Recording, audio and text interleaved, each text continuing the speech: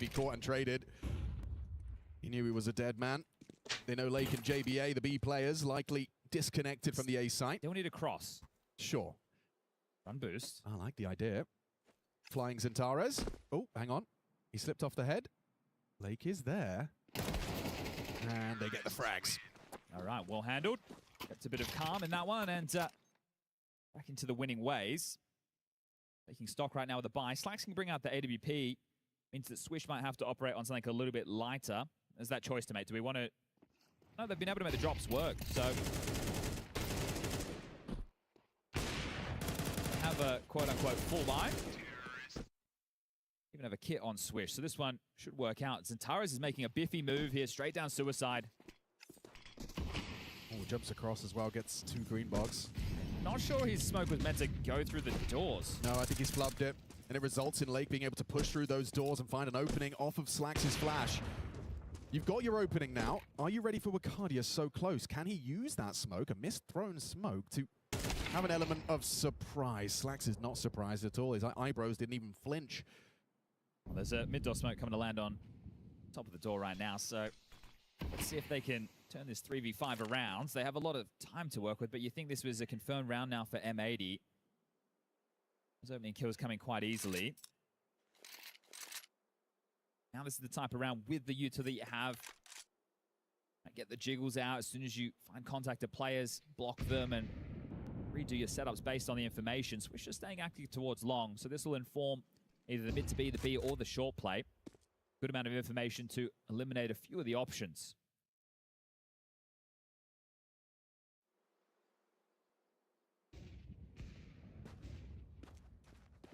Flank through, bomb spotted on the radar. Swisher gets that info. Hesha plays life now. Right, he really should have had that kill, but it's okay. Right, you've got the info, you saw the bomb.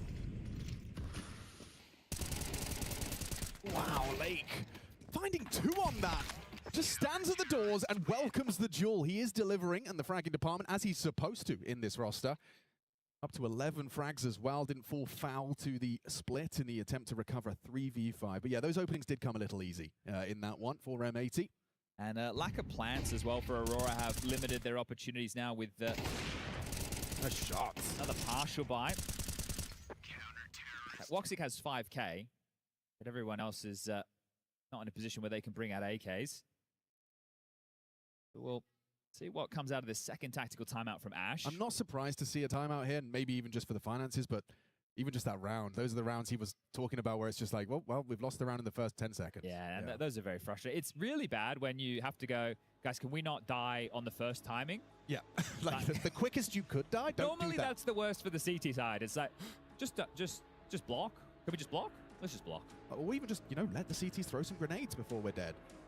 Oh, they are going to buy here. Okay. I guess because Woxic is able to facilitate this glass cannon AWP. Wow. There's a lot of faith in the boy to find some impact on the cross. Yeah, so a bunch of Tech 9s, a Galil in the mix. This is going to be a tough round for Aurora. 152 and shoot! Oh, Lake's got 26 to work with. It's always good for it. And out long for free. That's a lot of real estate. Yeah, so Jimmy with a lot of space. This is going to apply pressure here. They already have this short control, and they even went for an extinguish on that T-side short molly. So the space is held from Slacks for now. Sin is aware of the possibility, but just because you know they could be there doesn't mean you actually believe they are. Sin was doing an awful lot of talking. The in-game leader has no support whatsoever until Slacks makes it back to top A.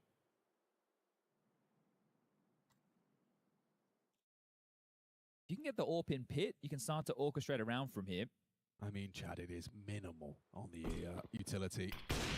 Doesn't matter if they swing into you, though. Woxic rewarded, catches Sin. First blood drawn, and not too much information either for M80. No, well, hey. The AWP's long. That's about all you got right there. Starting to gravitate, taking a gamble, looking for a fight. They've left B. Partnering up and starting their clears. Kicks in, though. With this low HP on Lake, he's susceptible to a Tech 9 bullet. Will pull back. Swisher won't. Running out of time now. About to be 35 on the clock. Yeah, but he's going to be a disruptive force on this short side. A forward position, ready for this headshot angle on the uncrouching Zentares, but he's managed to play it very well, and that's a dead man.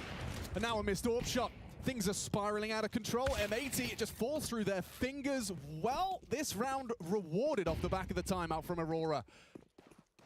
Starts with a glass cannon AWP and a leg shot on doors and ends with 5 alive and the bomb down. Another one for those Aurora boys in this half of play, right? Yeah. I was surprised to see that buy. But Woxic, he's had scout output, he's had AWP output. All right, now they're looking to take it all away. JB8 noted towards car. He's hunting with that Mac 10 as Wicardia. Happened through the doors, but gets to stay alive for now, and he's got some support coming his way to rip these away for the final round of the half. How many bodies do they want to throw on the line for this? And Taras gives it a go, and remember, late got tagged to start off the round, so bomb about to go off. If they find this, they've wiped the board, and that's pretty damn impactful. You've got 1.8k for Lake. You've got 3.5, 3.4 for Sin and Slacks. You've got 2.7 for JBA, and then Swish is the high end at 4.3. So a rough final round of this first half. But Def has been... Oh, I'm going to give him the credit for this, but he's been successful, at least making sure they didn't just tilt off the face of the earth after round number 2. Yeah, it's still a competitive scoreline. For sure. Regardless of such a brutal, demoralizing second round of play. Another 4-man A start from Aurora. Excuse me, from M80.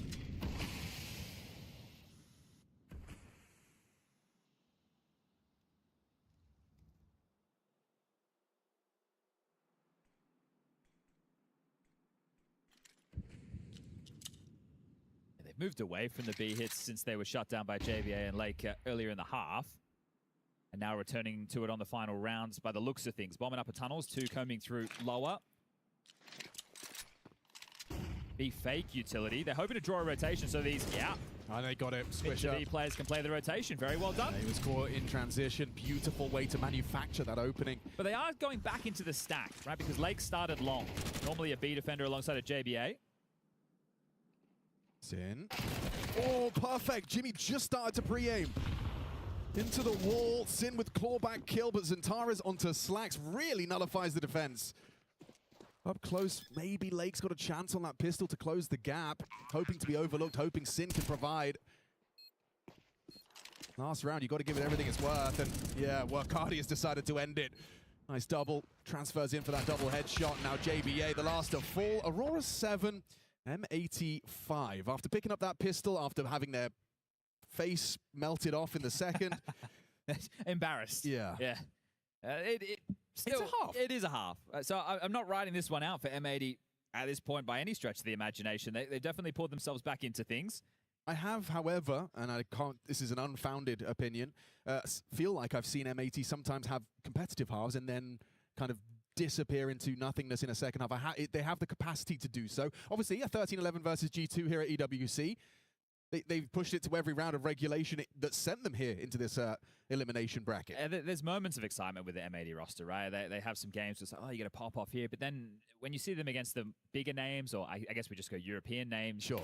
Traditionally, their wins are few and far between. But like the way in which Swisher died there, that's what European teams will force you to do. You know, you're reacting, you're caught with a grenade out, you're getting kind of pulled around the map. But a 5-7 scoreline, let's see what this pistol gives us. 4-man A start from Aurora. Bomb outside long. You've got 1 man. That's going to be Zentara's solo B with these dual Berettas. They played for an aggressive A start. Now they're able to rotate back. A mid-door smoke and a short molly to try and grab them a bit of space. And they have a second wave of U2 on Sin. It looks like they were hoping to force a rotation, which have done to some degree. They want to try and finish this round in an A split, 3 through long, 2 through short. Woxic will be receiving them on long. You've got a Goose set up with Wicardia and Jimmy to assist. That Jimmy flash can help out on either side.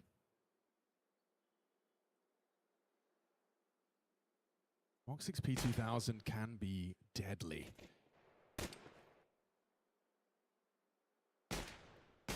Evasive maneuvers doesn't stop Sin from getting his head blown off. Nice one back. Gooshed is Woxic. Slacks just needs to put 1 bullet into the Kev. Jimmy solid as a rock. Lake, JBA gone. He's still standing on the site as well. Do you dare take these fights? USP versus P2000. He's recovered it off of Woxic's corpse, but there's so many bodies. A headshot onto Jimmy. Need to finish some of these kills and unable to do so as Jimmy's on for 4, denied by 1, and it's Xantares to close it down. Triple out of the fin. Aurora off to the races in the second half. Okay, well, I don't imagine they're going to have a similar... A foot fault? Look, it's so hard to see around with Glocks and a Scout winning. Like that should happen 1 out of 20 times. Yeah. I could see Slacks bringing the Scout right now. He's definitely proficient with the scope rifles, but looks like they are just going to take the eco. Such good output out of Jimmy in the pistol. Moxic brings some energy. This is the man that has the most experience of the Turkish team in an international squad, right? Our sports famer once upon a time as Wakadia and Xantares, assertive, aggressive, and looking to farm up some eeks here. They're going to make light work of this one as the final frag comes in, and that'll be that, 9 to 5. Treating it like a job right now. And if I'm deaf, I'm just writing in my book, that's how it's supposed to look. All right, well, trapped with the AKs.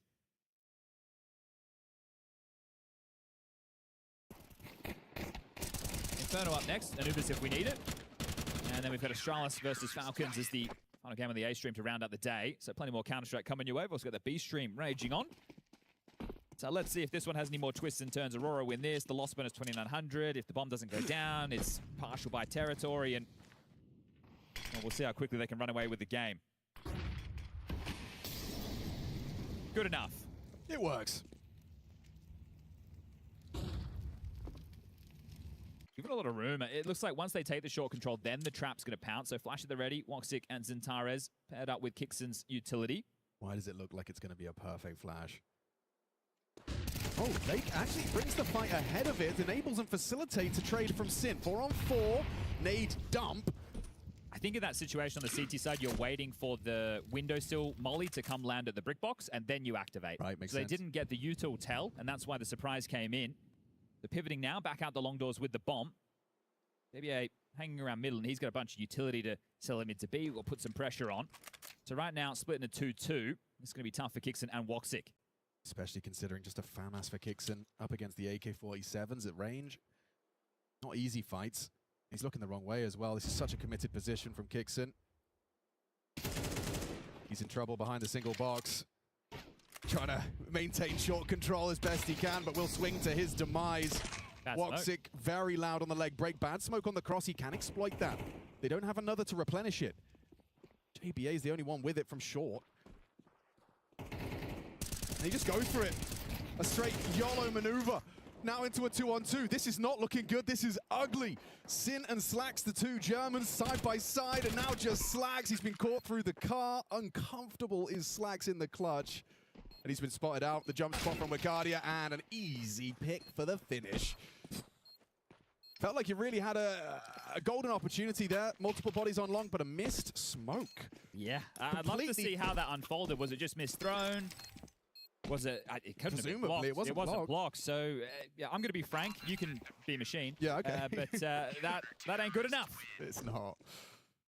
So there's a couple of them. There's a couple of these, rounds that would have a big, red highlighter over them that you need to discuss. You go 1 for 1 in your opening exchange. You find the side player. You see the idea. They've gone, hey, Jabo, we've missed the smoke. Can you come help us out? Yeah. And they've tried to piece it together, but it's meant to be cleaner. It's not meant to be desperate every turn like that. So 10 to 5, 5-round gap, partial buy. Decent looking partial buy. A couple of Galils to complement the pistol upgrades and util. So see if there's any fight in them. Another assertive stance. Xantares getting aggressive. I'm loving it. I am loving it. I don't think Swisher is. Yeah, brutal. Head smashed. Lake trades from lower tons. Good amount of damage done onto Lake here as well from Xantares. Do like the fact that in these rounds, they are using him as a weapon. Oh, hello. And thank you very much. No. Oh, it was a really cool idea as well. What are you meant to do? Like, I'm on the other side of the door, so like it blows the smoke, but it doesn't do any damage to me. And I have vision. And I have vision, so does the guy that's right behind me. Oh, Okay. At least we're having fun. I like that. I really like that. I'm sure Lake didn't, but...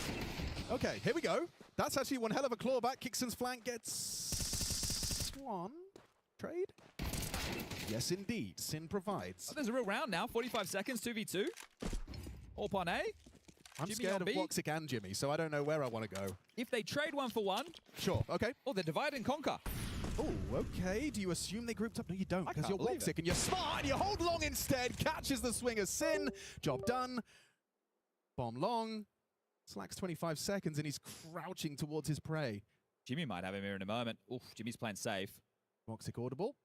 And hits the heady. 1v1 versus Jimmy. 15. Has he even got the time? Save, bud. Jimmy's got him with his knife out, pants around his ankles. Awkward. An 11th for Aurora. I guess give it a go in the sense you were going to buy in this next round anyway. So Nice little team ace from Aurora to Chiến luôn. the 11th, and it is Trời, one time trận on time. Astralis với cả Falcon anh em ơi. first he used after the second round. Xem the chờ hay là first xem half. Pay với cả Legacy chắc là xem Falcon với Astralis nhé. Hi. Such a cool idea.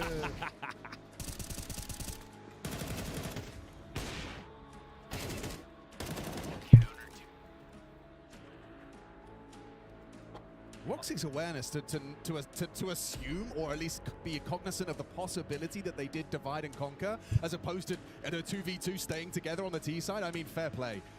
Fair play. Unless Aurorpa's caught looking at short after that molly is thrown. And oh, we would go back to back. How often you see that?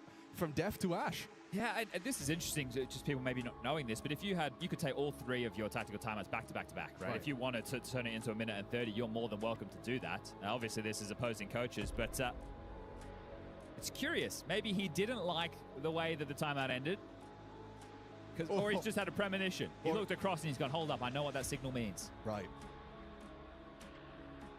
I hope they keep up the aggression just to be jarring. You're not letting M80 be comfortable.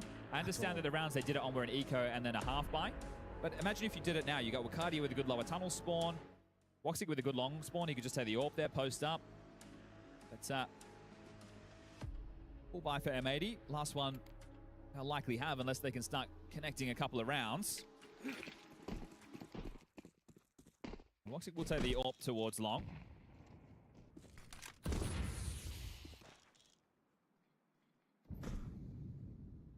Again with this aggression, the audacity to go for it again. You get exactly what you wanted. Will it be the same result for Swisher?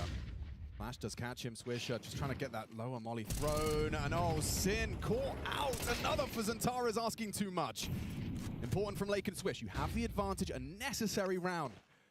Cannot afford to slip up now. And they're waiting for another CT reaggress. So much time, there's no need to rush your M80.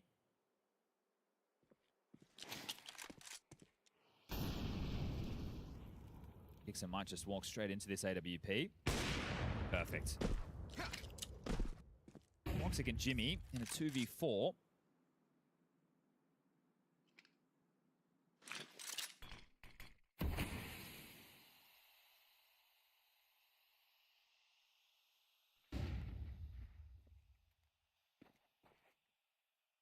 Well, hold up. They're all together and all coming through short into the AWP. If they go contacts, there's use at least. Jimmy, Woxic standing their ground. Oh, no.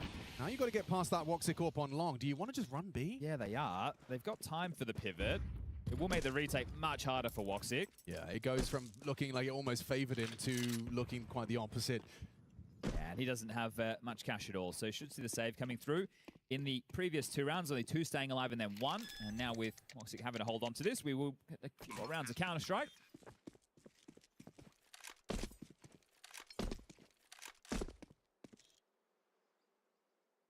Is that enough to deter you? Your aggressive round didn't quite bear fruit this time? Do you go back to a more standard setup? I think you will, but you're also going to have a buy off of 1,400 loss, right? So Jimmy's going to have more than enough to buy. It should work out, right? There might be one emission in the mix, but they're going to be close to what they're looking for in terms of the buy department.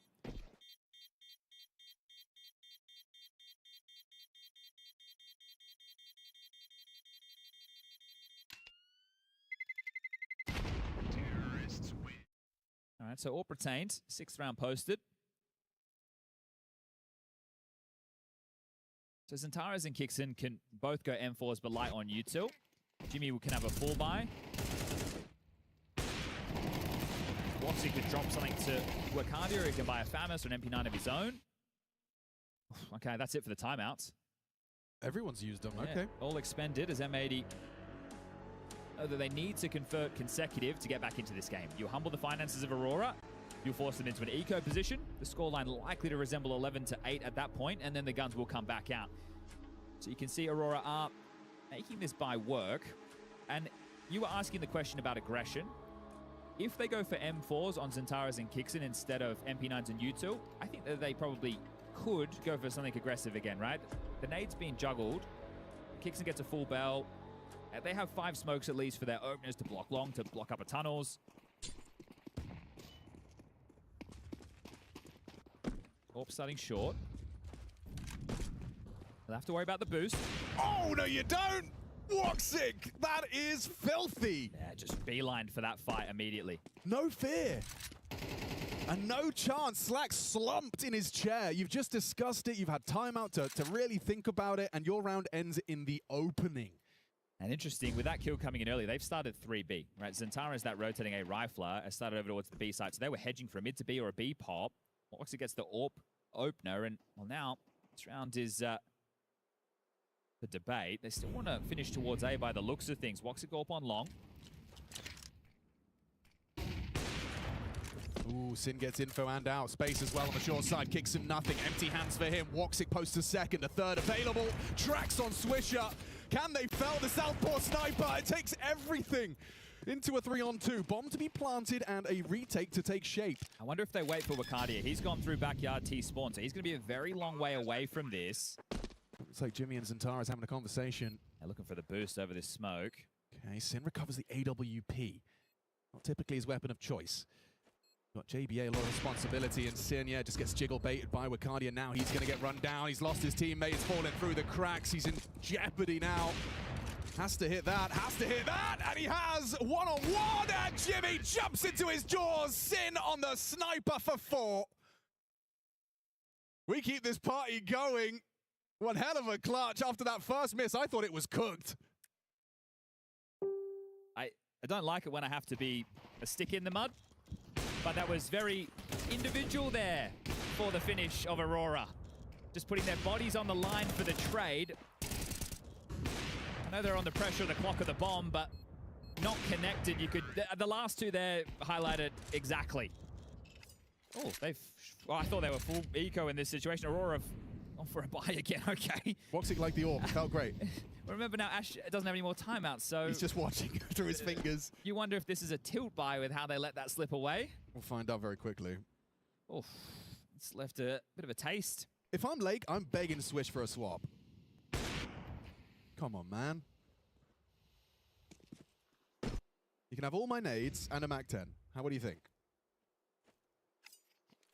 I'm just looking for 5-man long finish by the looks of things. Swish will probably just come and join this, make sure the flanks aren't possible. If you're the CTs in this scenario and you don't have util to stall them out on the cross, you have to hope that you can capitalize in the chaos somehow, and they're all over towards short, so I'm not sure how you're meant to win this round if you're Aurora. That cross smoke good? It is. You're walking into a real trap. Good headshot. The boost works out. Zentaris able to track a second. JBA did not know where he needed to be putting his bullets. And now that Swish late arrival feels like he's just going to walk into Jimmy. A free frag on a silver platter, unless Swish hits it on the full commit spray. Dead now. No! What? How is he getting so much output on the low HP? Fair play to Swish. He's already getting dapped up. Zentaris is going to give this a look. It'll have to be the ace. All right. Ace from Zentaris, not out of the realms of possibility. Has to fight backwards now with the flame at his feet. Maybe that's enough. Yeah, save it. All right. I really thought we might have seen an eco come out of them in that round, but wanted to go for the shove. 11-7 will become 11-8. Zentaris saves the AK. Loss bonus 2,400 going into the next. So it has to. I say it has to. It doesn't have to be anything. Convention says take an eco. Use the AK. You need 2 rounds. Zentaris is playing well. He's assertive. He's in your face, hitting some nice shots. This is where I might just look at Ash. Yeah. And Ash see down. the level of potential disappointment in the next round call he might get. No chance for them to call another timeout. Both coaches have burned through all three. It's just up to the 5 in the server. This boost was quite inspired. It really worked out. Kicks in, setting up Xantares to succeed. It was actually, I mean, miraculous from Swisher. How the man was able to find so much output there. And somehow only take 19 damage on that bullet. I don't know. I don't know. Played his immunity idol in that one. Yeah, I think he did. He certainly did survive. And Jimmy's down to 25. Xantares, go kill.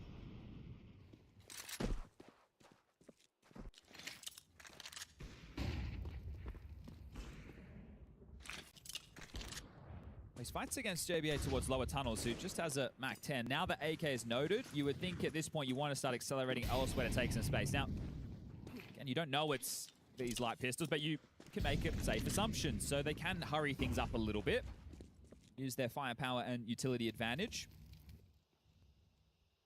Xantares trying to get there in time, but here comes the execute.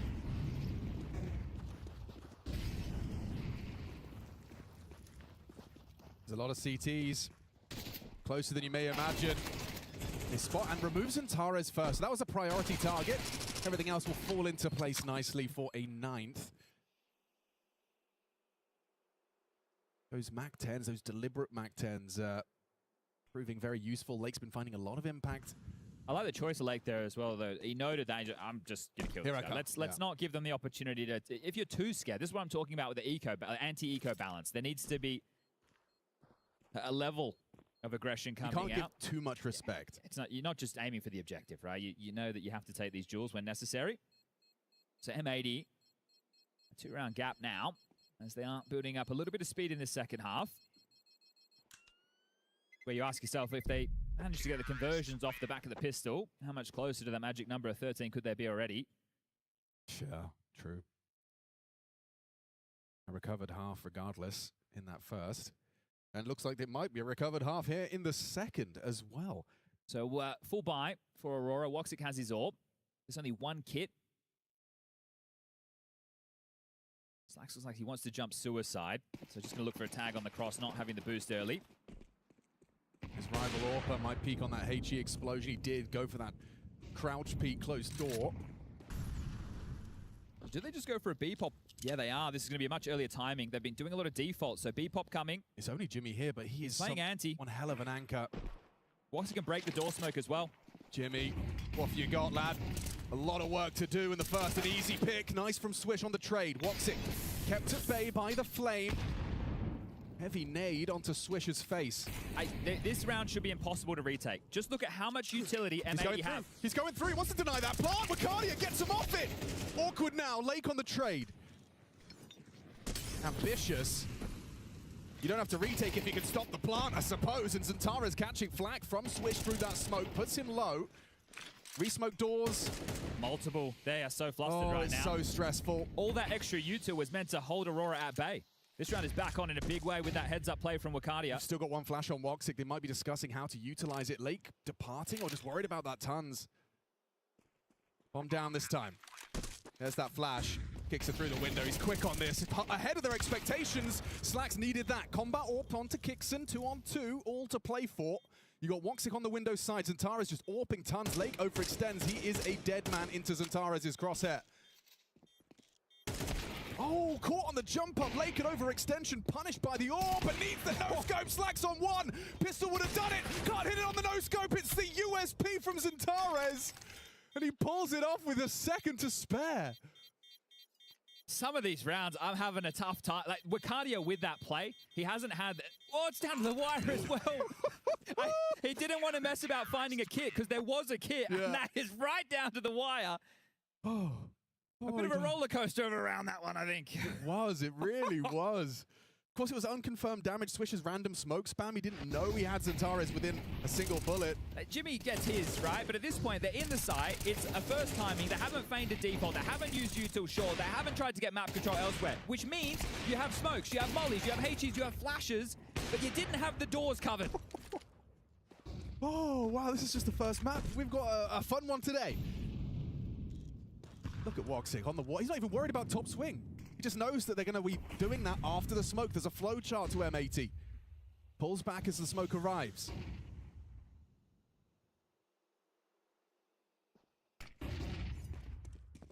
Respects the util. Space conceded. Chip damage onto Swisher.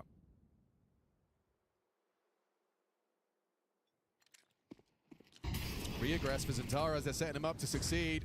Swings on the flash and isolates a freebie. Swisher completely booked. An opening kill in pursuit of that magic number. You've got the advantage now. If you're M80, can you overcome the absence of Swisher and find a finish?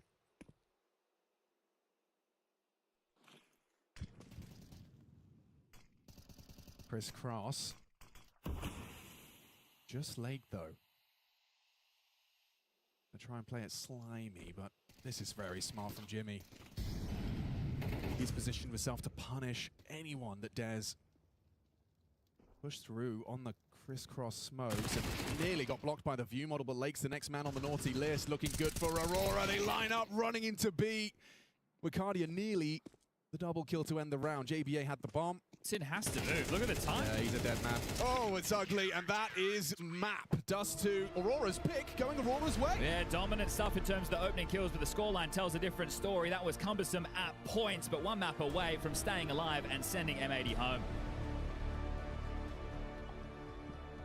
Yeah, and a pretty picture right there painted by Aurora across the canvas that turned out to just be M80 getting pushed around quite a bit. On Dust 2, first map of this series, we look at Inferno next, but not before we try to put some loose ends here to make them meet. I've got Yanko, I've got Dupree, my name's Trace. We're at the Esports World Cup in Paris. Elimination game at that, gentlemen. Some stuff on the stake here. Yeah, it was good to see the fact that Aurora managed to close this one out. They got a bit dicey in the end, and I think that 1v3 clutch from Sin, that gave, at least they made a little bit of, confidence that they could maybe close it out. I think it came down to a couple of good retakes from Aurora, but also you could tell that the opening kills was something that really went in the favor of Aurora, and that also netted them the majority of the rounds, and it was good to see that they had something planned out right. It seemed like they made fewer mistakes, even though this game wasn't the most pretty one that we've ever been casting or looking at, but at least looking at the game, no one really dropped the ball like heavily in terms of their raw side. Yeah, the mistakes were definitely made on the side of M80. I think it's fair to say in a couple of different key rounds. We'll get into that a bit later, but yeah, I think you're just seeing, these details matter and small things become big things, and just some lack of discipline, some basic mistakes in key rounds have cost M80 this map. But for what it's worth, M80 bringing the fight right now. They're delivering us a series from the looks of it to a degree. Yeah, they definitely did. Even with how it all started, right? They won a flawless pistol round, but then when they went into the conversion, they ended up losing to just a single scout and a couple of Glocks. It's not really the start that you want to be seeing, but they tried as much as they could to keep the composure going, and even when they turned then their attention to T side, they had struggles finding the openings, they had struggles finding the rounds at the beginning, but once they, the individuals got with some clutches, it got closer, but then in the end, the mistakes, they kind of piled up in a couple of crucial moments, and, that's just what it is, if you make more mistakes than your opponents, you will also lose. Yeah, we have so many rounds to go over. I mean, it's just pretty much the synopsis of the game to a degree. And a lot of them are going to have some individual performances too, like some moments of absolute clarity there. I'm thinking about moments of outside of long A, for example, when we've got to push M80 just full in there in control, and they're pushing all the way through long, and they just fall into the trap card of Aurora. It's like they know. And so the question becomes, is this a fingerprint, a little bit of what Ash and company are putting together? I mean, some early signs, absolutely. You can see that Aurora has some good protocols. They have some good ideas, right? Like, that's always going to be the easier part for them, right? Like, that's theory. You go in, try on a server, install things. This is this setup. This is that setup, but it's once the round breaks down and you get into 4v4s, 3v3s and all that stuff, it's like when things become a bit more dicey for the communication to flow and everyone to be on the same page. Yeah, and I really wanted to just dive back into what I think was one of the good things for round 2 specifically was, I think this is one of the things that Kicks and brought over from Falcon. We've seen Manisi do this as well, where you just pick up one scout and have a couple of blocks instead of just going full eco. And this scout also, it creates space for you, and Voxic finds the first kill onto Leg, right? And then this is one of the mistakes that, you know, I kind of wanted to pointing out. Like, it's 40 seconds on the clock, and, you know, it's just Glocks they're going against. There's, like, no utility at this point that's been thrown out. They know it's probably just one scout. They should be able to hold on to their own. Like, Sin doesn't have to push long this given, because as soon as he dies, he's open enough to flank on the guy on the A-bomb side, and then he just left alone, and, you know, everything just falls apart for that. You know, it's hard to say that it's a good call from the Falcon side, because, you know, it's not supposed to give you a round win, but it's at least supposed to give you a little bit of economy damage. But it turns into a win, and, you know, also create some of that momentum that Aurora used to scrap some more rounds. Details also, Lake gets tagged, right? Yep. He's the one with the M4, and JBA is the one with the MP9, so JBA is playing close tunnels. Maybe you can swap those guns and then swap positions, right? Like, if you're going to do that, Voxic probably knew he tagged them, so he's just like, all right, like, we can go towards there. And it was a little bit unfortunate the way it happened to M80, but, you know, it's not completely random. Yeah, and again, front runners, Xantares. People sometimes ask why, you know, it's on land, where's he at? Or I guess they used to ask. They probably don't ask that as much anymore.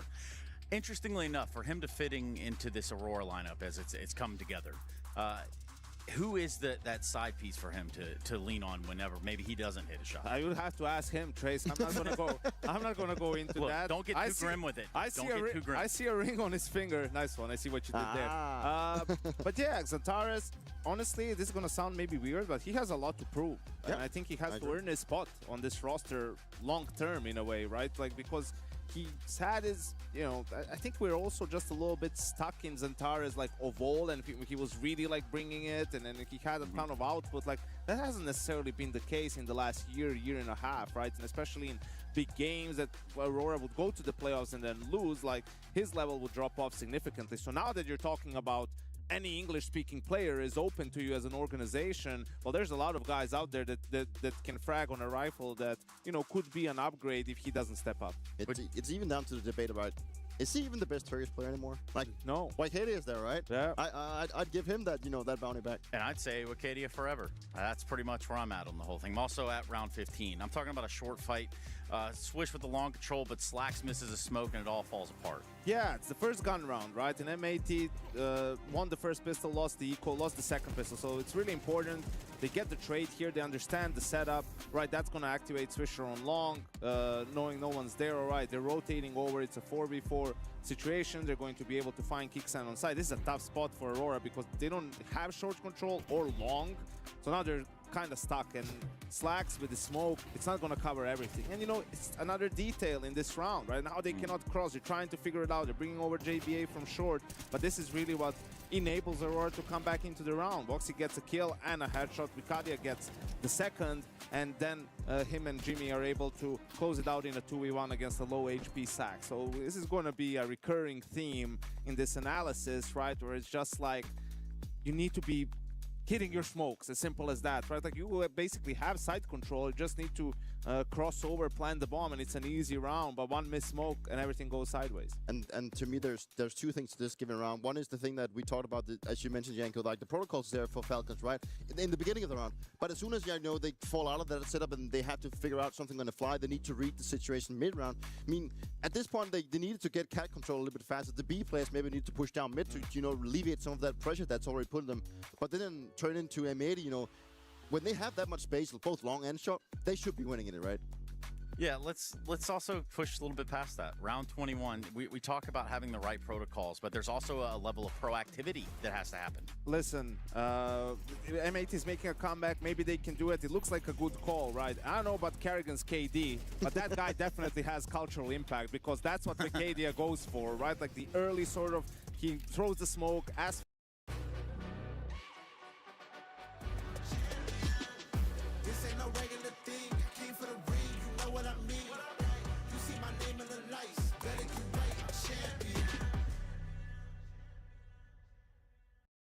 impossible doesn't happen overnight. It happens in the hours nobody sees. It starts with a thought that turns into a dream. Reach your impossible. Of going to the next one, but yeah, they did a great job. This is not easy to do, like all this coordination in the retake, first the fast play, then swapping guns, you know, doing all of that stuff. So that was a really good round for Aurora. If you're M80 in that situation, do you immediately go for the plant again? I think it's the chaos, right? And it's always about, I used to say this to my team, if we get like B like this, don't be pulling out nades. Just have your guns out, right? Because because that's the easiest way to lose a round on B is to a fast retake, right? And this wasn't necessarily a fast retake, but it's this one kill that solo made them nervous enough, and then people are double smoking, they're wasting all that utility that they actually had in store for themselves. Yeah, I just want to touch on Jimfed as well, because I think, you know, he's an interesting prospect when it comes to this Aurora team, you know, and sure, maybe he, well, at least coming into the game and throughout the majority of it, he was putting up the numbers. He was just overtaken by Voxic and Santeris in the end, but he's an important piece. He's also the most experienced with his time in Mouse, but also I think it's interesting to see in also Ash's world, like what can he do to bring Jimmy back to where he once when he joined inside of Mouse. So, you know, that's a prospect that I'm very excited to see. And what can Aurora do with a CT-sided start on Inferno? That'll be the question, but we'll get our answer after this. We go to a quick break so that we can come back and get things right back off where we started here. It is an elimination game. We are at the Esports World Cup, and it's live. Let me tell you what, down here in Paris, that's where you should be. We'll be right back after this.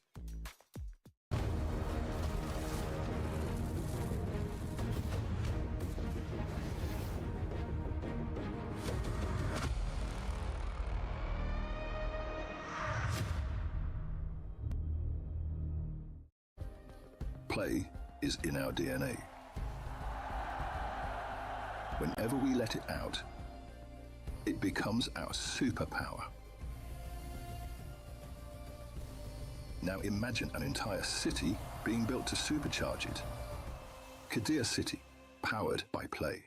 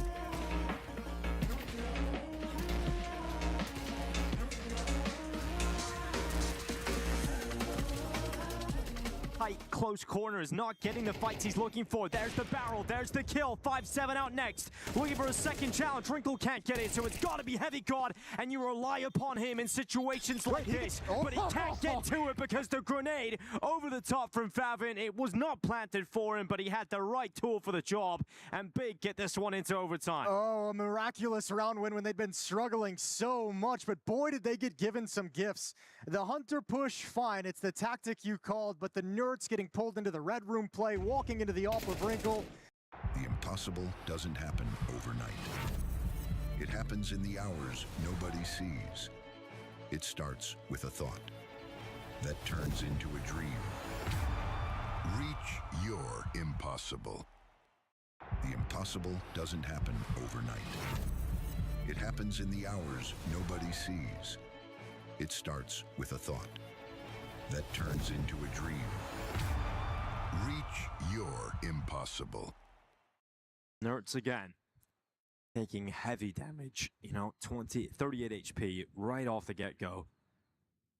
Hunter and Nerds trying to get back in towards this A site. I have to play a little bit more passive. They were bitten a little bit too hard in that last round. And they've had a lot of more aggressive defenses, right? Opening up of the round, Wrinkle's been close up with the AWP a number of times. So a different look, especially with no AWP at the bomb site whatsoever. Hunter going to be playing default. Nerds and Donut will drop delay utility and turn to help out Hunter when this hit comes in. But with low HP, there's not a whole lot he can provide. You feel caged right now if you're Big behind that fire. Your smokes have gone in and you really wanted to move forward at an earlier timing, but here they go. Trying to get past Nerds and play math and taps and cut right through the defense. Nothing done from G2. Well, Heavy God's gonna slide through, try and create the opportunity, the chance, but oh, it's such a low percentage. Good find, can't get a second. Favin puts him down. And Madison Wrinkle far away. This retake is not gonna happen. Oh, Big finding a way back into the game fully now then. Money's no longer a problem here in overtime. They get the full buys back, and we now look over towards Hunter and this ain't no regular thing. I came for the ring, you know what I mean. You see my name in the lights, better get right, I'm champion.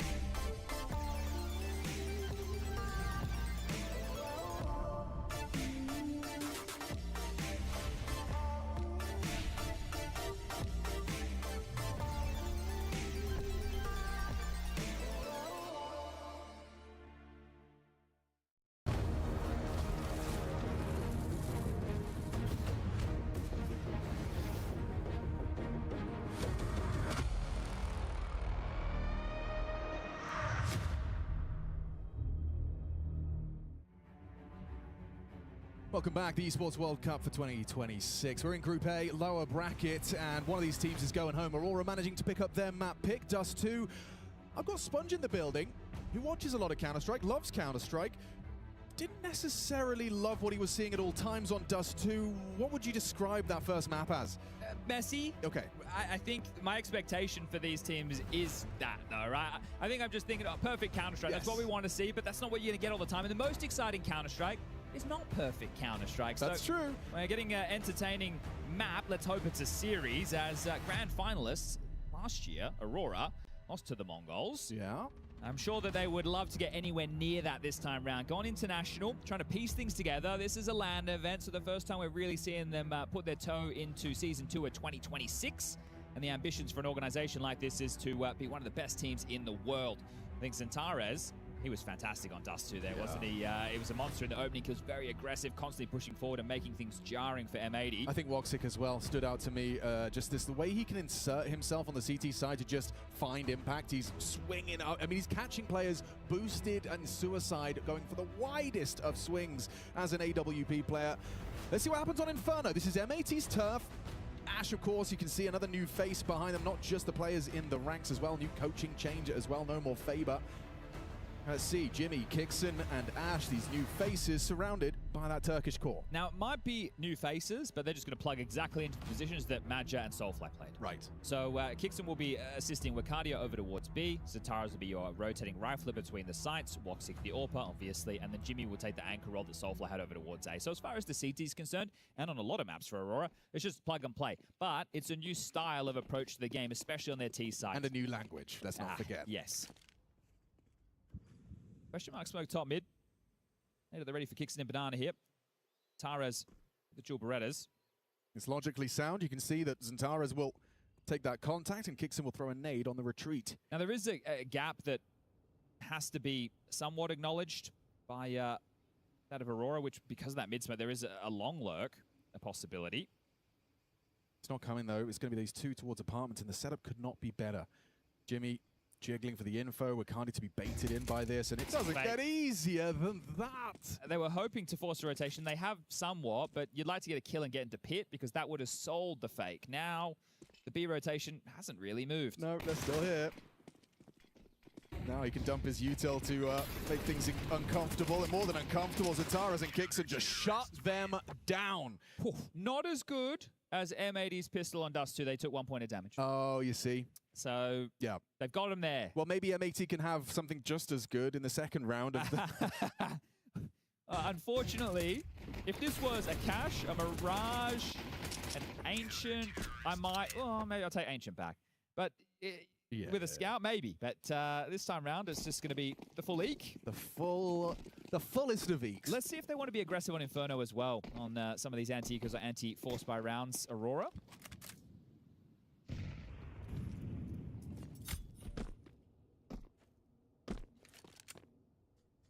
Just want to be slow and steady as you like. Sin is talking an awful lot, just having, use this time wisely, right? It's just a free timeout. You've had the break in between the maps. You've done your hard, you've had your conversations. You know what your game plan's going to be. You've picked this map, or at least you'd hope so. I think in the early stages of a season when a team doesn't have many reps, obviously nameplate Counter-Strike, we can identify that, the positions, we know what they are. But in terms of their approach to the game, their moves, that's where they can surprise you a little bit. The same can be said for a team like M80, right? When you're playing as an underdog, I think you need to have more pocket rounds because you can just try and play default Counter-Strike and build out the decision tree, and every time you hit a hurdle, but I feel that you have to take more risks, right? Because you want to topple some of these higher-rated teams so that you can get the VRS points. Fortunately for M80, they're considered an America's team, so it's not as competitive. Obviously, when you look at South America, they are very good teams too, but the North Americans, it's few and far between. Kixon, how many can you get against the Eeks? Amus is good for all of 2. Wakadia be able to deal with this one, and if he doesn't, no support is there. So the dual Berettas finish it off. There's a Famus available to upgrade into, and they'll grab it just in time. So, well done against the Eco, and now the guns come out. It'll be a combination of Swisher and Lake working on some of this banana control with the support of Slacks on the util. Sin will assist that of JBA on getting second mid control through Halls and Boiler. And that's if they want to default. They might want to try and do something direct into this first rifle round. What's the call, Sin? Or starting T stairs. And they're all negated in middle. They can go for a break. It looks like they want to go for a boost instead. So a good sightline for Woxic, confirming they're not scaling fast up while also looking for a cheeky pick. Exchange a utility in top banana. You know that's going to be a little bit more light on for M80 with this first gun round.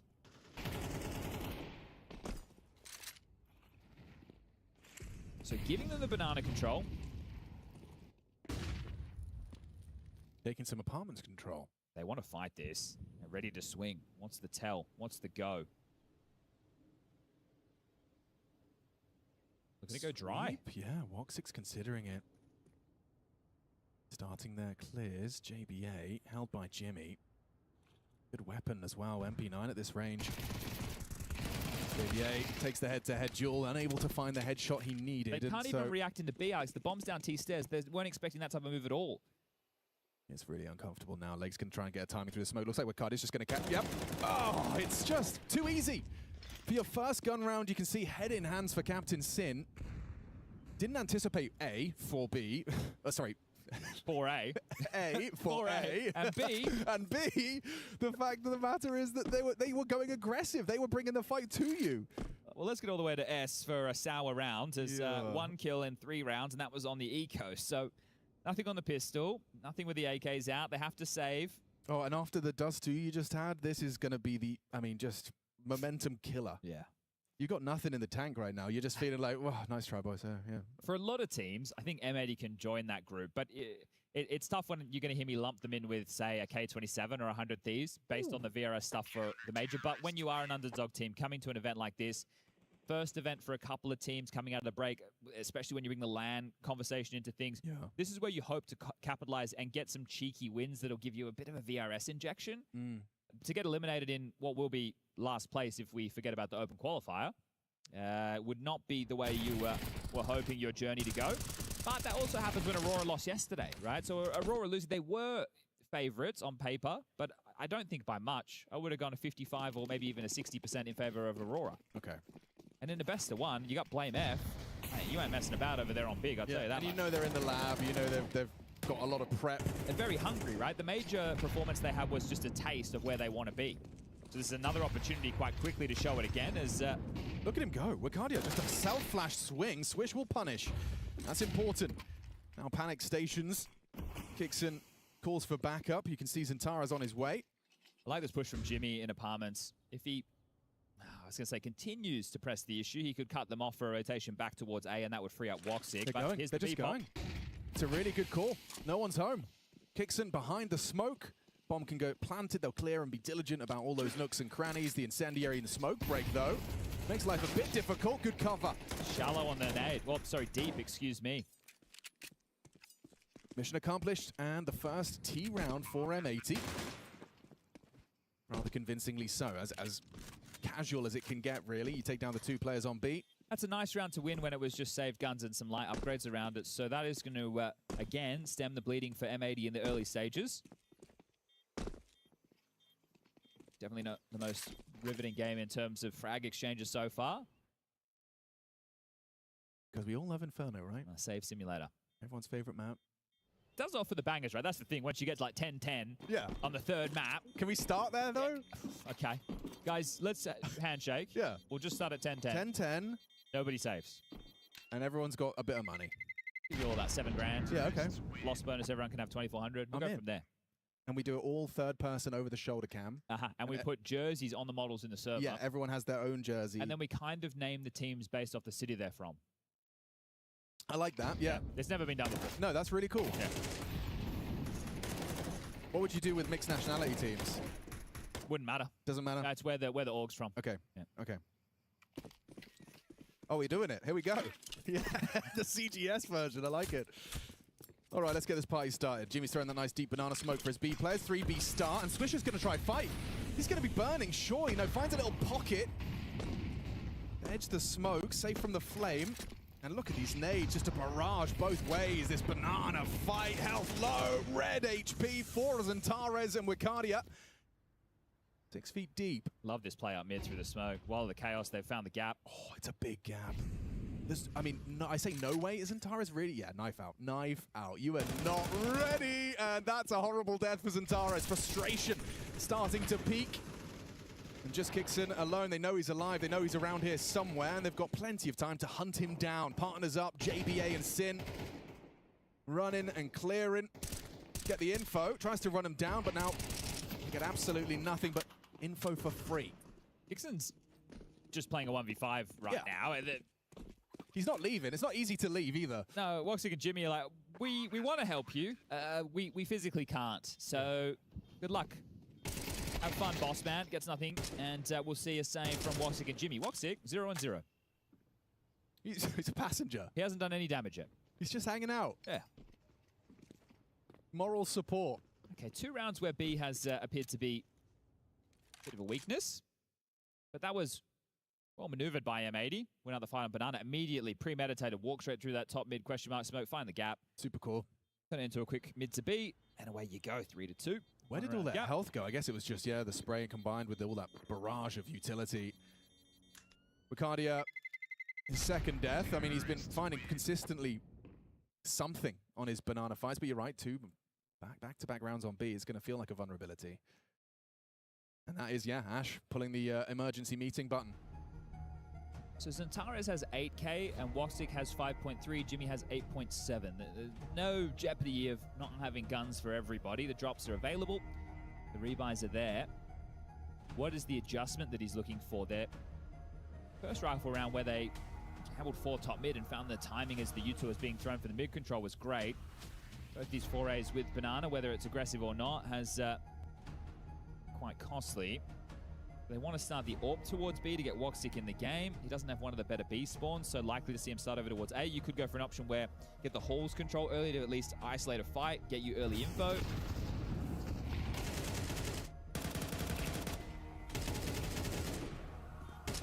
Okay, he committed to a swing in the flames, so no surprises that didn't work out for him.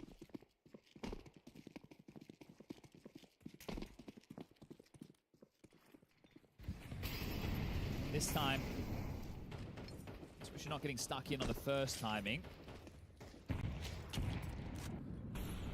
Oh, JBA is on something, though. This is a bit of a gap right now if he keeps on waltzing, and he is. So quick.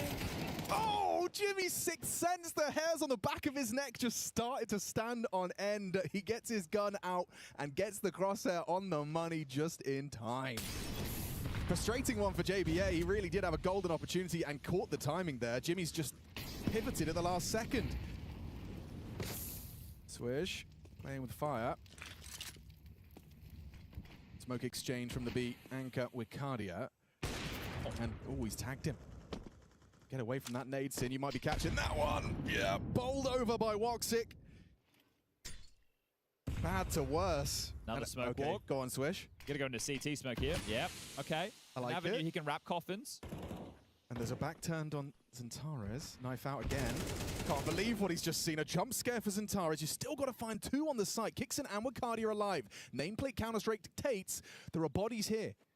And Swisher knows he's being loud, trying to draw attention. Wakadia new box. Kixon hiding out back at the site. Wakadia with empty hands. That's a good find from Slags. It's just Kixon hiding out of FAMAS unloading. Not too easy for him to find a multi. Both through Banana. This might not be expected. They're going to cut noise. They've got util, so this one's going to be tight. Big move from Swish to go back towards Ruins. He's actually given them some space. If he was stuck on site, this would have been a tough round. Now, real chance to take this and tie this up 3-3. Yeah, playing off of Lake. Just intermittent checks of the pool headshot angle. Woxic to line up some util. Nobody home. Oh, it is first box. He didn't throw new box. He threw first box. Makes it really uncomfortable. 100-0 for Lake. Swish has got this. Super winnable. Super winnable. The plant's there for him. He's just lined it up. He's ready to unload. Woxic a little off angle. Oh my God. Right under his nose and just in time. Denies on the B site. I liked what I was seeing from Swish in that round. Some really good moves, especially when they had lost those opening exchanges, walking through the smoke, catching Zantares. The way that they handled that felt like it was an M80 round. You love this though, right? You got a second mid player spamming through halls. So right, they're not assuming that the space has been taken so quick, but when you die like that, that's a monitor punch moment, and oh, that just looks so ugly for Lake, doesn't it? I thought as much as you did that, of course, it was going to be a new box molly coming out, but Woxic with a key piece of utility as part of that retake forward to 2 Aurora, a 2-round gap. Yeah, fair play. Fair play. Molly first box, and he was blind. Like, you're just burning while your screen is white, your teammates are screaming move, and you're doing your best. Whew, rough death. Big round. Even just feeling like the time was so light, you feel like you've lined up for the defuse. Of course, there is, you know, a little bit of give either side of that bomb. Those cables can feel a little long. 2-4, all to play for. Yeah. Slacks is AWP going to go searching. Plenty of weapons in play here. Neither team compromised financially, so full gunny. Oh, Woxic overstaying his welcome there. Nearly did a Lake. What is this from Wakadia? Is this not the most ballsy position to adopt? He hears them lining up nades, and yeah, he will snatch one through the smoke. He's cheeky with it. An opening kill provided. Advantage of Aurora, you wouldn't. He would. He's getting flashed in for another double dip. Lake will punish. Jaber down. on that mid activation during the B chaos. You can see Jaber's like intention is to always try and profit from the B fight and skirmish. They were aggressive on both sides of the map, right? That's not necessarily what you would expect. The fact that he's died over towards window room, right? They're playing top mid control and for banana control at the same time. You kind of feel like you have an opportunity to play more aggressive towards A, right? They're maybe not playing brackets or they're just jiggling as Xantares will take down Slacks, and now a 2v4. I do like the fact that they are playing with confidence, because I would say, player for player, Aurora's skill would outfrag M80, right? And they're playing with a bit of that pizzazz. Oh, Jimmy's just so locked in, so dialed in, aware of all the possibilities. Real safe pair of hands on Inferno pit side. Xantares bait, and ooh, late, actually hitting one. Xantares picking up the trade. Just needs to live, rotation's coming. Oh, no, just needs to frag. Honestly, all right, yeah, I guess he's worried about, you know, the potential spam. Aurora's A site, that's terrifying when you've got Xantares just taking intermittent random walks out mid and taking fights mid-round.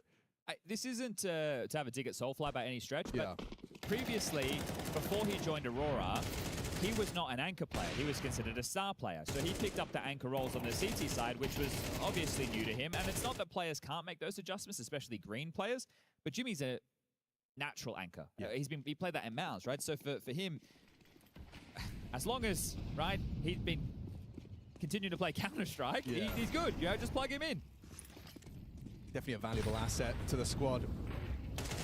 And this time, Wakardi's aggression's rewarded once more. At least a one and done. Swish trades from the grave. Spread of the Flame does the job. And now, what, 4-on-4 with the rotation of Xantares, always on the move. Foxy's up alongside, Jimmy over towards the Balk. Don't know if that smoke was supposed to go long. Yeah, well, if it's a short smoke, it's got a gap, so... He's flubbed that.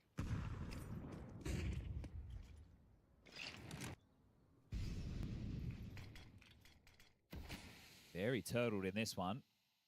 Two backside on B, massive stance on A. The only info they're getting is the Utah that's being thrown. 50 seconds. Handful of smokes for the finish.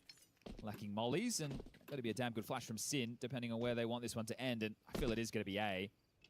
You're getting Lake selling this B fake. It just sounds like one guy, though, doesn't it? It really does sound like a guy lining up multiple smokes. No one's moving a muscle. Still, though, just two CTs here. You got to get past Woxic. Oh, and he's tracked you. Trade there. Xantares and Jimmy active. JBA just alone. 1v3 running into Jimmy, and it's so easy for him. So casual from the Finn in pit. 6-2 on M80's pick, and it does feel like it's starting to run away from them now. See if they're able to salvage the half in the same way they did on Dust 2. That was helped out by both teams making some misplays, but that's Counter-Strike, isn't it? Very well timed there. Surprised to see an aggressive move coming in at that motion, but I guess they wanted to make sure they were already ahead if it was going to be that B play. I'm just kind of in awe of the way Wakardi's been so stubborn for this banana control. He's really making M80 sweat if they want to take some steps. What was that B site? That doesn't get easier. I think sit under the illusion that he was trying to be a hard-to-hit target. It doesn't get more casual for the AWP. But you're really seeing an air of confidence from all of the turns. Yeah, you are. Right? They're all happy to take a pick or go for a push, or right? You know this is a lighter buy, but I really like what I'm seeing. Obviously, it's riskier like this. Could lead to something. Then again, you got Xantares and Jimmy as your backup now. Only Xantares. Jimmy loses his head. Deagle through the smoke, doesn't track for another. One body shot connected. So 3-on-3. Bomb will be planted by Swisher. Quick reroute short. Oh yeah, the flash actually connected. This He is so aggressive. He's just feeling the game. He's in the flow. JBA recovers an AWP, fires off a shot from the mini pit. Xantares waits for the regroup, partners up. Got Kixon side by side with him, starting to advance now as well. How do they breach? All too easy, Lake overcome. JBA with one, into the clutch. Wakardia closes it down. Played to perfection. The Terminator's got another level, mate. Like, this guy's an old boy, and I'm loving the pace at which he's playing. Gets the kill, rotates straight towards short side. He's just Flash rapid. out. Yeah, not taking a moment, right? This is really nice to see. You use the word pizzazz as far as, you know, this kind of, when you are individually stronger in your own and others' opinions, that's when you do have that little bit of extra kind of, and it's not disrespect, but it can feel like that if you're from the T side. It's more like respecting your ability, right? You're like, hey. I like what you've done there. Yes, exactly. At different moments in Counter-Strike, think about Woxic in Mouse. I know it was a long time ago now, but this guy was electric on the AWP. And I know that the older boys, they're a bit more of the backbone of the team in that way, but they're not playing like it right now. 9-3 Xantares. But I'd be playing aggressive if I'm Woxic as well, knowing you've got that backup brigade waiting for you on A. And they could have tried to put a leash on Woxic's picks by getting Slacks the AWP, but looks like going into this next rifle round, they are still operating with 5 AKs. And your 2 rounds were on the B side. Yes. Your 2 rounds were on that other side of the map. So where do you think they'll go and knock again? Half-wall smoke out the gates. Is there a boost over this? Just some nades to deal with the pathing, and well, they'll allow those to fall by the wayside. Double mollies, 1 mouth, 1 sandbag. So good nade. Control. Softens up 2 with that one over the other side of the fence. That's more where that came from.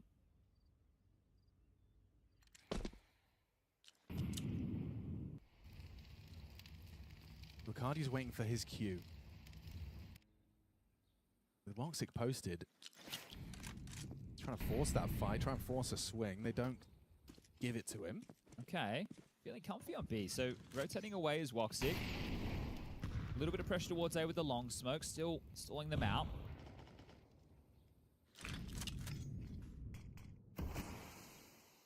Locked, and into the smoke goes Lake and Swish.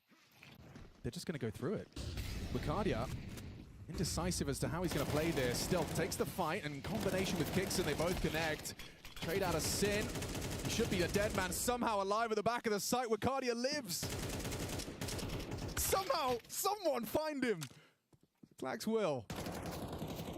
Bomb not planted, replenish of that CT smoke. Or everyone's fading. here. Coffin's fading, bomb being planted. Woxic scoped up for any overextension. Like that! Sin! What was that? A little greed for the util.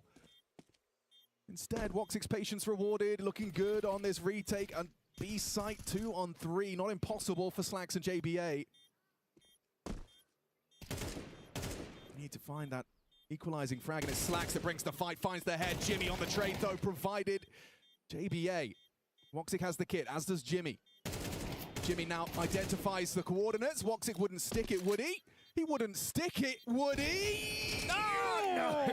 Oh, bloody hell. Oh, it looked like on the HUD. It looked like he'd got it across the line. I thought he'd overcooked on the jump spot. He was his 5-second internal countdown a little quick or something, but my goodness. How close was that one? Right down to the wire. The B defense started great, right? Lucardia and Kixon both getting frags there. This...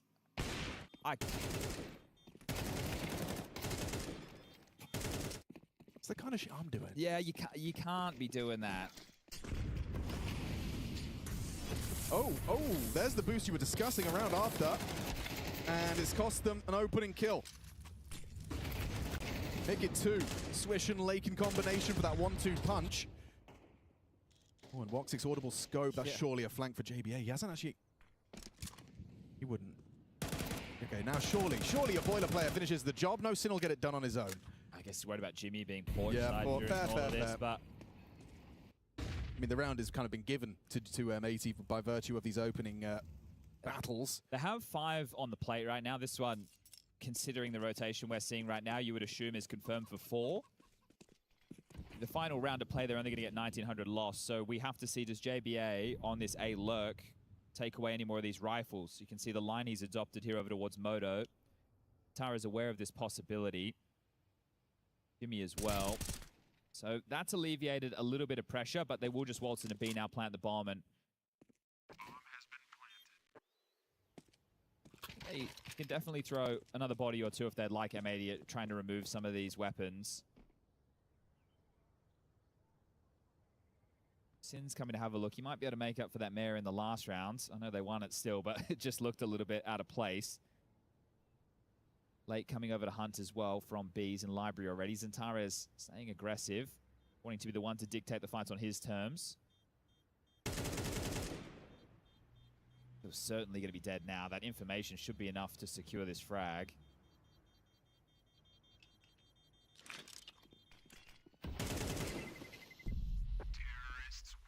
Oh, some rough moments for Sin.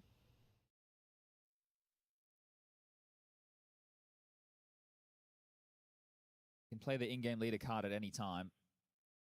Yeah, get it You know, out. it's like the victim card. You can play the in-game leader card at any time, and no one can say anything. Yeah, and usually, you know, it's completely justifiable because They're making the calls. Well, and in-game leaders have got to throw the nades, but when you don't necessarily need to be throwing the nades at all times. Yeah, especially while you're hunting. You could probably put them away. You could probably. Technical pause. Interesting. So they can't chat right now, everybody. So if you're wondering why the mouths aren't moving, while we get this sorted, you can see it's Kixon in the middle there, getting a little bit of support. Get this one sorted ASAP, and then finish off the final round of this half and see if M80 really have anything to push us to a third and deciding map of Anubis. I mean, like you said, 5 on a platter-ish. Yeah, I think when you take away the way we got here, Yeah. 5's good. Yeah, totally. You can work with 5. And they tried to on Dust 2. 13-9, first map of this lower bracket, round 1 for Group A. 16 teams going to be making it through. Yeah, so pretty comprehensive format here. I think the key for me is the fact that all 32 teams start at the same stage, right? I understand we had people through our open qualifier, last chance qualifier, but these 32 teams, right, they're all progressing at the same rate. We don't have a stage 1, stage 2, stage 3 type beat. But we still want 16 teams for the playoffs. And then it'll be a single elimination bracket as Ash has been told to put his headset on. While this problem is solved. Remind everybody of what's raging on right now on the B stream. It's Big taking on G2. You can whack that one on the telly. Coming up next on the A stream, Falcons versus Astralis, and to close the day on the B stream, Legacy versus FaZe. Both of those are winners' games. Who you got Legacy FaZe? Like, I feel like that's a bit of an interesting one. I'm curious if... how's Legacy's first result? Was it NHIP? Yes. Smashed? Yeah, and the fact they did it on cash as well might deter FaZe in the video from picking into cash. Oh, but aren't FaZe kind of the cash? I like FaZe's boys? cash. I think Twist is very comfortable on that map. Remember Yes, his of time course. back in the Liquid days. So, yeah, I like what FaZe are doing on cash. But whether or not it's going to compute against Legacy that have got to try in the team now. I want to have FaZe as the favorite there. Because The impossible doesn't happen overnight. It happens in the hours nobody sees. It starts with a thought that turns into a dream. Reach your impossible. The impossible doesn't happen overnight. It happens in the hours nobody sees. It starts with a thought that turns into a dream. Reach your impossible. I know we have like a special HUD that MC set up for us here, but my, not HUD, excuse me, console, but mine at home is doing this too. It just spams commands. I would love to know what they were typing. Well, we'll find out in the demo. Not live, not live. And now ready. Freeze time ticking down. All right, game time. Last round, second map. Fortunate with those saves there for Aurora. First half. Get the orb, mainly rifles, and we are back in play.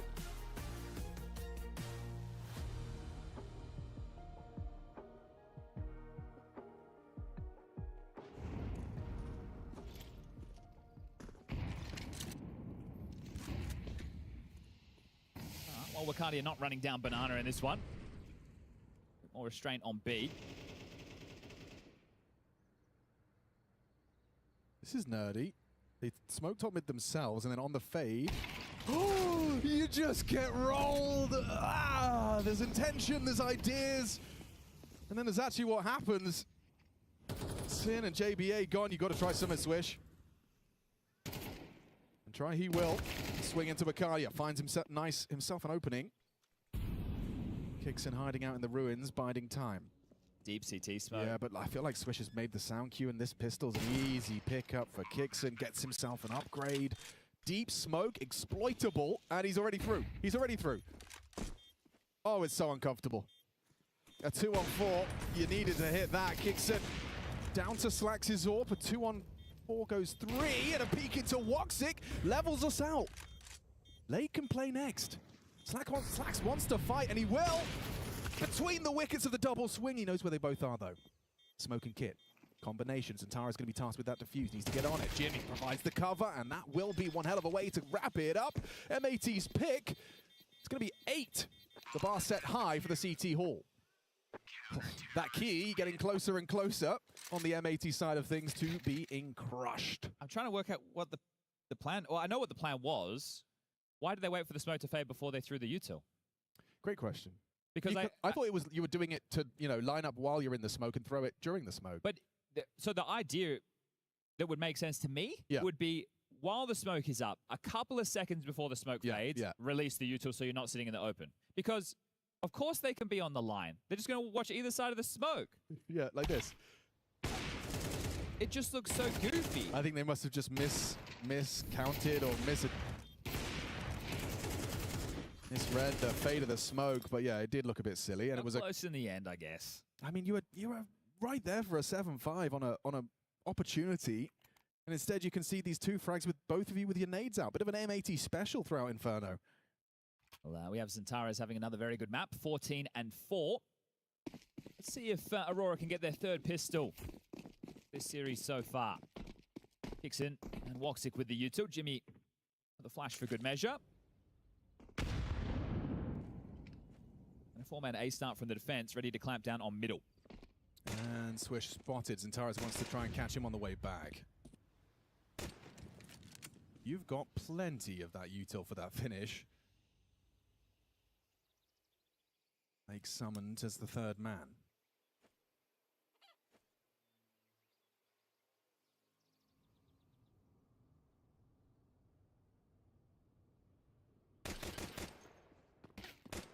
Applying some pressure is Jimmy, and he's done so well. That's criminal. Gosh, okay.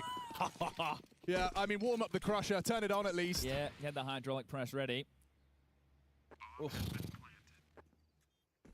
Jimmy's the fake. Well, maybe he's not even the fake. Jimmy's the man getting space on his own on the other side of the map. Oh, there's one in the halls, there's one in boiler. Everybody's dead. Wow, that looks good. If Aurora, in an international version, are able to get more out of Zentares than they did on the full Turkish squad, I'm going to be immensely surprised. Now, listen, the group stage games are not really where this goes wrong, and I think Zentares kind of refutes the sentiment that he doesn't do great in big stage games. Right. Because he talked about, I think, EWC last year. There's levels to this thing, but if he doesn't think there is, then that actually puts us in a weirder position with these normal playoff performances, right? But if he can play this level of Counter-Strike in the playoffs, over there about 50 meters from us with, I think, about a 7,000 people capacity. Yeah. All right, we're cooking. Absolutely. We're cooking. Because the question about is Zentares a good player, that's not the question. It's like Aurora with their major performance, that's their best performance with that full 5-man roster, even when you compare the Jota year from before. Right, yeah.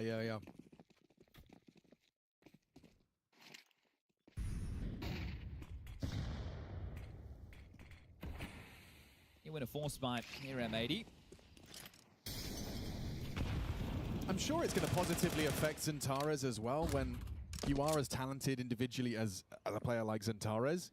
When you're surrounded by names that you probably, and I'm putting words in his mouth, but you probably have more respect for the likes of a Jim Pat in Pit. You know, you feel like you kind of you've got more pieces around you that you feel like you can get similar output out of than yourself. I think them playing a different style, less pack heavy, more map control, more decision tree, it also gives him a bit more freedom of choice. Sure, and you do give him that. They're going into the stack here on A. They are. Lake's going to be anti and then swing on this MP9 on the timing. Let the guys on short go first. Zentares is down after the 1. It's too easy for Wacardia. Whittles away at what remained of Lake, and Slack's bell rung. Still tracks Woxic's head, but all for naught. Swish, the late arrival, and Kixon giving him absolutely nothing. On that low HP, Wacardia will peek on out and remove Swish's head, and so impending doom for M80's time here in Paris. This is definitely more like it from Aurora. Yesterday, there was some clear frustrations and disappointments with how they conducted themselves in the server. That's why the best of one. And if you get off to a bad start, you have a couple of bad rounds, it's going to hurt a whole lot more. You don't get an extra map or two to recover. Today, Dust 2 got a little bit wonky. But Inferno's looking like a clinic.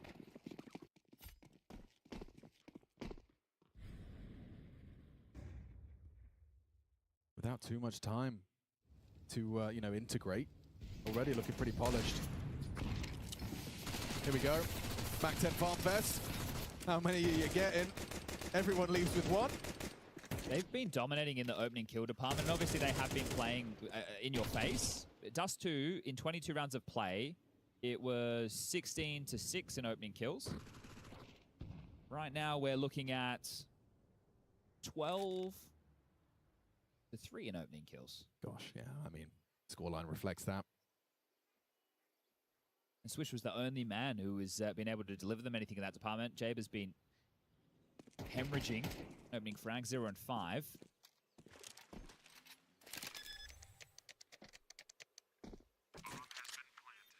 The 11th locked in. This must be one of the best moments if you're an Aurora staff member just sitting in the front row there. Oh, yeah. Oh, we got a big lead. We got a map in our pocket. We're dominating them. This is a casual day. Everything's working well. Zentaris is happy. He's fragging up a storm. Quite the opposite, I imagine, for M80, who I feel this one has slipped through the fingertips. Well, not even the fingertips. Oh, this has slipped out of their grasp completely. You kind of feel powerless when you get to this stage in a game. Dust 2, you kind of had your moments. Obviously, there's plenty that you can reflect on in review as to where it went wrong. I think you looked a whole lot more threatening on Dust 2, which is saying something considering you chose to take it in Inferno, and Aurora's Inferno's got levels to it. Their CT side was very convincing. I think their A-holds in particular stood out to me. Slacks on the AWP. If anything was going to start for M80, it kind of has to be right here, right now. Shout out to Fat Boy Slim one time. Well, we need to praise Aurora like we should. Here we go. Throw in the molly before the smoke phase does Macardia. That's genius. Wait, what? Oh, what a quick flick from Slacks in combination with Sin's swing. Quick equalize from Woxic and Macardia. Yeah, you got to get some frags in the pit, man. This is it. A quiet Inferno so far for him. You've got to peek into Zentaris. Oh, and nails it with a double headshot. Macardia last seen long. Makes it clear he's on his way. M4 versus Galil. And no bomb on Macardia's back. It's loose on under the control of Lake. A bit of damage. JBA's playing it safe, playing for the team. Hard to see a world where Macardia gets anything going here. Hoping for an overextension, but JBA's giving him nothing. Take his hands off the mouse and keyboard at this point. Wait for Lake to call for help.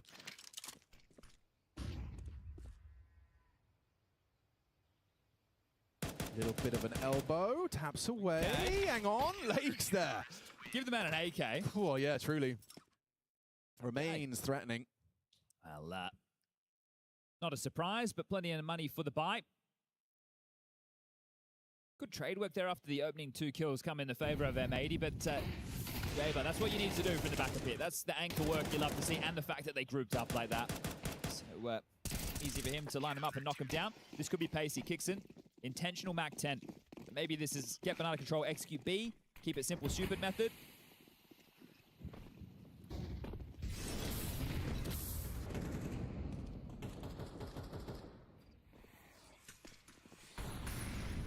Ahead of this. Yeah, overlooked Zentaris. He's just done him dirty. Crushing him. Absolutely crushing him. What a map he's having. Another map, 21 and 6. Yeah, he might even have more here. He might even leave with another. Woxic will steal it from him, takes Sin out of the round. JBA, a Hail Mary, leaps through the smoke, unloads his MP9, and finding Zentaris, stopping him at 2. They're rotating back into Slacks. Into Slacks, who's punished Jimmy. Suddenly a 2v2 emerges. Yeah, this is looking a bit desperate now because Slacks had gone anywhere. He's actually just immediately gone into this B rotation. Macardia and Woxic aren't to know that.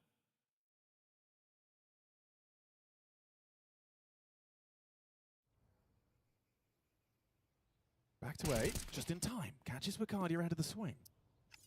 You know you Winnable can for get the Woxic. bomb down now, at least. Nobody pit side. He has a good pitcher. So the question is it going to be a push down banana to come up short, or are they going to regroup together? We can see both coming in from long. He's going to play towards it. They're going to slip short side. But so much room for Does he him go now. around the world? He tucks in a that's moto. Asking a lot. Still not comfortable for the two of them here. Look at their health. It just feels like it could be so easily He played a clumped default. together. They're going to assume he's pit or apps. Of course they are. Clearing sight. Nothing to report. Woxic catches them both with their backs turned. He's played it to perfection. Waving goodbye to M80. That has got to be it. I can't believe he's planned a default and got him played in moto. Yeah, of course. He's like, okay, no, he's just setting himself up for an unwinnable clutch. You know, never mind. They're never going to consider that in a million years. And just one more round now. Again, what a performance this has been from Centaurus across this series. Reflecting on his first map of play. 23 kills, 13 deaths, and he's doing it again here on Inferno. And this one looking like a bit of a drubbing. Woxic, we know he enjoys the spotlight, so his boys up nice and pretty to close this one down.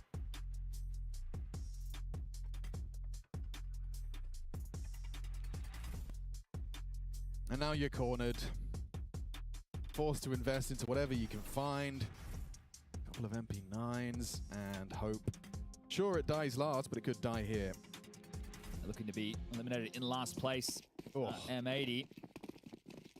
And not putting up as much of a fight as they would have hoped here on Inferno. Their pick. Yeah, what could have been against G2. Oh my Huge nade gosh, damage. that works a treat. Shell-shocked our Aurora. Well, maybe the low HP will extend play. But you just have to ask grounds. for how long, and they can still win this. With the way they've been shooting, if they can stay away from smoke spams. It's in a position to close this down right here and right now in round 18.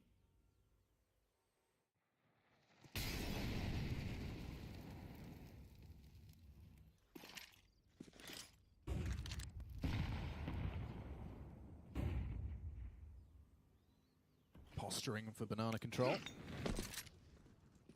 And working on top mid space, so long smoke, porch molly, staging area, and now heading towards the correct site, the under fortified. There's two players here, Slacks and JBA. Rotation's coming, I think it might be too late. They need to convert off this damage from the HEs. We need the multi-kill. JBA burned out, still stands his ground, does find damage. Slacks can convert upon a pivot into the fight. He can't find the frag. Sin can.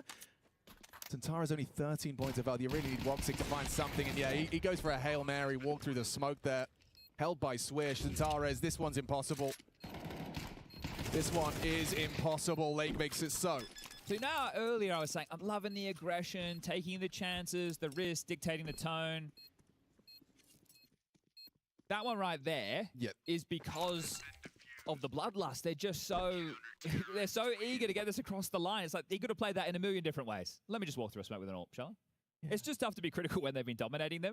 But of course. There was a lot of different ways you could have played that round. I think they just want this one to be done. They know that they're better than M80. They're showing it right now.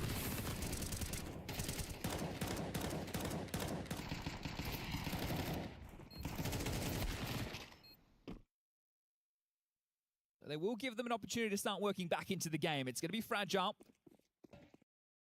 2 Glocks complemented by a Deagle and 2 Tech 9s. No utility to make magic happen.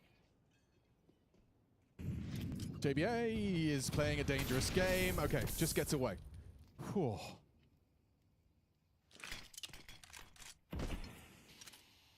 Bit of room for Wicardia thanks to the block smoke.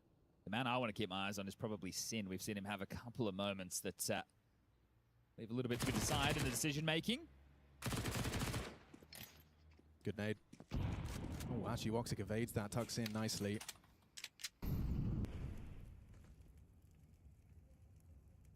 You'd be hard-pressed to get a bomb plant out around like this. Yeah. This is where you need the... Do we all agree that we can just skip forward to the next round? And what you could do is go, okay, CTG, you have to take at least one casualty. You agree on terms. Okay, nice. Right, that's how you use the round. You stay in support. You go, all right, we'll give you this round. You can have 7, but we want you to concede 2 players. Ooh, 2?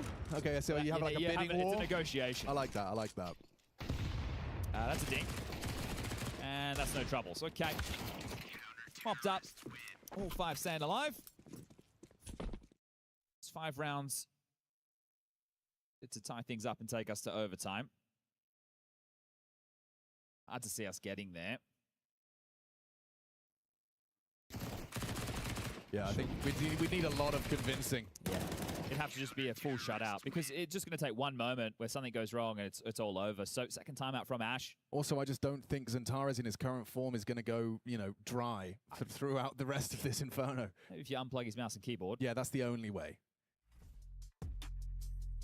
He's one of those players that's fragging output's almost inevitable when he's in form like this. Yeah, everyone has been delivering though when tested in terms of openings. XANTARES 3-1, Wakadia 3-3, Woxic 2-0, Jimmy 3-0, Kixon 2-2. So yeah, all of them have been able to set the tone in these rounds. But what XANTARES has been doing that stands out is his multis. He's got 7 multi-kills across this map.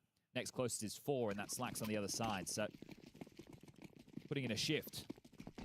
Turkish Terminator. Let's see, is it all over here off the back of the Ash timeout? Restarting B for the defense. They're going for a boost that's going to enable full deep banana control. It's flying the M80 flag, and they're making no secret that it's theirs. A little bit of chip damage from Woxic Galil. 2 smokes over towards A right now if you look at the radar. Okay. XANTARES down first again. That's a big start. Wasn't where I was about to take the convo. It was about this A defense requiring some support because of the util lobbed in, but now with a man advantage, that really lightens the load.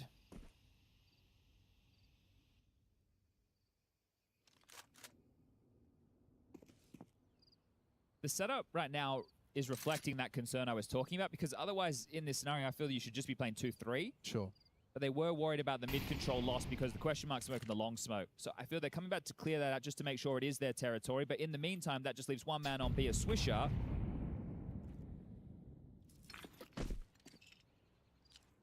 From downtown. Trying to sell it. Mid-swing coming.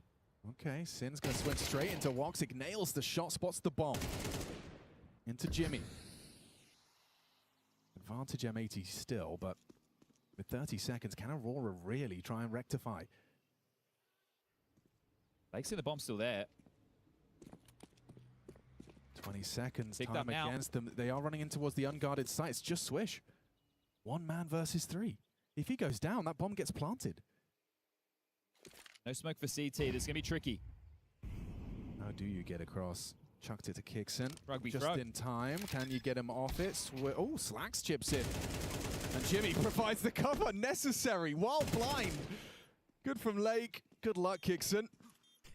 This one feels like a certainty now. Nade puts him low, and JBA secures. Okay, couple of steps in the right direction, but still a mountain to climb. Oh, Sin like that one. It was an awkward round as well. With that bomb spilling out off that Sin pick, it's like everybody kind of sold out, didn't know how to react immediately. And it was a little bit tricky there from Aurora with those smokes from downtown to fake out the B plate. The 4-round gap, going to be another one of these partials. Loss bonus 2,900, so you can invest a little bit more this time around Aurora. Plenty of options for them in this one. They throw that top mid question mark smoke again. They might want to try and pounce through it, turn it into an A piece.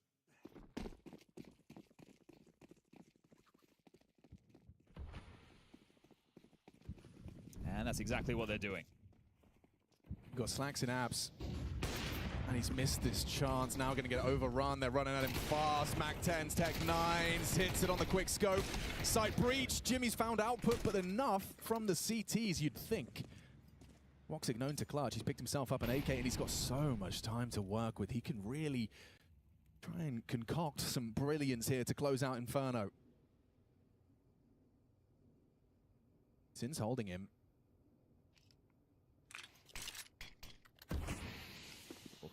Straight to his demo. Sin doesn't track it. Swisher should have the back turn, should be able to pick this one up. He has no info, has no idea, and caught from the flank. Thank goodness Swisher can clutch. Sin's just like us for real, guys. For real, for real. You, me, Own a Pixel, everybody at home. That's, Phew. Oh, that would have been one of them that would have kept him up at night. that to be eliminated from the tournament. Yeah, no. Especially with some of the other moments he's had so far as well. It's been a rough inferno. I feel like I'm bullying him, but yeah, I mean, there's just the pressure is palpable. Well, run boost for late to go for some more aggressive banana control. Ooh, Didn't get Sin it too just far. sending it. He doesn't want to be the last man standing. Hey boys, I don't want to be in the clutch, please. They've got some significant chip damage off this. Look at this push from Sin. Yeah, serious. My Oh, the pathing is ridiculous. Entrenched. He spotted it, did he? Wait, did he? I don't think so. Did he? No way. He'd be acknowledging it. Okay. Yeah, I thought it's like a little... Sin knows what's up. He knows that the second mid player is rotating towards banana. Right now, Lake needs to rotate. You also need to get a move on if you're JBA. You need to start blocking on B if you swish. Oh, it's perfect. Into the incendiary, into the orb. Slacks finds one. Can't hit the next. He overextends, and Xantares will punish. A boost up. Lake has the vision. Swisher pathing through that smoke. 2 on the pull. Sin applying the pressure from banana. It's good onto Jimmy. Xantares on the reload, should be a dead man core with the nade trade from Wicardia. Turns out he is last. Oh, he is. It all comes on to Sin, or they're going home in last place here at EWC. Smoking a kit and an orb bullet in the Kevlar. Aurora knock him out. M80, it ends here. Aurora, a monster performance from Xantares across 2 maps, but they have crushed the key. They are sending these boys packing, and that's the Aurora you want to see day in, day out.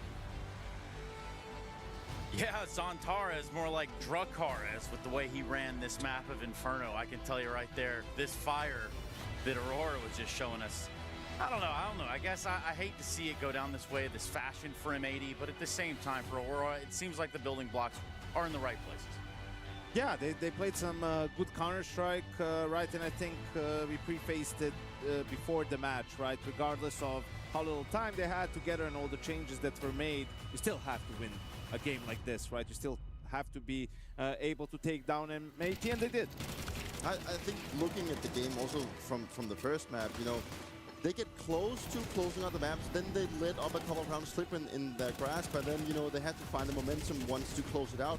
I think they did on both maps, but, I mean, turning my attention to M80, I mean, the whole story for me is just like, as we came in with the pregame, saying that, you know, it's just, they're just not good enough when they turn attention to international opposition, and it's on themselves. Like, it's happened multiple times on both maps that they throw away situations and rounds, and even the last round we just watched, you know, Sin has every single piece of information early on in the round, and they still manage to throw it away by not doing things correctly. So, I mean, it's back to the drawing board, and I'm curious to see where things are heading for maybe moving forward. Yeah, it's tough. They're hindered, you know, by the lack of talent in the North American region. They're not an org that has a big budget where they can draw maybe some international talent. So outside of really going down into the academy teams and tier 3 of the European scene, right, to replace your European pieces because you don't want to lose that North American core, sure, it's hard to see what else they can do because it is the individuals, it is the situational Counter-Strike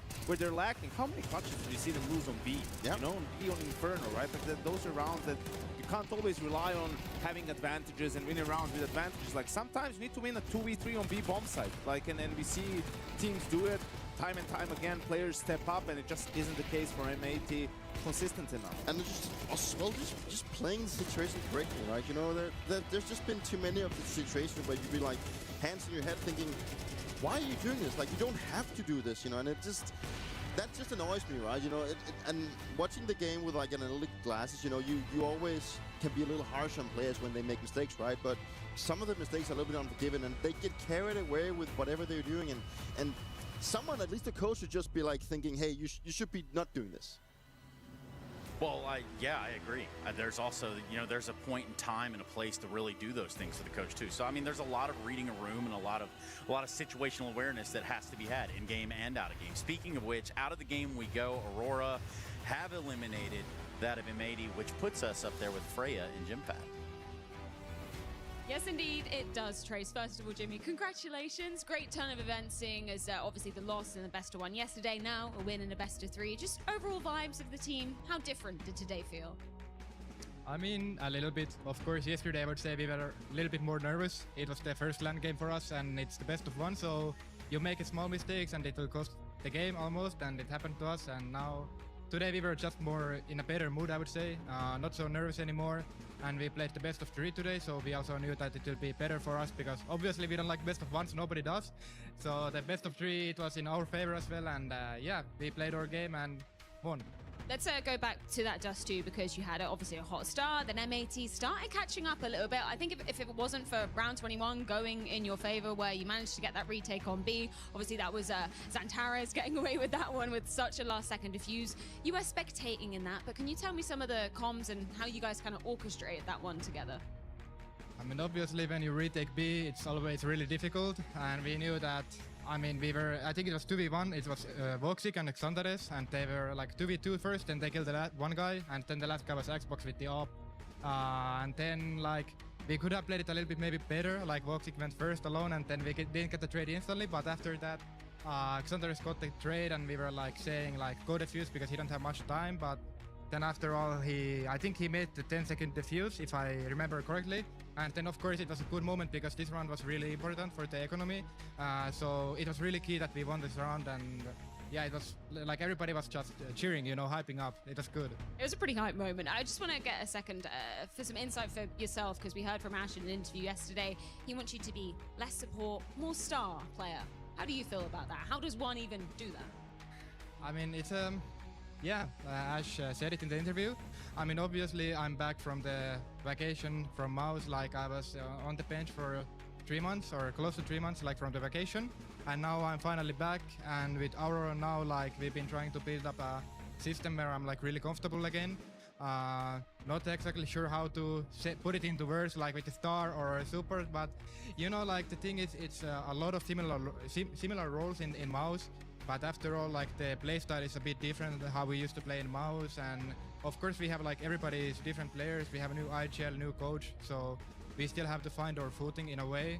But so far, like with the little time we had, we've been playing super well in my opinion. Of course, like sometimes it's really shaky because still there is some mistakes happening, which are like part of the process in a way. Like we are a new team, you know. But as long as like we can make those mistakes disappear in a way and we get our footing, and individually of course I've been looking better now.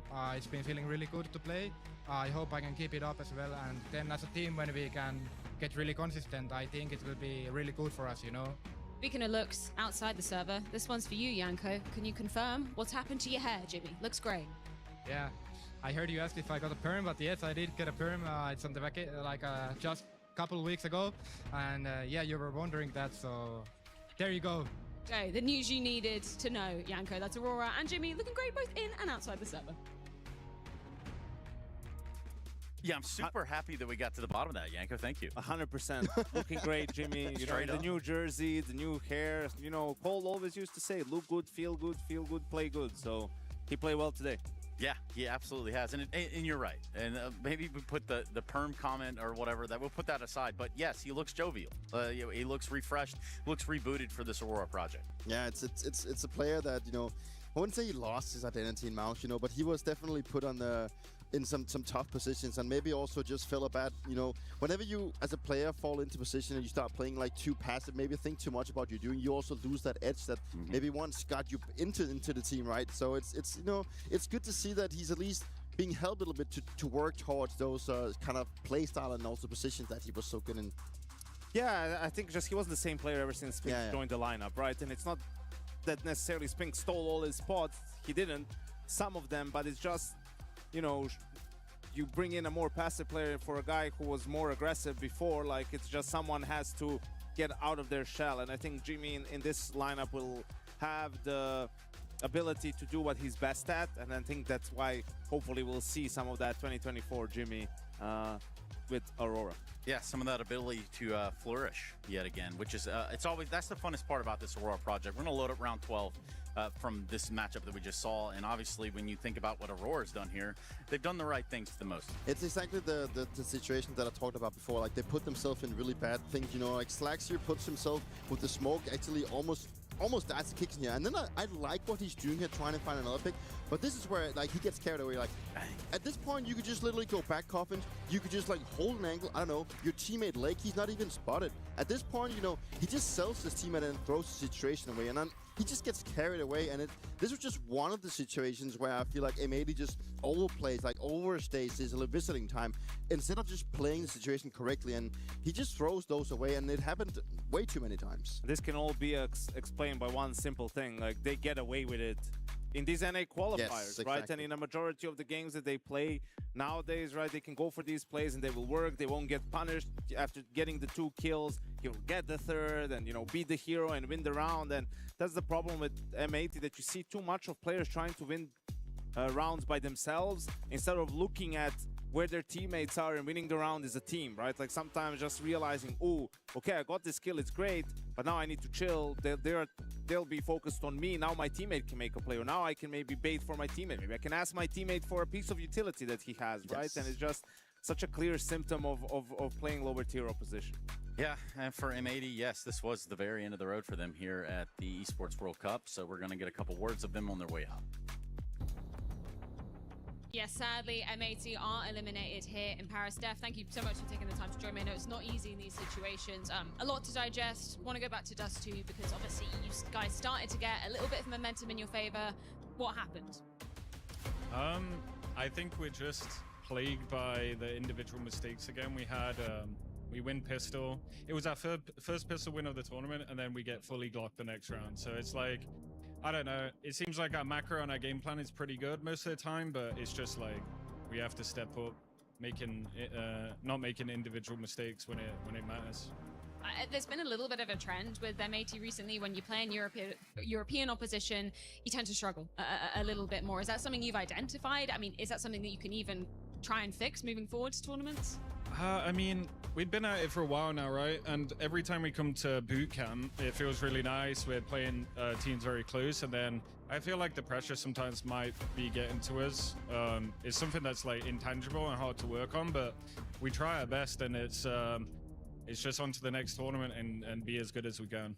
Speaking of that, you were just taking a look at your calendar. The tournaments are stacked for M80 moving forward. When you have that many events, you're obviously chasing those VRS points as well. Where does that leave your expectations in terms of some of the finishes at those events? Yeah, I mean, we're talking about like not going to as many big events and then going to the smaller ones and playing like the tier 2 European guys and getting some wins under our belt. I think that would be super important with confidence, because if we spend any time in NA, it's basically impossible to improve. So it's just being in Europe as much as you can and go from there. Def, as always, gutted to see you guys go. That is the end of the line for M80 here in Paris. Yeah, M80 eliminated. Of course, their calendar has got some marks in it, rather, but it's without a roof that I'd be worried about if I was over there in NA right now. Yeah, it's tough. I mean, he hit the nail on the head talking about the individual performance, and it's tough, right? Like the practice over there is limited. It's, you know, interesting hearing him talk about pressure, because you're wondering like what sort of pressure does M80 feel? Yeah. I think it's more of a pressure of just having to have some sort of results and then, you know, keeping your jobs really in a way and giving something back to the organization that, you know, paying your salaries, right? Like, and then being able to keep that thing running, especially now in the sticker money situation and whatnot. So yeah, figuring it out, how do you get more time in Europe? I think will be able to have that now. Some of those qualifiers are done and they have a couple of events here. So now you need to make the most out of it. And the next tournament you go to, you have to have some positive results and get that confidence up. Yeah, and I hope for them that, you know, that's what's going to happen. But for me, it's just like, it's just a story that keeps repeating itself, right? And we've seen when teams decide to move out of the region and move somewhere else, you know, that could be an option. But then, you know, there's a lot of questions revolving about the VRS as well, of being invited from NA and everything. So yeah, it's a rough position to be in. It is. It can always be a lot worse. Again, commiserations for M80. This will be all she wrote for their appearance here at the Esports World Cup in 2026, at least within the confines of Counter-Strike that I'm aware of. That's not the end of the Counter-Strike today, though, and I can assure you that. We've got two teams that are just getting situated right over there on the stage. I'm looking on one side, I'm seeing the Falcons, and there it is. That was right on cue. What kind of noise would Astralis make? Let's hear it. Yeah. Something like that. Anyway, Hooksy's in the server when we come back, so make sure you guys don't go too far away. It's Falcons versus Astralis, Esports World Cup.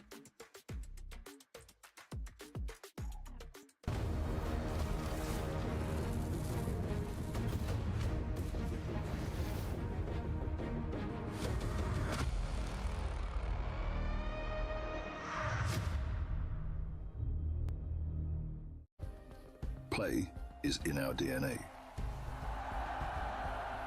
Whenever we let it out, it becomes our superpower. Now imagine an entire city being built to supercharge it. Kadir City, powered by Play.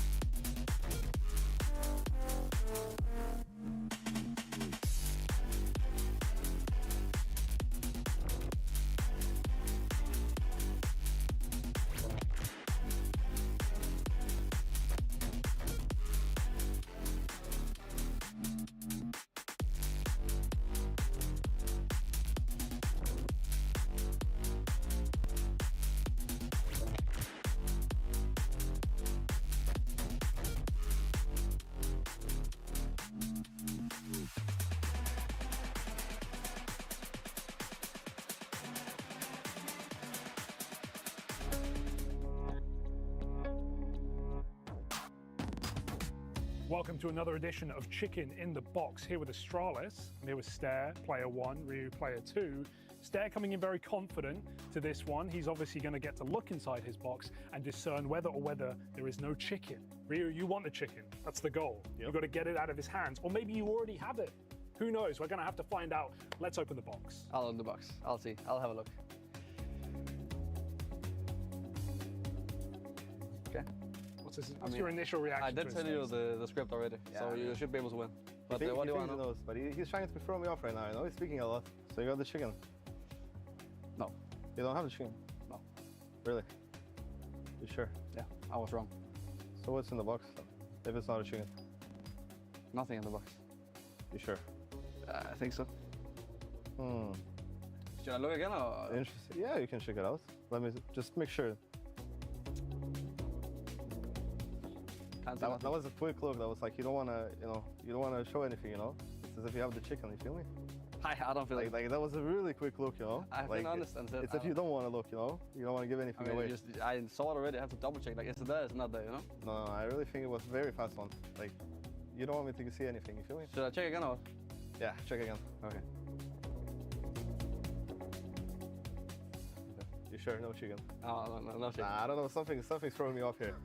I didn't see You've been speaking a lot from the beginning, you know? It's weird. He's quite quiet. I think he was louder earlier. At the beginning, he was a little bit, you know, like he was trying to throw me off.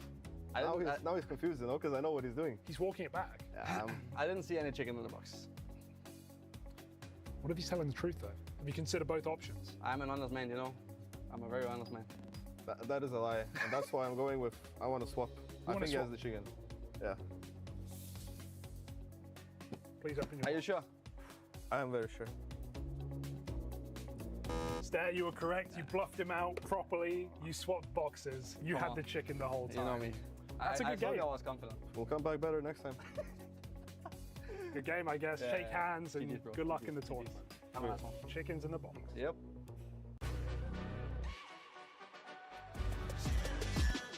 This ain't no regular thing. I came for the ring, you know what I mean. You see my name in the lights. Better get right, I'm champion.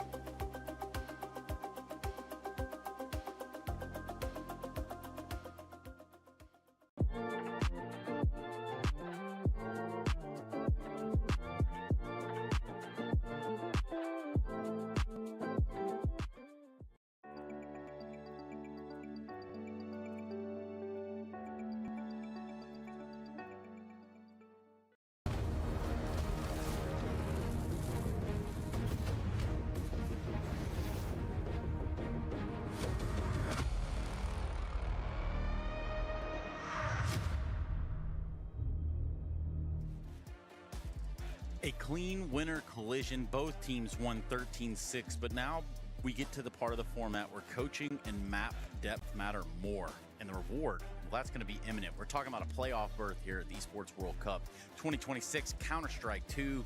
Keys are getting crushed, and Jimmy's enjoying that. I think he also has a thing for the crusher part, right? Like, I'm pretty sure I remember he really liking the machine itself. Either way, the machine that is Aurora have eliminated M80. So they've sent them packing. That sets us up for the last game of the day here on the A stream. Falcons versus Astralis. On the B stream, they got Legacy Phase. But we're looking at Falcons Astralis, gentlemen.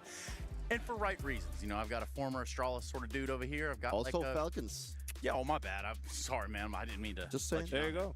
And then we kind of got like a sort of like fringe Falcons Nico sort of hybrid over here sort of thing going on. But obviously the camps may be a little bit divided. We got a cool matchup on our hands though with Falcons and Astralis. And I want to jump right into it from the very top, and I want to grab onto it from the Falcons side. Where are they now? We've got a major out. We've got the first day of play out. Where are we looking at them?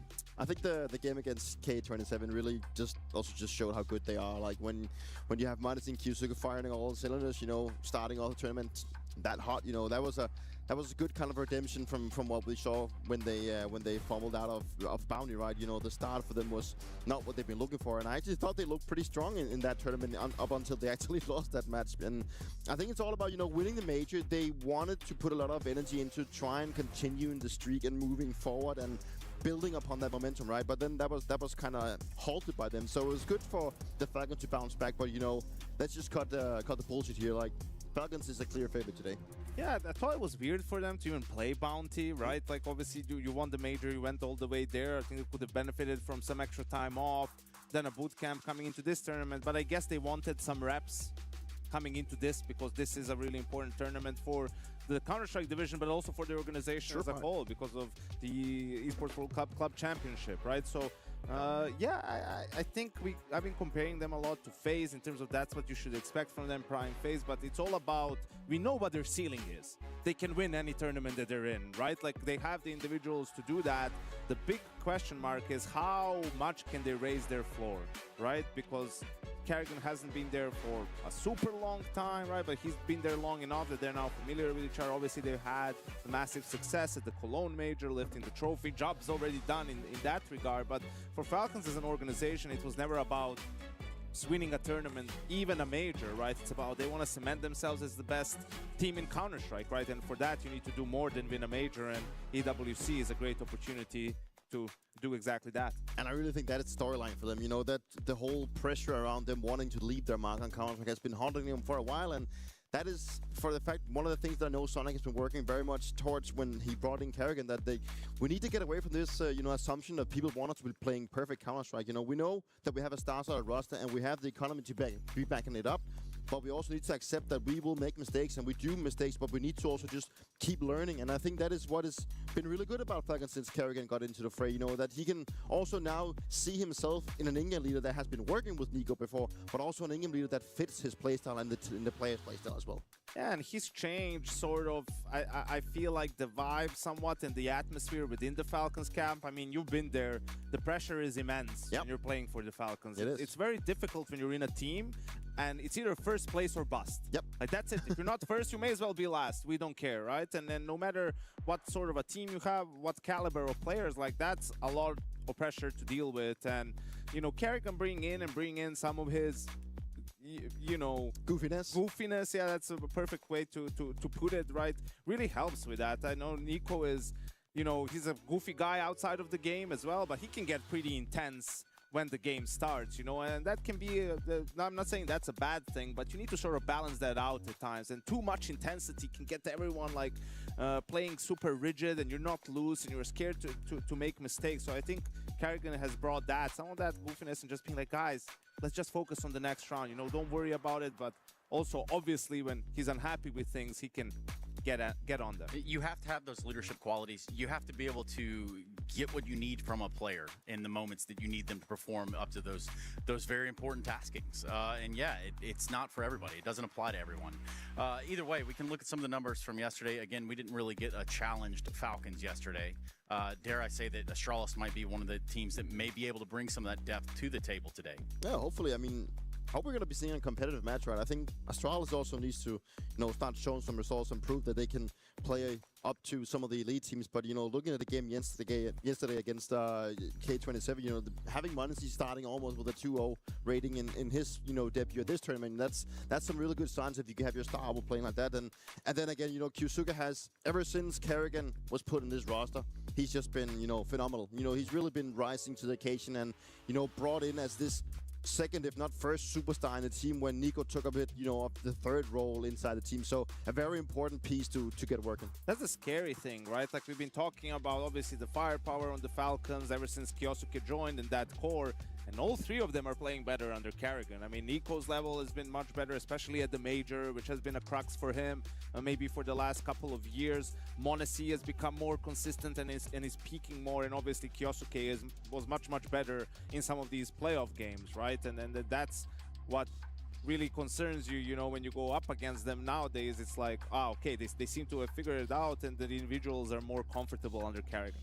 And it also just speaks into how much effort they've put in to make sure that Kyusuke feels comfortable in the team. And Karrigan really helped him a lot. You know, I think he's kind of taken that, you know, father-son relationship to like a next level, like trying to cater him to make sure, like, I know how good you can be, because it's never been about the firepower. We know how much firepower Kyusuke has brought to this team, but it's more like how to use it, but also not making all these individual mistakes that we have seen from him, where he overpeaks a little bit too much, or he misplays a situation, you know. Like, I think that's also what Sonic has tried to, you know, tell him for a while, but it's like Karrigan came in and had a more, like, in-depth say of what I need you to do and what I need from you to be even better. Yeah, I think it's the mechanics are absolutely there, right? It's some of the more, you know, lurky plays, or when he's left to his own devices, or, you know, like has to just make plays on his own, like where he was struggling, for example, Nuke outside in some of those positions on T side. And now it's just Kerrigan is like, sometimes, hey, I'm just gonna go first, you just go and trade me. Or it's some of these positions where he has a little bit more action, right?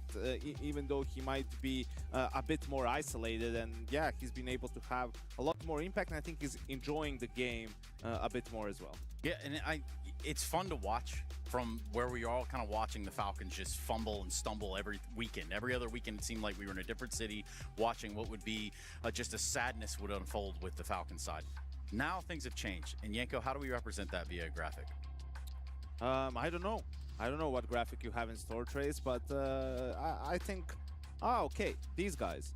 Yeah, I mean, there's a lot of familiarity here. Obviously, with Huxi being together on G2 with Nico and m80, and they've had some good results, right? Winning Cologne and Katowice in the same year, but what's really plagued them was these majors, right? Like, yeah, in Copenhagen it was a top 4 placing, but Paris they didn't make playoffs, right? Like some of these others haven't been that hot either before m80 joined. So yeah, we'll see how it goes. Obviously you have Neo, who was the coach for Kerrigan at FaZe for a long time, and we'll see if there's any extra spice to this matchup. Maybe we hear some from Huxi if they get rolling. There's definitely a couple of funny storylines with the coach and like Huxi and Kerrigan, and I think there is sort of similarity in Huxi and Kerrigan. I do still think that Kerrigan is the better in-game leader, but like the stylish kind of thing, how he used m80 and Nico back in the days with how he used, like how Kerrigan uses m80 and Nico now, you know, it's kind of similar. So I think that's just that type of playstyle like kind of fits those two players. You know, give them that space which they can work with, but also having a guy that understands enough is enough. Yeah, enough is enough, and that's why we get the opportunity now to hear from Astralis. It's about that time, so let's hear what they got. We got Astralis taking on Falcons in our final game of the day, and I've got Fuzi to give me a few words ahead of it. I do just want to start by recapping your best of one yesterday against MIBR, 13-6. Does the scoreline accurately depict what happened in that game? I mean, yeah, I think so. On the T side, it was very back and forth. I think it was a very close game, and then when we got to our CD side, we kind of ran away with it. So yeah, it felt like in the beginning at least, it felt way closer, you know, but yeah. Managed to close it out pretty cleanly. I just want to get your thoughts on Astralis' current VRS ranking. I believe is number 17. Do you think that's fair for your squad at the moment? I mean, with considering our results, I think it's fair, but I think we are playing at a higher level than that. And I think we showed that yesterday as well. But I think the VRS ranking is always going to be a bit inaccurate. I think we were top 3 in the world at some point last season, and we were saying the same thing then, you know, we are not top 3 in the world, and I mean, it goes the same way now, I think as well, so yeah. Locking horns obviously with Falcons today. We were just talking about it. I don't believe you played against Nico and m80 since they were back in G2 all the way back in 2022, which is pretty wild, and they've probably grown a lot since then. What's your current take on them as a duo and Falcons as a whole? Yeah, I mean, they're very good, of course. That's why they are in Falcons, and that's why they won the major as well, you know. They're all good players, and yeah, it's always fun to play versus them. Do you regard them as the favorites of this tournament? Of this tournament? Yeah, probably, but I think Vitality are also up there. Gotta be either one of them, at least. What do you think is the current biggest strength of this version of Astralis? What do you think you're going to be able to give to Falcons today? It's a good question. I think we can all pop off, like all 5 players. Even Huxi has some very nice games sometimes, you know. So yeah, I think when we all play to our potential, we have a very high ceiling. But yeah, our weakness is also that sometimes our floor is maybe a bit too low. Well, yesterday, yourself and Ryu, you were both looking great. Let's see if that can translate into the game versus Falcons today. Well, let me just throw the question to you guys. I'll just start with you, Dupree. Do you feel inspired? By Fuzi? Yeah. In what ways? In the way that Astralis needs to feel when they go in the server today. Yeah, they definitely need to be, you know, on point if they need to be beating the Falcons. That's for sure. I mean, like it's still for me a team that is still trying to figure things out and still working around this whole new iteration of being an international. And there's a couple of players that I think really deserves mentioning. Star being the one. He's obviously a Dane, so I have to mention him, right? Of course. Couldn't help yourself. But the fact that, you know, he's had a rock solid year, let's just be honest. And I think he's definitely the player to be looking out for. I think the whole swap in roles has really paid off for him. Also, the fact that now he's get to be more of a playmaker, have a bigger voice, but also have more responsibility, that has really paid off for him. And also putting Yap in more supportive and more anchoring roles has also given him a little bit more of his natural prowess. So I think it's a team that is still working in finding their groove. And also now the fact that Neo is coming in, I think there was a lot of tension between Roga and HooXi whenever you heard like in-game snippets. So I hope that Neo can help elevate this Astralis team with also his experience in phase, with maybe a little bit more of a loose play style that he can bring in and cohese together with the likes of HooXi. Yeah, it was an interesting approach from Astralis during the off-season, right? They made no changes to the players, but they changed things behind the scenes, bringing in Neo, bringing in Xerath as a performance coach who was with Navi for a couple of years, right? Part of the team during their 2024 run as well. Earlier, you know, towards the end of last year, they brought Mighty Max as an assistant coach, you know, a guy who was on Endpoint, and Endpoint was developing a lot of talent and young players at the time. So you feel like they have good structure behind the team now. Fuzi was the one that a lot of people were pointing fingers at. Like, he had a rough couple of months. His best tournament was at Pro League, where they had their deepest run as well when it comes to Tier 1 events. So I think they are willing to give the players a little bit more time, but you have to start seeing some improvement if you want to avoid those roster changes. If you're a guy like Neo, you've played the game, you've got the accolades there, you've gone to coaching route, you've done the things with FaZe. You're starting over with Astralis.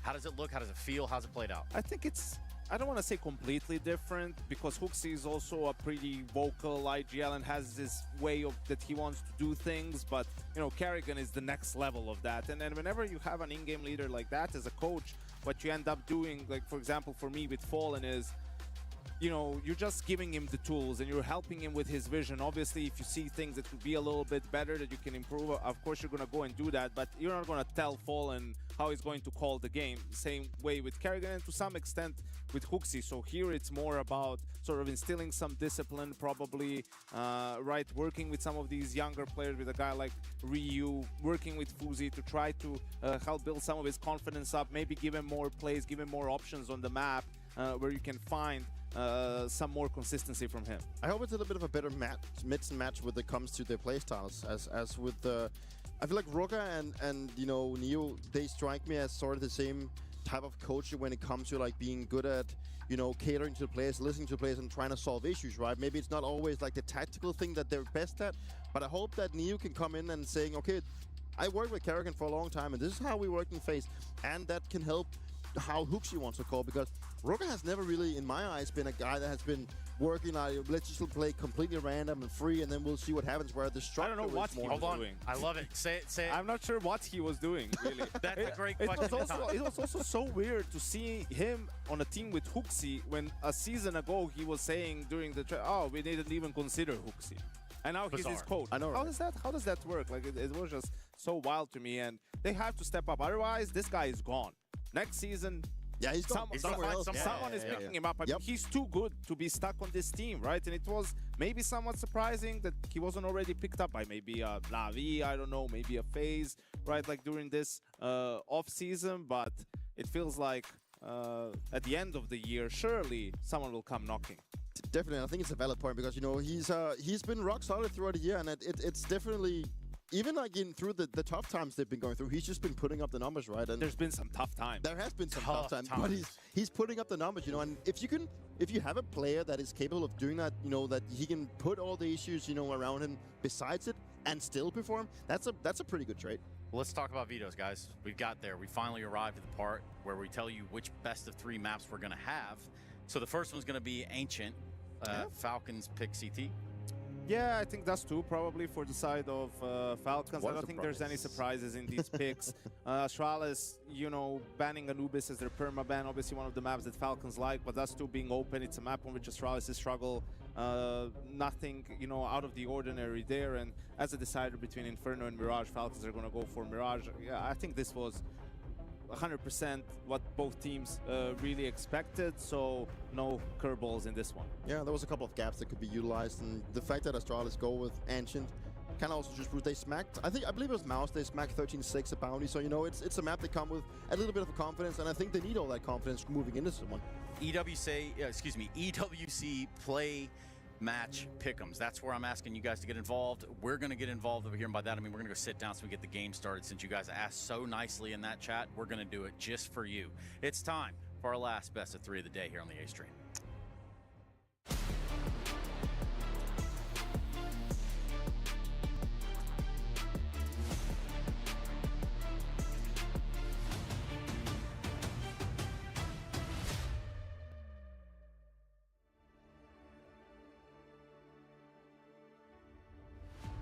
We got Falcons and Astralis set up to do battle. Coming into this one as favorites, I would assume Falcons, and for Astralis, looking at this roster who are on somewhat of a rise to power. You know, it's a slow and steady rise, but they've certainly been, you know, forged into a team that I don't think are going to get walked over today. Oh, okay. I don't think they're going to get walked over today. Okay, all right.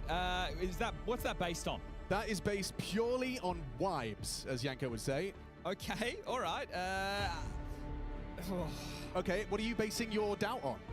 That Falcons are the reigning major champions. They have Monacy, they have Kioske, they have Nico. All right, you're making some good points, but I can do that too. That's very surface level. You see, yeah. with Astralis, they've got Ryu, got Yabi, Huxi, Fozy. If Fozy can play well, I think we have a potential for at least one competitive map. He just, for me, has to be one of the win conditions alongside a Stare. Sure. I think that Yabi, Stare, and Fozy, that's the engine room. Yeah. But obviously the brain trust is Huxi. Ryu... Yeah, what happened? I just think in some of these anchor positions you can get exploited, so we'll have to keep our eyes on this man. But I'm not mistaken in thinking that Ryu, you know, there's a reason he's in that jersey. He was showing significant promise initially, right? Like a kind of a bit of a breakout individual. You're talking about the Monty days, I imagine. Yeah, look, it's tough when you're having to put in some of these roles, right, where I need you to deliver 2 kills and you only get us 1, right? We're kind of splitting hairs at that point. But then you look at, you know, players that are in those positions, you know, Heavy God does get 2, and a Dick. Jimmy gets 2.5, you know, like there are players that can do that, and you will be compared to them. That's fair. That's fair, absolutely. I think that in the off-season, Astralis obviously made some changes, but it was from the staffing standpoint as opposed to the players. Neo being a big one, right? Taking the place of Rugger. I think seeing Neo in the Astralis jersey, it caught me off guard. He's in our hotel. I saw him in the gym, and I was going to go, but, oh, you know, how's the... I was like, oh, hold on a second. He hasn't been in phase for a while. It took a while for me to wrap my head around that, but this is, well, one of the greatest 1.6 players of all time alongside a Forest. CSGO major winner.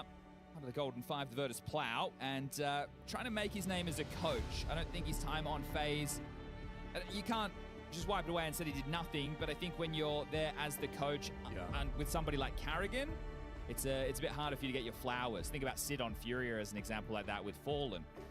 So when we turn to Neo in the next chapter of his coaching career, let's see if this Astralis can be the punchy underdogs required today, because this is a match for the playoffs. A-main start. Yosuke could take that Molotov out of Ryu's grasp real quick. Huxi's dumping util, but they've got the early A-main warning system. Nico spotting red and fighting. That's the bomb spotted, wrapping it through the donut side, but Monacy with full control A-main. Oh, it's going to be horrible. He needs help. Yabi gets 1 and done. Kioske finding the head, and Nico puts him to bed. All right, well, that was dominant. Mr. Producer, man, give us Carrigan's fire right there. He was extremely animated after the pistol round victory. Obviously, Falcons have a target on their back. This is the reigning major champions. This is a team who the community would love to see fail. They want to be able to attest their major result as a fluke. And I think Falcons want to prove the Counter-Strike world that is not the case whatsoever. It's Nico, it's a flash, it's Glocks, and it's a main. Nico immediately responding to this. I wouldn't be surprised if some of the celebration from Carrigan was by virtue of the extra organizational pressure. Club Championship, obviously extra cash available at EWC, and Falcons currently in second place. It's AGAL at top, right? AGAL, Falcons, and I'll be honest, there's 50 points between them. But I'll tell you this much, I've never heard of AGAL before, because I'm a Counter-Strike guy, but the fact that they're at the top of this without a Counter-Strike team, maybe it'll be a bit out of their hands. I think that the main teams in conversation for me, we could have some madness unfold where, let's say, Falcons in other games do poorly, Vitality do well, we get a grand final like Vitality versus Falcons on the Sunday, and that decides it all. That would really be one way to just multi-million-dollar Counter-Strike round. That would be crazy. Or into the first gunny, double mollies mid. They really want this control, and it goes both ways. Cave smoke, red smoke, standard opening, and no early biff. They are giving them the mid space. There's a donut smoke in play as well. On the break. 4 smokes invested into this opening gambit. They want to turn this into an A split. Honestly, think so too. Immediately pivots over there. Yeah, needs to pick up donut for Nico.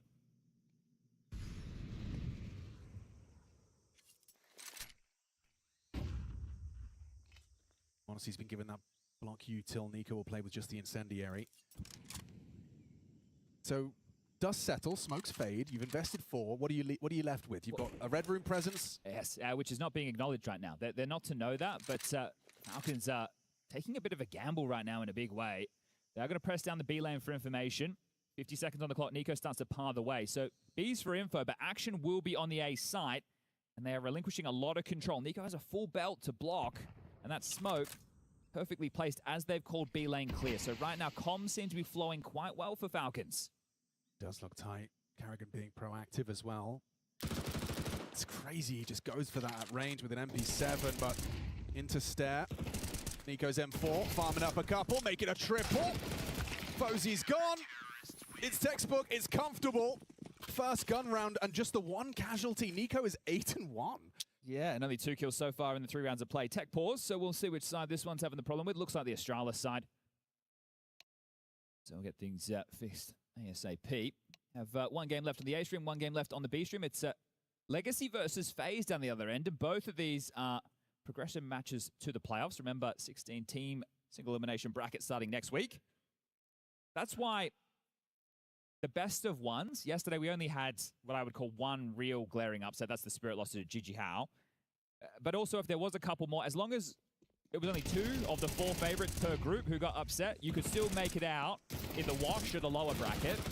Doesn't mean I like best of ones, it just meant it didn't hurt as much as it could have. With a round of 16, 4 teams of each group. Yeah, the problem is if we had a lot of upsets, then we could have, some of the top dogs won their group, some of the top dogs came through as the lower seeds of their groups, chances for them to lock on in the early stages. So that's where the problems do arise, but I am getting well and truly ahead of myself. We're just locking those teams in, we're crushing those keys, and we're getting things fixed for Mr. Stare. Now, why are we here? Who picked up the wins, or rather, who did they beat to pick up the wins? K27 for Falcons, Astralis, MRBR, same result for both of them. Yeah, casual.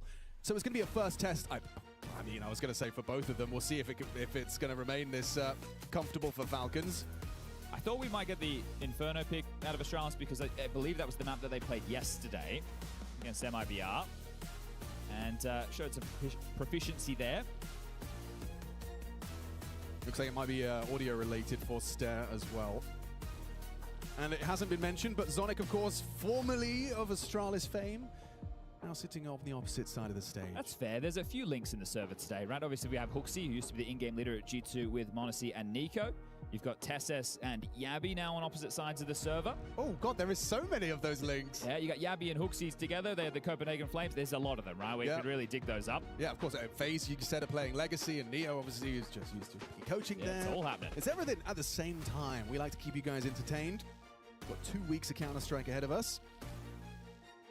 You wonder if teams are starting to respect Falcon's Inferno a little bit more. Right? Presumably. They had some decent results on it back at the Major, right? In that final win over Furia. Sure, a loss to Vitality, but that was close, 13-11. So maybe it's something that felt too obvious in the veto for Neo and Hooksy. It's like Ancient hasn't seen too much play.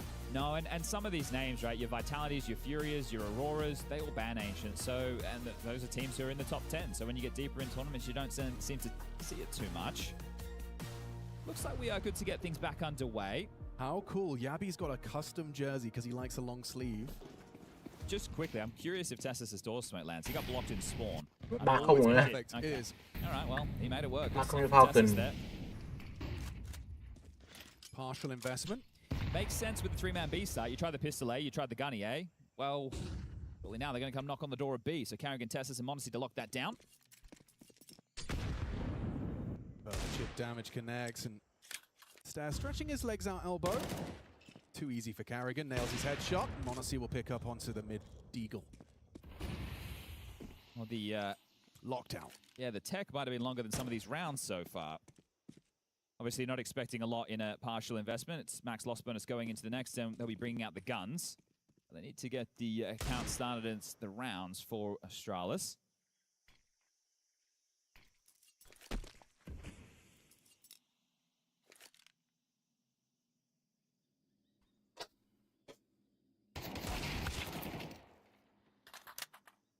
Another one bites the dust, just Hooksy and Fozy to get past now. That as just one man standing. That's Hooksy. That's Carrigan with a nice little 3K. The in-game lead attacks. He gets his Eeks. And they get their 4th round. Okay, well, we've got 3 players yet to get off the starting blocks for Astralis. That's Ryu, that's Hooksy, and that's Stair. Now, 2 of the names, I'm okay if they're a little bit at the back of the scoreboard, but Stair is a man who is integral to Astralis if they want to be competitive. See if they burn 4 smokes out the gates. It was red, it was donut, it was cave, it was an extinguish. They've gone with standard openers. Insta cave, insta red. Oh, elbow smokes missed. Way too deep from the CTs. Okay, first error we've seen. Is it going to cost him anything? m80 is forced away. Say that as actually... They'll maintain mid-control completely. I thought there was an opportunity there. Boosted up his Fozy. Oh, and it works out. Pays dividends. And look at the acceleration on this. He wants to post up on that speedway rotation. Smoke obscures vision. Carrigan overlooked completely. He's got another chance, but Fozy finds a second frag on the AWP. Oh, hang on. Fozy completely overlooked him. Nico snuck out the smoke. It's a 2-on-3. Flash for m80. And yeah, Hooksy, a hope and a prayer on that swing. Well, now Ryu and Stair will have to get frags if they want to win this round. Look at this. This is a real golden opportunity. Stair can go and cut the rotation. Has to be aware of the potential pivot through middle as well, but that bomb's on its way to A. He has to be cognizant of both of them. It's actually quite uncomfortable for Stair. He's going to keep an ear to the wall in red. They're about to get all the information they need, Falcons, if they're in the wrong place. It's about how quickly can they get there, and can they deal with Stair. Paired up, looking to trade off of each other. Let's get m80, make a move. They've got the kit. Stair's got the angle. Catches Kioske on the clear. Down goes m80. Good trade from Ryu. He had to be there. And Fozy gets 2 big kills. I like the response of Carrigan to scuttle that smoke out and try and cause some chaos. It got them 2 kills. Right, Carrigan gets 1. Nico pushes through. They both try and capitalize as opposed to just losing long control on the site. So a decent response. But Fozy with a double is brilliant, right? The boost, there it is highlighted. In fact, he's able to deal with Carrigan, right? It kind of takes away a lot of that pressure and forces more desperate moves. So well handled in the 2v2. A nice round from Astralis. Let's see if they can double it up. Lurk smoke on B, not a cave smoke this time. So a different opener ever so slightly. And the elbow smoke will land. Tessus has learned his lesson. Won't be given the same kind of fight to the AWP.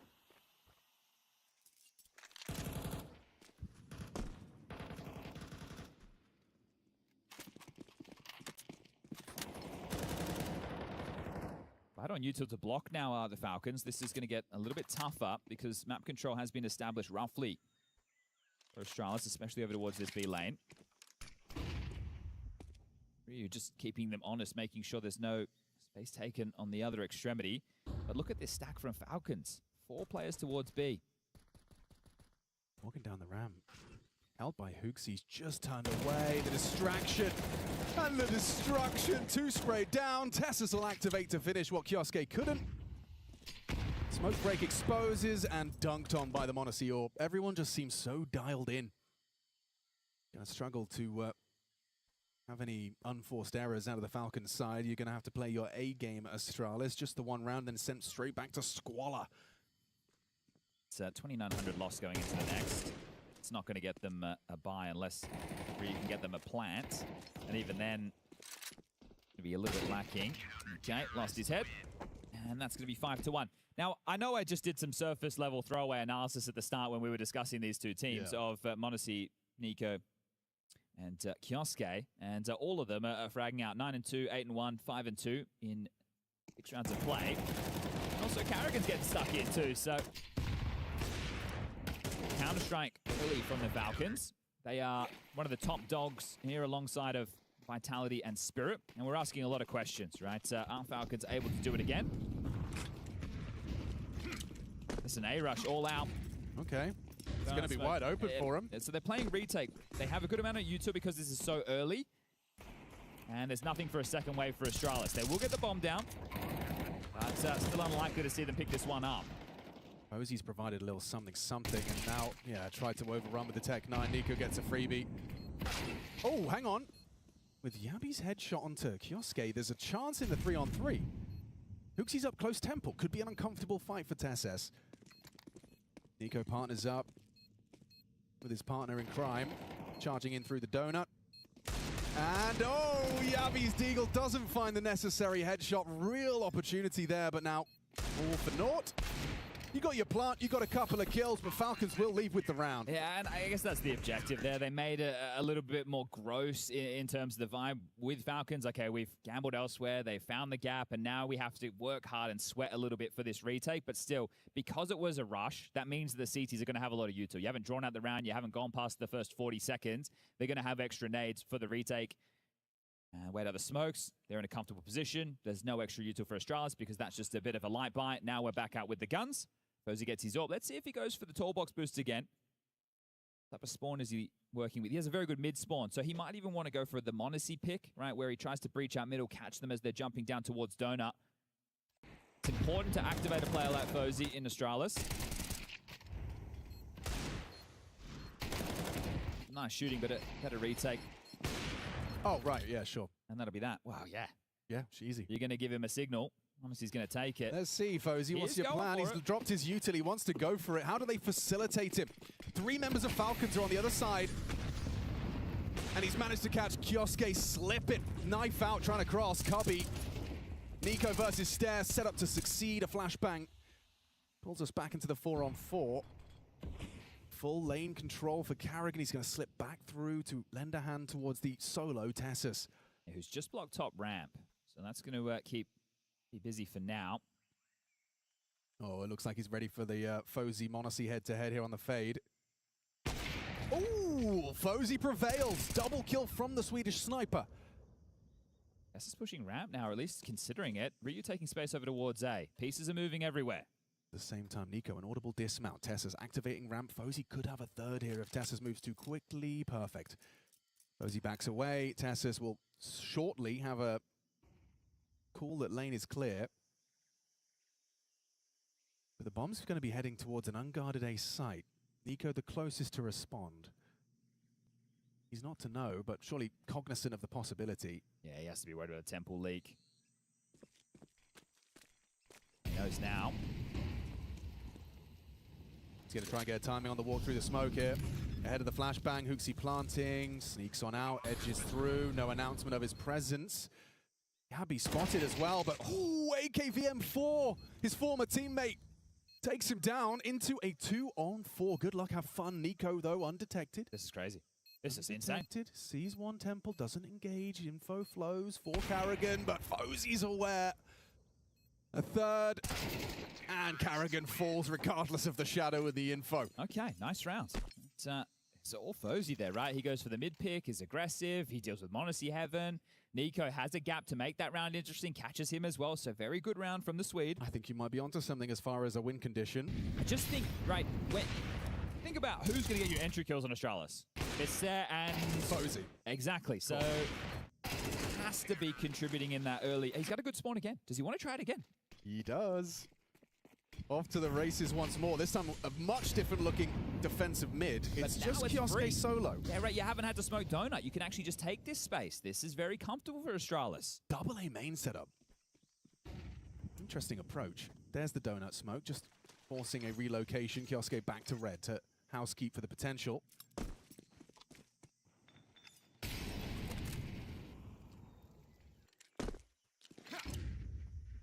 Nico versus Ryu. Ooh, AK prevails. It's a big opening kill. Well, the A-fake has worked. Take a look at the radar. Every single blue dot gravitating towards the other side of the map. The bomb is not committed. Hooksy has not called his finish.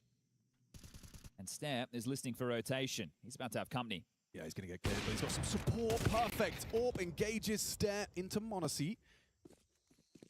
Bomb A. And yeah, it might be a save here, Alex.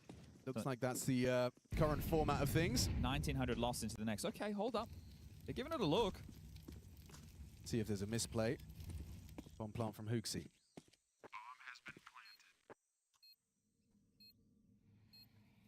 Rosie looks like he's guaranteed to find something if they were to swing. Maybe just a bit of a fishing moment, just seeing if any oversteps came their way. You don't want to throw it all in for nothing. Okay, this T side starting to take some shape. This is the right decision. There is a bit of a hunt from Yabby, though. If he can take away a gun, it's going to put some question marks into what investments are available in the next.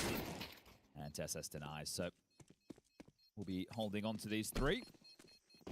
It's only a 3-round gap now, and consecutive rounds as well for Astralis. Terrorists win. What's the chances Fozy gets the spawn again? Yeah, 2 out of 2 in these last. Yeah, this time it's a bit more B-centric for him. He does have the best cave spawn if he wants to charge up and try another crazy pick. So let's see if Fozy wants to continue to be the opening factor, as Zonic will call his first tactical timeout.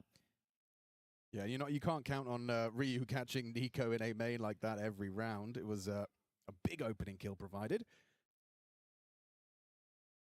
A little bit of a furrowed brow and minor frustrations for Falcons. Those saves, though, they will be equipped. Gets you till nothing to question their approach. So how do they choose to open? Fozy's got a red smoke lined up. I think we'll see him going for the pick in the opening exchange. We are back underway.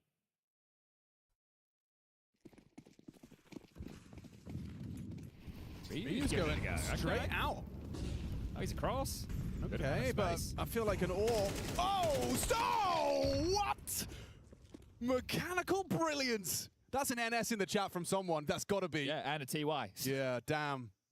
That's impact right there from Ryu. Wow, back-to-back openers. I didn't think that was something we could count upon. Then Tessus will swing. Fozy's holding Kioske, and this round should be done. The Carrigan 1v4 asking a little too much, I think. Yep. And dead. Scary. Wow. Wow, Ryu, do it again. Yeah, give us that one in slow motion, please. Yeah, run that back. I feel like, I mean, being boxed and being hard cleared by a scoped up Monacy, you're not supposed to have a chance. They have won, or at least put themselves in a winning position through mid in 3 consecutive rounds. Right? The AWP getting the pick, the AWP ushering the space, and now Ryu taking that space and, well, deleting 2. So it's going to be Falcons finally humbled in the finances. They're going to have to take the partial before the final round, and this is looking direct into B. Okay, well, Carrigan's 5-7 is going to be tested. TSS on the dig.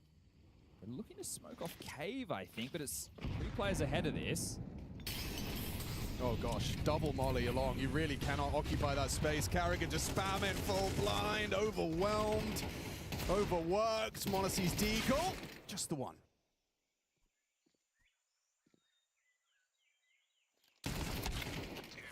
Nice little change to the rhythm there. Mid, B pop, bludgeoned to death with utility.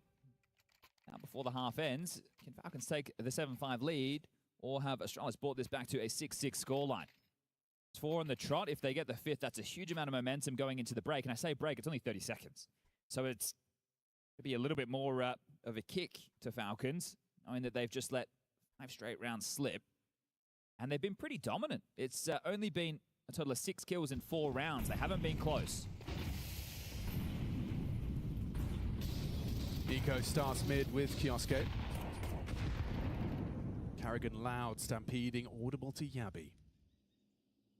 They used so many flashes to try and fight for mid. They didn't win it out, but nobody has mid. So the CT's without vision, the T's without confirmation, and the rotation has been called back towards B. Block smoke donut.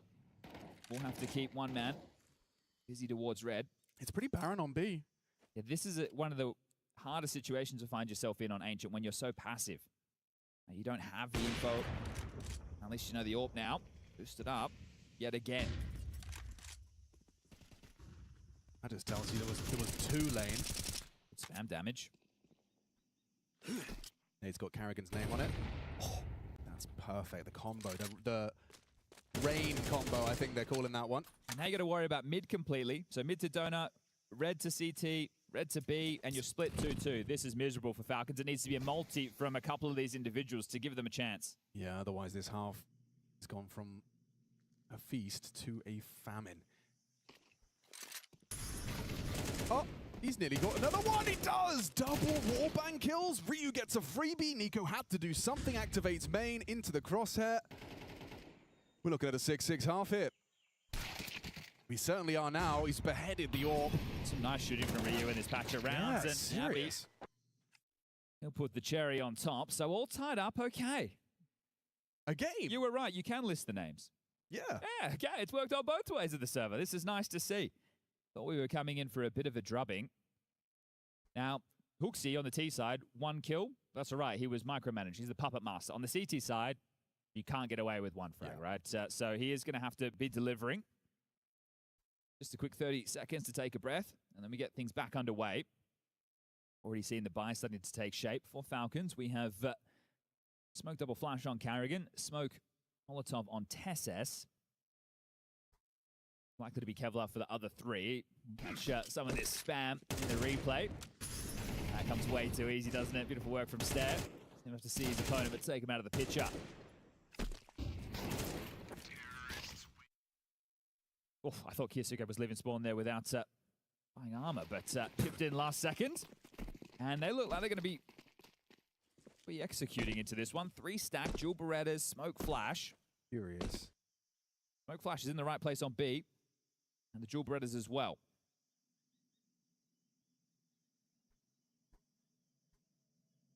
Yeah, interesting. Not putting the Julies in cave. It's just Posey spotting.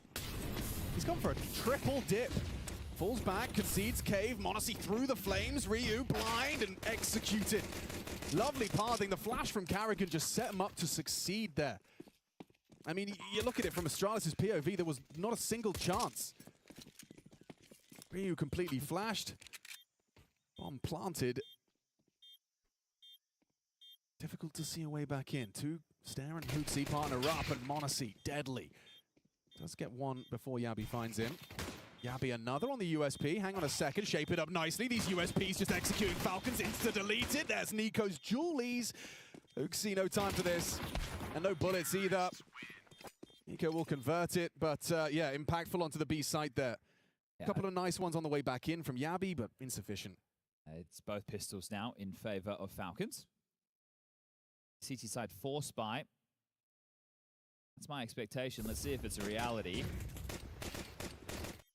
I am surprised they did just leave Ryu there. I understand it was a solid execute, but it looked like they were playing like an anti-plant setup, right? The reason you play inside is you don't want to. You just want to win the round there and then. Yeah. But, getting the output on the Berettas. Nico definitely could. Also, just got a lot of admiration for the pathing of m80, sometimes coming out of cave on those pistols.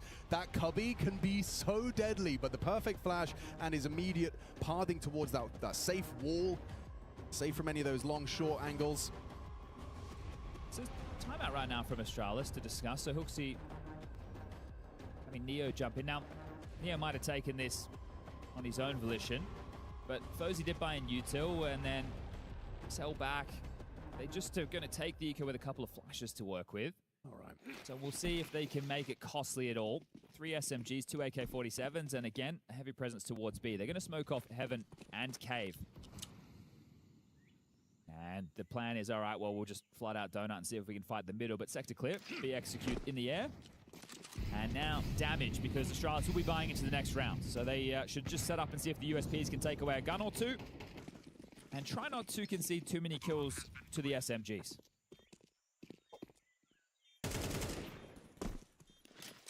Cowabunga. Big nade. Well, there goes the SMGs, but this Couple is of decent, kills. yeah, decent damage on the USPs. We'll take that all things considered as Tessas will finish it off and he'll get himself the upgrade. Yosuke's AK found and a 2-round gap. Now, it was a strong start in the first half. See if they can continue. Strong start here into the second. No AWP for Fozy. Good job finding picks and really playing the trade with the AWP on the T side. He's not going to get that opportunity for a couple more rounds.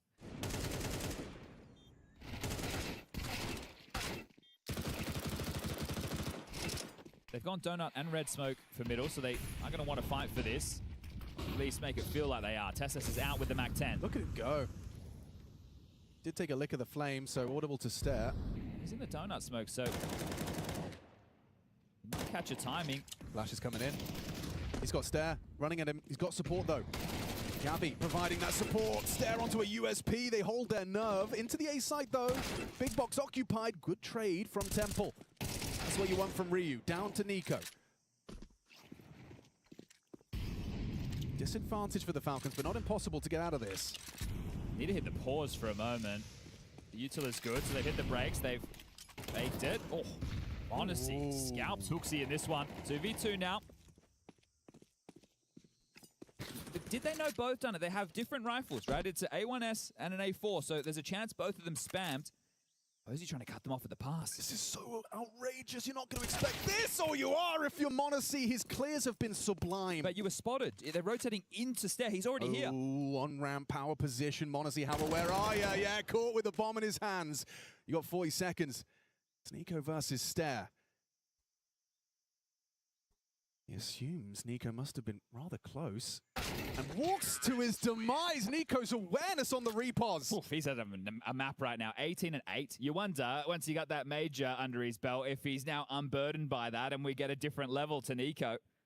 But putting in a shift right now. I mean, I've heard it from multiple major champs. Most recently, I think I remember hearing it from Dom. But it was the hunger that comes for the second. As soon as you win the first, you're like, I'd like to do that again. 2 would be nice. Can we have another one? Well, that is the hot start in the second half. Off of good attempt there from Stair. They hear the 5-7s chomping away, the snapping turtle. Keep them at range.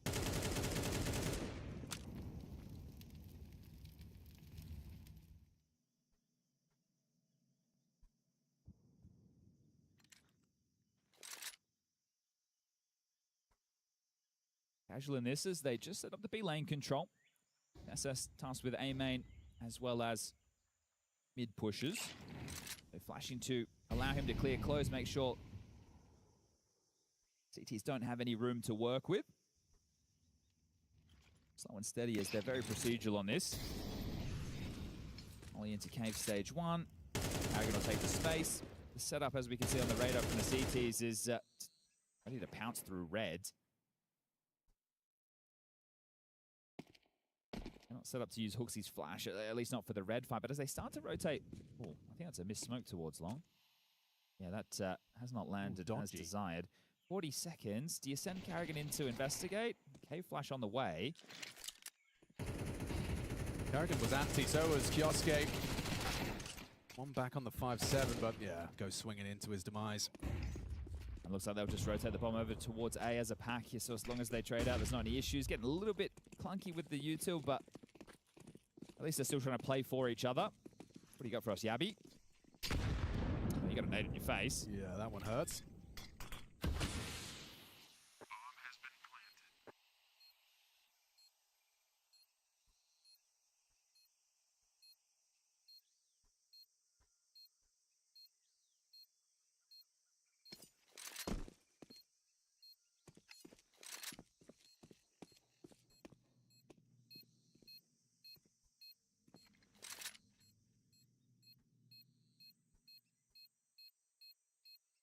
Nobody home right now. They have started to evacuate, looking for damage as Astralis. They'll pop out late, but they've already left the site. Tessus will take down Hooksy. Gabby will try and chase him. Tessus is definitely hearing this, so come on. Gonna go down to the bomb here. Yeah, Gabby. It's the head-to-head between Tessus and Yavi, right? There's been a couple of them so far. There has. Well, the key for me for Astralis to start bringing things back on this CT side is what it was on the T side. It's Posey on the AWP, right? He didn't get it out until the mid-portion of that T side. Now on the CT side, we've had 4 rounds played. Going into round number 5, he gets his AWP. This is a progression game. Nobody getting eliminated off the back of this one. Hefty nade damage. Look at that. Astralis struggling to stand up straight after that.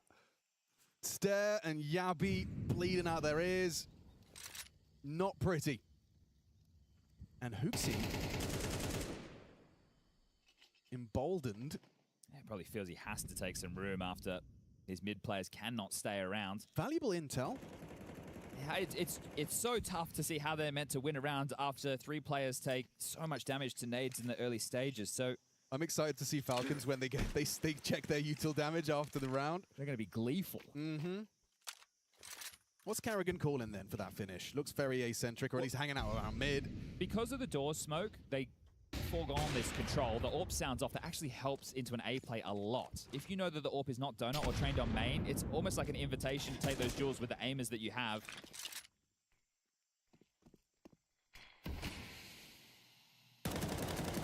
It's going to feel very tense for Yabi and Ryu. Less than 100 health between the two of them. I mean, this nade damage still lingers. A third man on the site, though, and ooh, lost control of that one. Ryu gets nothing, unable to provide those multis, those necessary multis, and like you highlighted, just being able to avoid this win condition for Astralis in the AWP. If they had AKs and they instantly, right, they have the angle, okay, you could stop, but as soon as you've lost control of the hose, it's one bullet, oh, thanks for coming. And you're static, crouched down, a nice little one bang from the Kalash. So we'll get to see this util damage come through in a sec, but right now, Yosuke has 180 at the top. Tessa's at 91, so we'll see whose nades did the most, but it looked bloody brilliant, didn't it? Doing the nade stack on the round, they start 3 mid as well, just a little bit of luck on their side. Astralis are one of these teams who love the full press, right? They really want to contest for that lane control. This is 5 straight rounds on the T side now. This is the map choice of Astralis. Dust 2 coming up next, and if we get to Dust 2, I am going to be quite worried for Astralis. They are on a 4-map losing streak in the last 3 months. Oh my goodness, that's a lot of red. Yeah, this is going back to Atlanta, right? So I lost to Legacy, Focus, Heroic, and Mouse. And a couple of these names are not Dust 2 teams. So that's where you get a little bit worried if you're an Astralis fan. And if you're an Astralis coach as well, you call your last time out if you're Neo. And you can see where this is headed. It's just a bit of a shame because that patch of 5 at the tail end of the first half, those rounds were quite dominant. They were setting the tone, and now, yeah. Nade damage galore that round.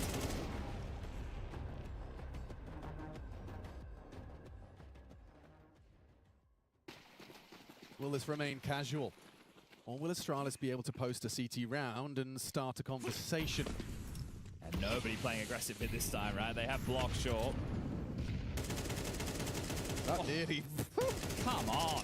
Providing an opener through the board. Ryu reeling. Give him a chance. 3 HP. They'll double up close to try and stop this. Yeah, okay. Ryu blind. Oh, Hooksy turns in. Lovely double. Denied by Tessus for more.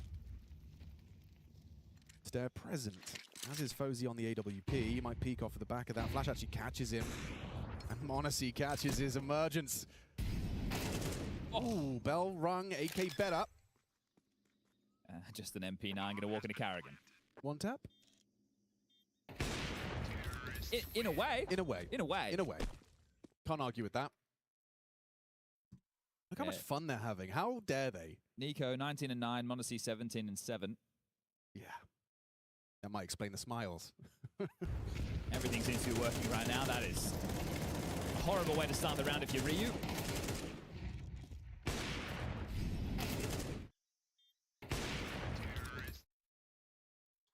All right, well, could very well be the final round of first map in this one. Falcons have come to play here at EWC. main again. Abby made the same play last round with an MP9. He knows he has a bit more company. Like it. Tessa's hard clear this.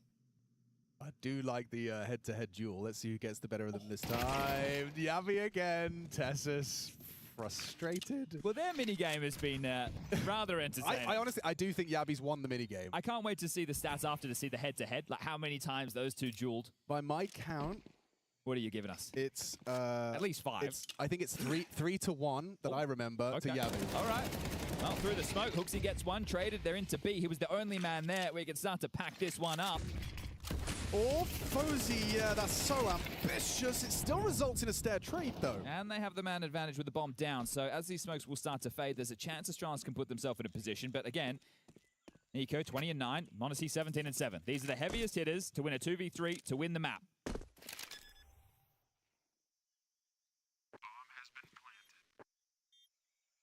These two play off each other. All 3 through cave. Oh, damn well. Monacy, power position on the ramp side. Nico.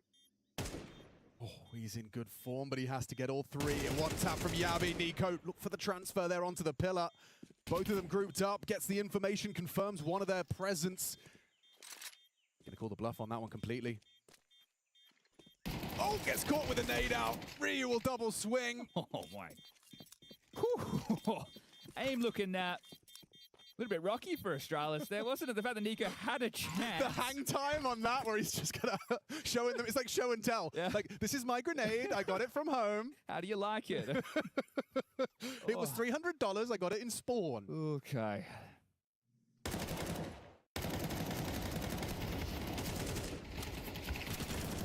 I'm honestly bought an AK, then sold back and brought himself an AWP, so plenty of cash for this one.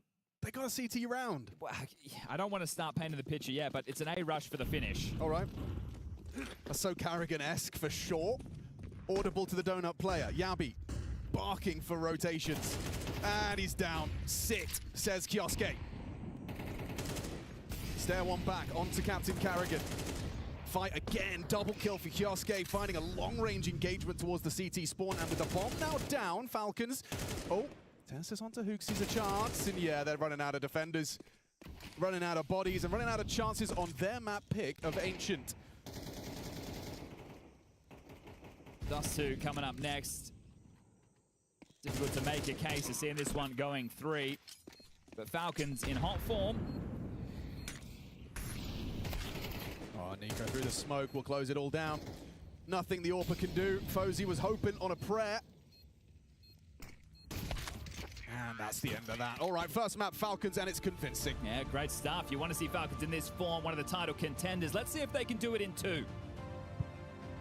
Yeah, try as you might, try as you will. It's not going to be enough here on the first map of this one. That's for much is certain. Astralis down 1-0 in what is a best of 3. And so far, so good. Falcons fans can rejoice in the fact that nothing catastrophic has occurred. Things are going the way they're supposed to go after you win the major. That's a very solid, it's just very solid from Falcons once again, and it's just, it keeps impressing me with how deep their toolbox is when it comes to not only the individual players, but also when it comes to how good they look as a unit. And it just shows time and time again. I think it shows, obviously, with how they take space and how they take control with each other, but it's also whenever they end up in clutches, whether it's Kyusuke or Tessis, but also just whenever you see Monacy and Nico together in the clutch situation, they just take their time, They're so aware of the majority of the situation that's going to happen towards them, and they just play things at a higher level, and it's just a thing of beauty watching, and it's just incredible to see how Falcons has evolved throughout the last couple of months since Carrigan joined with how perfect they play most of the situations. And today, not much of a sweat was broken here against the likes of Astralis. Yanko, would it be fair to say that there for the first part of that first half, Falcons had lived rent-free in Astralis' head? Yeah, to some extent, they were off to a great start being up 6-1, but, good job from Astralis to win 5 rounds in a row, and they were all gun rounds because Falcons had such a great economy at the time, but in the end, not being able to win the second pistol, not having a good start, and Falcons just playing really well, as Peter pointed out, sort of hitting that flow state, not really making any massive blunders, right? And that's, something that you were used to seeing from Falcons. Even with this iteration of the lineup, you would say, oh, they play up to the level of their opponents, which is great when you play a Vitality or a Spirit or an AV, but not so great when you go up against a BB team or, you know, potentially a K27 or an Astralis. So the fact that even though it's just the first map, it was Astralis' map pick and they were super convincing in their win is a good sign for the Falcons. I think it's a convincing fashion that also just stands out to me. Like the fact that regardless of the situation they end up, you know, they take their time and they play the situation accordingly. They just, you know, they seem to be a very well-functioning unit as of right now, and it's a scary look if you're an opponent looking at the Falcons, because this is how the Falcons were supposed to be looking also when the project was started, you know. So the fact that they've just picked up the pace and the way that they can, you know, almost, you know, demolish their opponent, like make them have no chance, that is very impressive. I think we are right at the position where we can look at some of these rounds. I'm thinking round 6. We can start off the early ones too, because round 6, well, if I remember right, it was already a situation where you lost both pistols. So how did it manifest? Yeah, talking about that flow state, here's a reset round early on, right? In the first half, Falcons go for that heavy mid opening to take mid control. No one is on A early on. Slower, more passive opening from the side of Astralis with Fuzi being boosted up again. But now you see the rotation in the mid round. 4 players towards B. Nico spams to sort of mask this aggressive play. Again, we talk about what Kerrigan does for Kyosuke. He swings first, so Kyosuke can get all the kills. Tessus pushes Cave at the same time. Now m0NESY with the smoke break, just taking care of business, and that's a super clean round to completely reset the economy of Astralis early on. And obviously, just looking at round 9 as well, I think it's one of these rounds where I think Astralis did something really great. Like it's the mid control for them that was very important for them, and also the fact that they get Stair into this very forward position. And then it's this fight into the A main that is actually very important. That Ryu, he finds Nico with a very well played headshot, and you can see that this fake just really pulls all the Falcons player towards the middle, because they need to try and regain this type of information. They want to go out and fight. They want to begin. It's one of the traits that Falcons has really picked up and wanted to be playing around as. If they lose a frag somewhere, they might as well just gather up, get that information, fight it, instead of just playing it up to be random. Might as well. And we might as well kind of look at the simple fact here that we go to Dust 2 with Astralis starting on CT. Is there some saving grace in that? They're not out of it yet. Yeah, okay, that's real. That's real. And similar with Falcons, Ancient was probably one of their weaker maps, and they put in obviously a lot of work on it during the break, right? And that's something that maybe Astralis couldn't necessarily prepare for well. Now, on the flip side, Dust 2 is a weaker map for Astralis, so that's always something you're going to focus in your off time, during practice, right? How do you improve your weaker maps? And maybe they have something in store that could catch Falcons off guard. I think it's gonna be very difficult, right? I think Dust 2 was that map, and it's still the map for Falcons when Kerrigan was brought in. You know, he just have a solid idea how to play it, and he's just shown that ever since. And it's also a map where Nico just gets a lot of freedom, wants to be running around, and then if you pair that up with the aggressiveness of Kyosuke, but also m0NESY, you know, you just, no matter where you're gonna turn your attention, you're gonna be having a tough time. One thing that could, you know, beat Falcons is hubris, right? If you get ahead of yourself and, you know, you think the game is already over, that's usually when you can get surprised. And they definitely aren't at a level in which they can, you know, think that way or take anything for granted. So now it's about maintaining discipline and sort of finishing the job here on Dust 2. But what are the odds exactly if I say Astralis come out swinging a little bit harder than they did in this first map? Because I'm thinking that's a world we live in. Now, is it going to be enough to keep pace and compete with the Falcons in the long run of the entirety of the map? I don't know about that. It feels like the gap is too big, right? It would have to be one of those underdog stories where you win both pistols, right? Some reset, a clutch early on, right? But it just feels like Falcons are too good at the moment. Yeah, and I think that's a good place for us to kind of pause what we got going on so that we can go to a break. We can come back. We can jump right back into Falcons Astralis, B-Stream's Legacy phase, but that's not what you want to watch, is it? You want to watch over here and see if the Falcons can close this out in 2. And just like you, so do we. We'll be right back after this.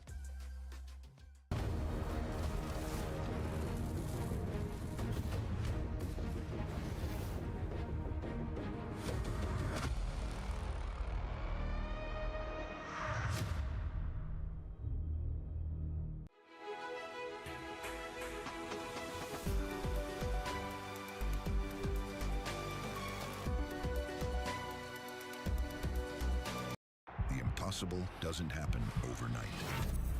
It happens in the hours nobody sees.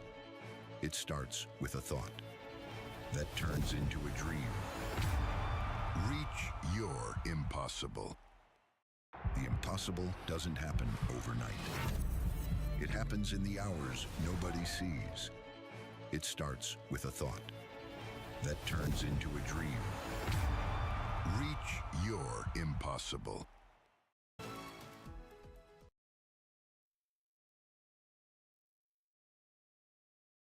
He's taken two. Lato dead, Art wall banged away, and immediately Legacy left out on their feet. As rounds are starting to end very, very quickly, emphatically, not even any success on the openings that you could be happy about for Legacy. Smoke fades, wrong time for Nissim, he goes down. And Frozen's even spotted one more towards the B bomb site. Yeah, Frozen going to go back in for a peek here. Bomb is going to be coming towards Frozen. He's nailed it. No problem whatsoever, and no chance here for Legacy. Getting absolutely shut down. One-sided today from FaZe.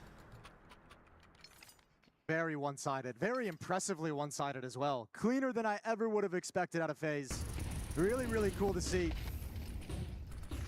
Legacy, still some work to do. They haven't even been able, we mentioned in the first half, not even able to execute their game plan, it feels like. That's how strong FaZe has been.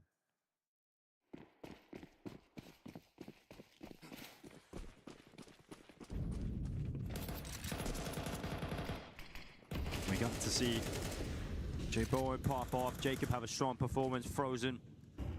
Strong start to the game, and he's continued that. Dumao has slipped out middle. Twist is going to find him. Surely. Dumao's got to get very lucky on the timing there. He's done very well to anticipate that peak from Jacob and handle it, but using utility while Nichu blinding Dumao. Here comes the last-ditch effort again from Legacy. Once again, knocking on the door of this A site. Has not been going well for them because J Bowen has shut up this A site. Nichu's come in with 2 on the rifle, and it's just Lato 1v2. It's a doable clutch with J Bowen low in HP. But you have to look at the 19 health left on Lato. You need to kill Frozen, and he just can't get it done. A 13-6 win coming in from FaZe Clan. We were talking about how strong Legacy looked like on Cash yesterday. FaZe have made them look very average. Yeah, they really did. That's a disgusting performance out of FaZe right out of the gate. I mean, start to finish. Lovely once they took control. This losing the pistol, winning the second, but then just dominant. Jacob had a great game. I think Twist called a phenomenal. Welcome to the infamous British game, Chicken in a Box. I'm here with Team Falcons. I got Monesi, I got Kyosuke, and we've got 2 boxes, but only 1 chicken. I'm going to explain the rules of the game. Kyosuke is player 1. He gets to open his box, see if there is or is not a chicken in there. Monesi then has to swap the boxes. Kyosuke's got to convince him to either keep his box or swap the box. You guys understand? Yes. The winner gets the chicken. Are we ready, Kyosuke? But I'm not looking. Actually, I need to look with you. Wait, nice face. You have chicken? No. What do you think? You want to swap boxes? Yeah. Yeah? What, you don't have a chicken? What's in the box? Nothing? Nothing. Nothing? Maybe chicken. Maybe chicken. Yeah, maybe. Oh, you're bluffing. 50-50? 50-50. What are the odds right now? 100% you have chicken inside. Why do you say that? You have chicken inside, 100%. Do you want to swap with me? Boxes or not? I'm fine with it. Ooh, he's going back. He's double bluffing. Or is he? Tak, listen. I think you have chicken inside, so I trust my feeling. You have, so I would swap. Why do you have that feeling? Is it his face? Is it his voice? Body language. Yeah? Sells everything. Okay. Is he scared? Maybe a little bit. What if he's bluffing you right now? How do you not. know? He is not bluffing. He's not? Yes. I know my teammates. Very confident, very confident. Anything to say to this? No. No? No. Right now, it looks like he's going to swap, so you're happy with that. That's what you want, right? I'm okay with it. Now He's okay with now it? he's triple bluffing. He's triple bluffing. Yes, of course, it's provocation. You have chicken. Give me chicken there. Are you ready? Yes, I hope I have good feeling. Honestly? I open. Do us the honors. Так, братан, and today for my lunch I have chicken. Yes, man. Easy. And that's it. Monesi wins, as they say in Team Falcons. Nicely. Nice, bratан. Nice try, next. Thank you. Go next.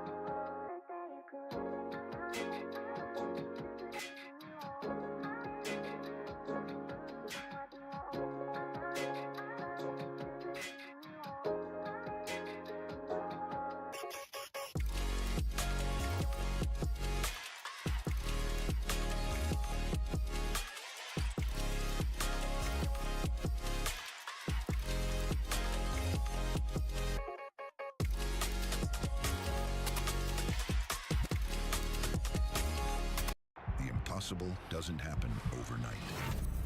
It happens in the hours nobody sees.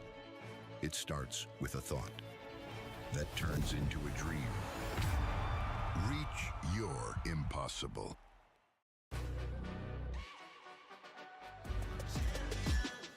This ain't no regular thing. I came for the ring, you know what I mean.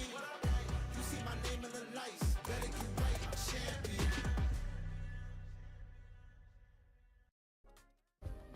Play is in our DNA. Whenever we let it out, it becomes our superpower. Now imagine an entire city being built to supercharge it. Kadir City, powered by play.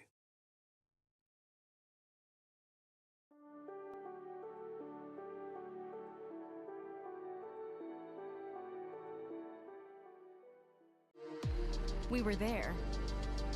For every click, every clutch, every respawn. We were there for the years of grind. And we're here. Now. The proud founding partner of EWC. Powering the biggest event in gaming.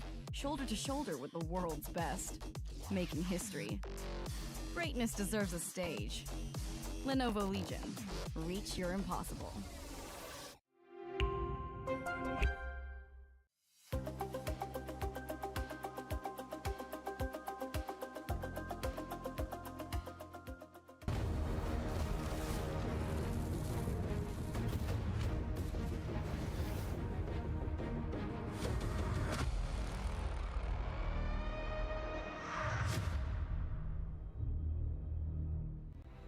Well, well, well, what do we have here? We've got Falcons in very good form. Understandably so, of course, fresh off of the big win, now up against Astralis for a spot in the playoffs. A little bit different here at EWC, 16 teams make it through to the round of 16. Single elimination playoffs, and a spot for them, I say them, Falcons, if they can convert Dust 2. Yeah, it's looking likely now. Dust 2 coming up next. Their map choice, a map of the major. They played 5 times. They won at 4 of the 5. But they lost it recently to 100 Thieves, but that was online, so we can just completely swipe that one away. We don't put a lot of stock in online Counter-Strike, especially at the start of a season. And since Karrigan has joined the roster, Dust 2 is their most played map at 18 times. The next closest being Mirage at 10. And of those 18, well, they've got a 72% win rate. So 72? And the fact that Monacy, Nico, and Kioske are all in good form to kick off map number 1, that bodes very well for Falcons coming into map number 2. Monacy and Kioske are the 2 highest rated players over those 18 maps. We'll see if they can be unleashed. We'll also have a bit of an in-game leader T-side kill count watch. Hooksy and Karrigan combined have 1 kill on the T-side so far in this series. Their job is to call the round, not to shoot the people. For those of you that weren't there, by the way, Chad Sponge Birchall, ex-in-game leader, Yes. if you'll believe it. I had plenty of times of botting out. I was quite the expert on He's botting out. unusually sympathetic to the captains, believe it or not. No, I get it. It feels real bad. No, but T's side, you do have to be pulling those strings, and that's Carrigan calling the shots for Falcons. And if you are going to die, make sure you trade it. Right. Which Carrigan does a lot of wide swings with Kioske behind him. Oh, he's about to be the first man in. Oh, what? Fozy. Good start. Breaks the neck of Monacy with those dual Berettas, and he's ready to stand and bang. And actually, Hooksie's found himself one onto Nico, no less, who's just had a great Ancient to start us off. Weird standoff here. It's a very weird standoff here too. Hang on, he's going to get it. Yeah? There you go. Thank you. It's the TESS 1v5. You've all been waiting for it. Everybody's wanted to see it unfold. One of the greatest rounds of Counter-Strike that you haven't known's happened yet. Okay. 35, he needs to jump up short. He needs to pick up the bomb. They're running at him short. Oh, and Fozy's got a smoke. Oh. I know it was already looking pretty unlikely, but that really did seal the deal. Okay, well, Hooksie's got 3 kills on the CT side. Not going to go towards our tally, obviously. No. Oh, no, he didn't. It's only T side we're looking at for the tally. It's Fozy who got the 3K got in the that 3. one, yeah. My bad.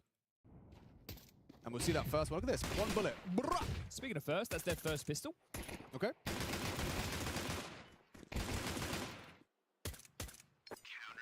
Gonna be the force for Falcons. I see him with a scout. Pistols for the rest. Yabi got another one on Tess's, by the way. I'm keeping track. Oh, I forgot. I'll check. Will ya? Yeah, Thank you have I'll focus on that. You focus on this. Okay, well, it is a full investment. Falcons not satisfied. They had 9 head-to-heads over the course of that last map. Did Yabi win? Yabi was out 6-3. Okay. Needed down to the funny number, but sits Yabi down with the scout headshot through the door. That's beautiful. Can't really, like, fault Yabi. I guess. He just clicked real good. I think you have to gamble now if you're Astralis. Playing 2-2, you hope you can get the necessary output. They're turning this into a B pop with mid to B pressure. So still selling that they are applying a little bit of something over towards A. The fact that Fozy's here gives me a little hope for Astralis to convert here, even though they are supposed to. I take that one back. The Monacy scout, 2 kills deep. Ryu needs a lot more than that. Wow. I had X-Ray off for that second fight. How good was that? Much better than X-Ray on. Yeah. Usually the way it goes. Crazy. Crazy. I mean, I know you said it was all floaty analysis, but when you said Falcons are going to win and then read the 5 names on Falcons or the 3 big names on Falcons, I mean, yeah, crazy. Crazy. That's the thing with this team, right? Obviously, the output's never been questioned. It's just when Kixon was there, it was, okay, they're lacking this punch to get across the line. Then Carrigan comes in with FaZe flailing. People go, oh, well, this isn't going to do anything. And, the confidence that the team have in Carrigan has now unlocked the individuals. Yeah. Mid-door Molly, making sure no one can scuttle in towards lower tunnels without taking a lick of damage. It's going to be the force buy back the other way. This one doesn't have a scout for Fozy. Mid-door smoke hasn't quite hit the mark there, so there is a slight gap to work over.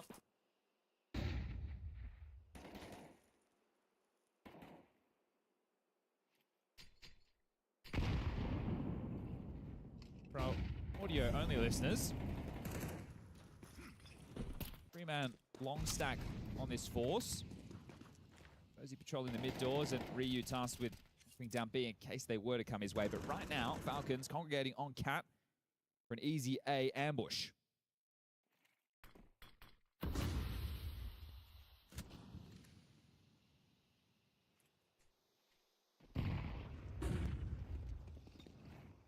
Fozy relays a large amount of bodies crossing Gandalf's side and towards the A site. The long players start to activate, making sure there's no rats in the system lurking long, but on the fade of the smoke, it's an easy pick for Carrigan. He'll take that any day of the week. A kill on the T side, 2 now. Yeah, because there was no pressure at all when they scaled, they just immediately went back and covered off short, which is going to give them room here in the post plant. And Astralis, They gamble incorrectly. And this is where, yeah, the cash can really go crazy. You got 2 M4s and a FAMAS out of the second round win. You don't have to reinvest into anything. You're just going to be, you know, getting a nice pile of gold, Smaug style. And I think that's why we're seeing Astralis go for the save, because otherwise their next round would have nothing to try and contest against this. They'd be going into crossfires and post-plant setups that are already there, and right now they can just go for the double dip. Okay, we gambled incorrectly. We didn't get what we were looking for. Let's try again. Just the one casualty of Fozy. But I think that they really need to start prioritizing getting this guy the AWP as soon as possible, and that's not going to happen for some time now. So what impact he was able to have in terms of openers and adding a little bit of energy, as Ancient was concerned. Some very good long spawns right now if Falcons want to take the challenge. Always risky to do against the pistol buys. You definitely don't want to smoke long corner if you're doing that against a lighter investment, but just looking to take their chances. It's essentially the same start from Astralis. B, other 3 gravitate towards long. Fozy's job is to patrol the mid to B and call what he hears towards short. So something in the prep, it feels like it's told them, hey, they're going to go back to a late long take after they feign this mid presence, but you could very easily just see them calling the same round.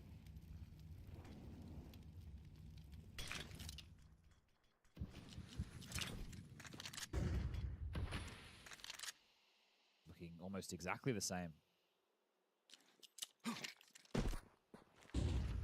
Yeah, almost. This time, though, Fozy has been spotted towards the ramp side. He's done well to hit a headshot there. The first bullet out of his USP. He does put Carrigan down, and he'll find the finish as well. So converted upon it. Bit of damage onto Kioske as well. Tessus as well. Wow, these pistols, they're doing damage. Need to convert, though. 2 walking on up. Stare to bait Hooksy to try and find something on the 5-7. Short plant. Kioske's holding the cross. Flash connects, and so does the bullet. Stare finds the head. There's a double kill. Yabi chips in, all onto the shoulders of Nico. A 1 versus 3 with the short flank coming in quick.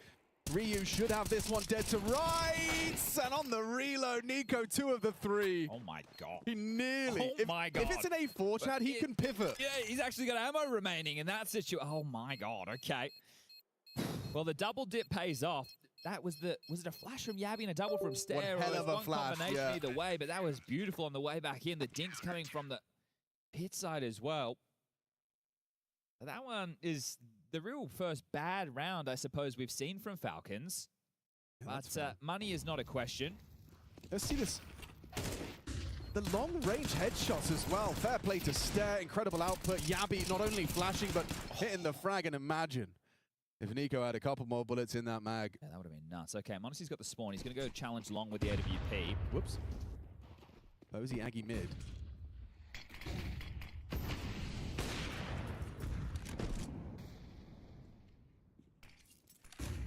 Oh, this is feeling a bit scary now for the AWP. There's support.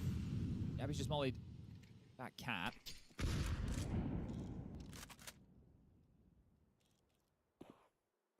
A molly into lower, and he is cooked. Instead, oh, he's had his head removed by Nico's AK. You can see a furrowed brow. Communication a mile a minute. That's the AWP dead. So at this point, as long as you can establish short control, you can just finish A with an execute. Or... Oh, Hooksy loses his head on what was just a jiggle smoke defense. Yeah. Sharp shot from Tessus, the unsung hero. That's his archetype. Ryu's given up B. Nico could try and lurk in for this. And now waiting for a CT re-aggress, 50 seconds. The net wide. Got everything covered. Obviously with the mid doors, Nico upper tunnels, this long space, short control from Suke as he swings through, spots him out, gets information on one. Nico's going to take the B space. Still plenty of time to bring the bomb back, 30 seconds. But m0NESY heads long, so no, not anymore. Oh, boys. Oh, Yeah, boys. hang on a second. We're getting maybe 2 rounds in a row. Hang on. Nico's flank is everything. m0NESY onto Yabi, perfect. And yeah, they are going to go for the A commit. 20 seconds. They have to hurry this up. Ryu and Stare, both on the A site. An opportunity to disrupt. What is that? Ryu just goes jumping, trying to react. Gets caught by Tessus. Just Stare, trying as hard as he might. 9 seconds on the clock, boys. Where's that bomb? Where's this clutch come from? It's just Stare, and he pulls it off with a USP! A shrug of his shoulders, quad kill total. Falcons fumble. That's a overcooking of the pooch, I think is the official terminology for that one, right? Boiled. Yeah. It's just a liquid now. This opener, Nico just rips off the head. Tessus does the same. The battle back from Stare. Another cross smoke that's leaving a lot to be desired. The clock against them. Nico's desperate. Realistically, in that situation, you know, he should wait for the ramp players to make contact, but thinking he'll just do it himself. And now we'll go 2 consecutive rounds, the 2 worst rounds that Falcons have played in this series so far. In back-to-back fashion. So now it's just about the mental, but a timeout taken, a conversation had, a chance to reset. Yeah, just 2 1v1s in back-to-back. You know that you've squandered a couple of these opportunities. What's going on with these cross smokes? It's the same kind of gap as well. Just missed thrown. Yeah, if people missed it, Aurora versus M80 a little bit earlier today. M80 sent packing. Aurora finding better form than they did day 1. Oh, Stairs doing the geeky. Yeah. Oh, never mind. Yeah, I thought he was doing the no cries. Yeah, Just did the standard. Well, they've already won a round with very little. It was a force in round number 2 of the game. Honestly, Scout delivering. No Scout this time round. Honestly, with his hands off the mouse and keyboard. Until this one is going to be a slow crawl.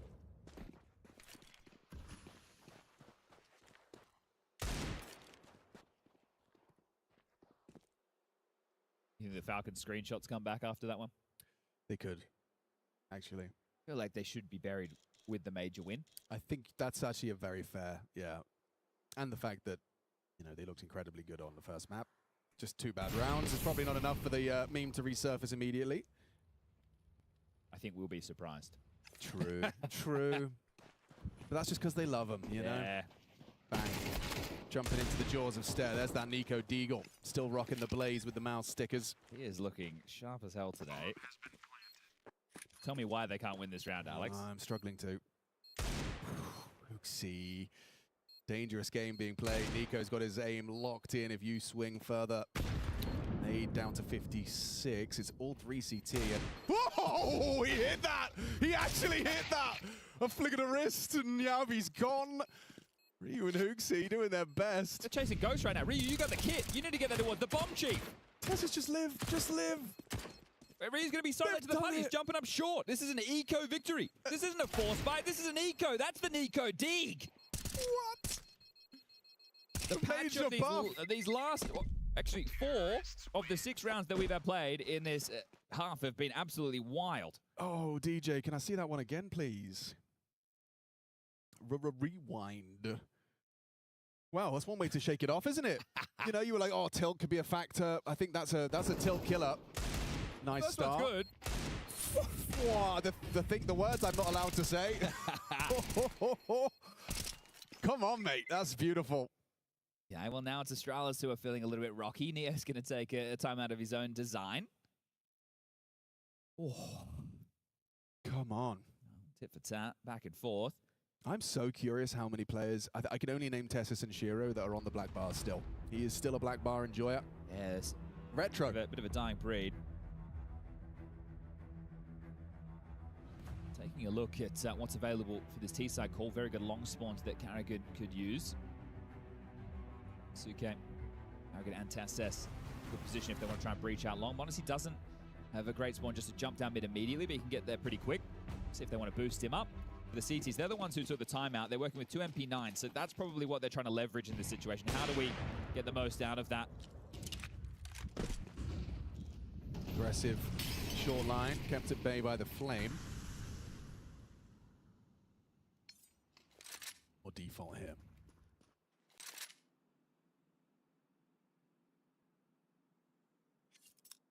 Nice not to see Hooksy try and press up closer towards the long doors just to lock it down because he only has an SMG. I suppose he wants to stay in motion because they have gone for a 3-man gamble of the B stack on this lighter investment. Well, I said lighter investment, lighter weaponry. It's a full investment, excuse me. A looks very fragile from what we can see, but the AWP is in a great position to deal with the bomb. coming through the long doors. Crisscross mid smokes. Posey doesn't flinch. He's on the line. Oh, it's a catastrophe! Hooksy just puts his skull in line with the Falcons, and Posey a shake of their head there. God, we're having some fun on Dust 2.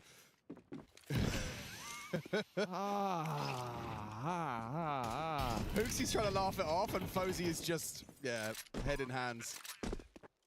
He's in the right place, Chad. He is in the right place. He's in the right line, and Hooksy's cerebellum interrupts.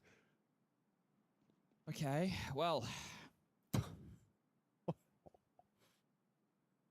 Oof. Oof, indeed. Oh, have we lost a flash? No, we Isn't it crazy? That's the opening kill of the round. Oh, it is. So Posey technically got an opener. Yeah, yeah. Put that one in his column. Someone put him in a green jersey. Gosh. Mate, that's a bummer. Whew, okay, well. And now they've lost a flash. Like, it's just funny. Terrorists win.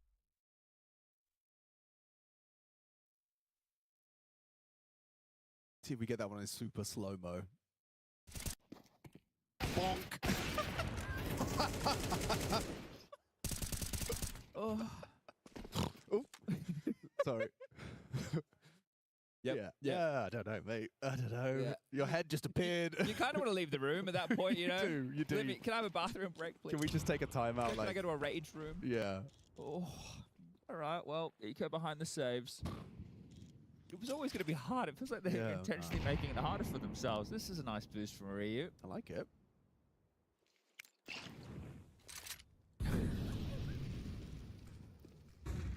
That's it, though, right? Like, we're might done. be going for a couple We're of done rounds now. after We're that. done. Like, there's no more of that. No more silly buggers. I feel like it can get worse, though, for Astralis. Yeah? Imagine one more frustrating moment. Oh, that would be, yeah. It would Just one compound. It would compound, for sure. I do like the angle. Don't see this every day, but it is obviously susceptible to the mid-split. Which is starting to take shape. Forces a dismount. You're not ready for the double up here. Wait, Hooksy needs to be seen, yeah? And now he needs to die. Can he die? Fake dink. Yeah, fake dink indeed.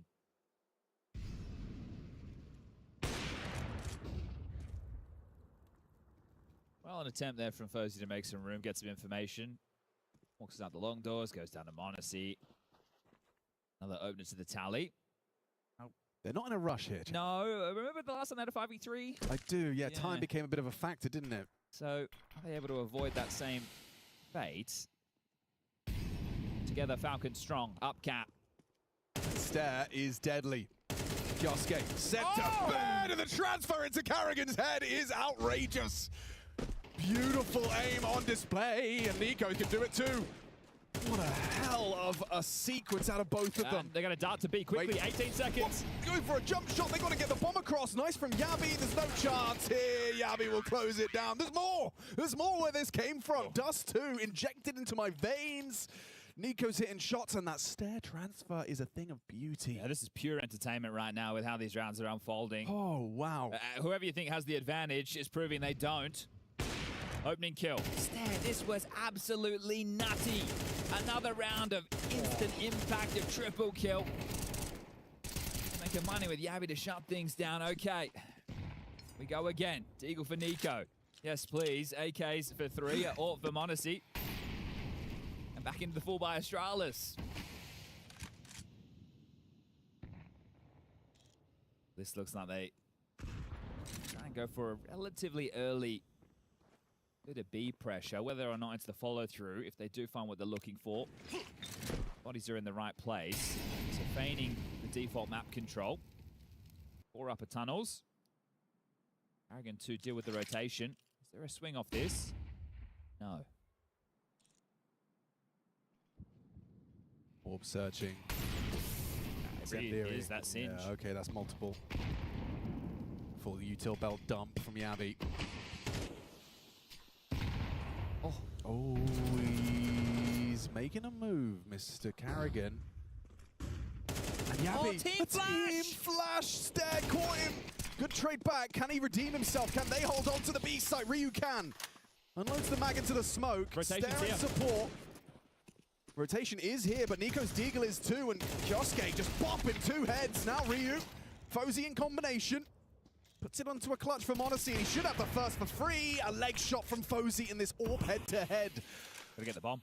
He has. The pressure is on Monacy to make the next move. Ooh, he's hit him. He's actually hit him on the flick through. Now both low, and he swaps out to the M4 to win it out. Swedish sniper prevails in the head-to-head. Okay, this is a map for Counter-Strike. Sign me up for, let's go back to MR15, can we? This is, I want more of this. This is insanity. Every round, whatever you think is going to happen, you're wrong. Okay. Second timeout, surely, coming in here. Noah's just an eco. Okay, I thought maybe just take a breath from Falcons, but okay. I think it was back at EPL. It was like Spirit versus Astralis, and it was a Dust 2 game. And I was like, there's absolutely no way in the world Astralis, who I think at the time were pretty bang on average at Dust 2, had any business beating Spirit. They're out smoke. Come on, Hooksy, get your eeks. Nice double. Kioske Glock finishes the job. No, guys, it's Glocks. It's fine, it's just Glocks. Ooh. Can't be playing scared versus the starter pistol, and they won't. Kioske was having a bit of a laugh there at the end of that one, so the fact that they've been able to get 2 kills is, well, I think the expectation of how his first up for Dust 2 is gone, but this is almost 6 rounds for Astralis on the CT side. It's a solid haul. It is a great haul. I mean, I'm just replaying some of the rounds we've witnessed in the first 10.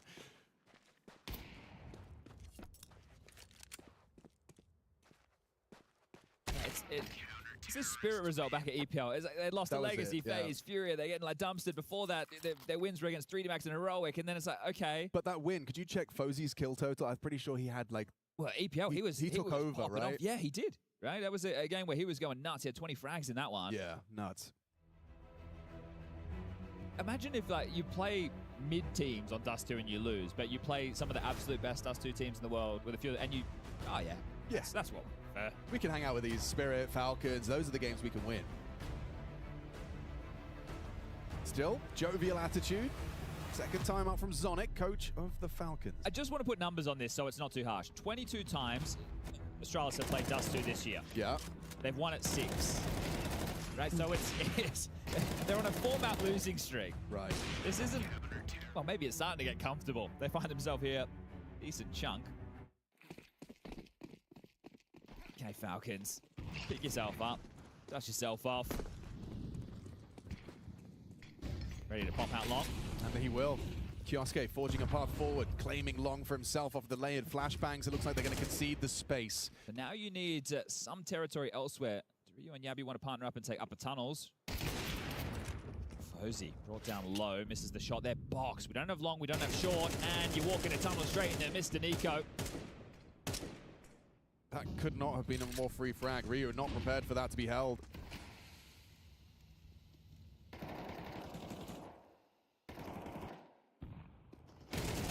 Carrigan wins a head-to-head duel with Yabi. That's valuable. Both B defenders. Okay, wow, pre-fire from Stare. A couple of extra bullets. Fully rotate. Nico should have this one. Tearing the steps. They are long rotation. No on B with Ryu dead and Stare mid, so... And Hooksy, I think he wants info on A as well. So at some point, there'll be a glance and maybe into that AWP. That's what Monacy's counting on.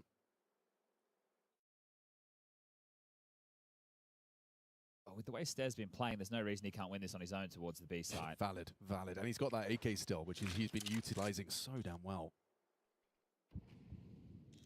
Hooksy doesn't budge, doesn't give Monacy that pick he wants, and oh, it has pulled Stare away just enough for them to waltz into the B side and get across the doors. He's not there. Should be free for Falcons now for 5.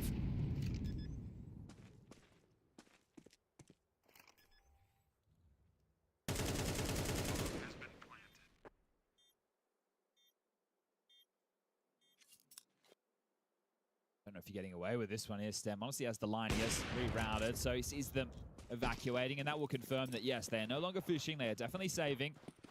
Final round coming up next, then they get the 1,400 loss, so a couple of players low on finances. This is the decision that could see them going into the full buy, unless Monacy wants to do something crazy. I think they can just hold the long territory. They don't need to press the issue. So Falcons will stop the streak of 3, the longest streak we've had this map so far. And they'll make it just a 1-round game. Terrorists win.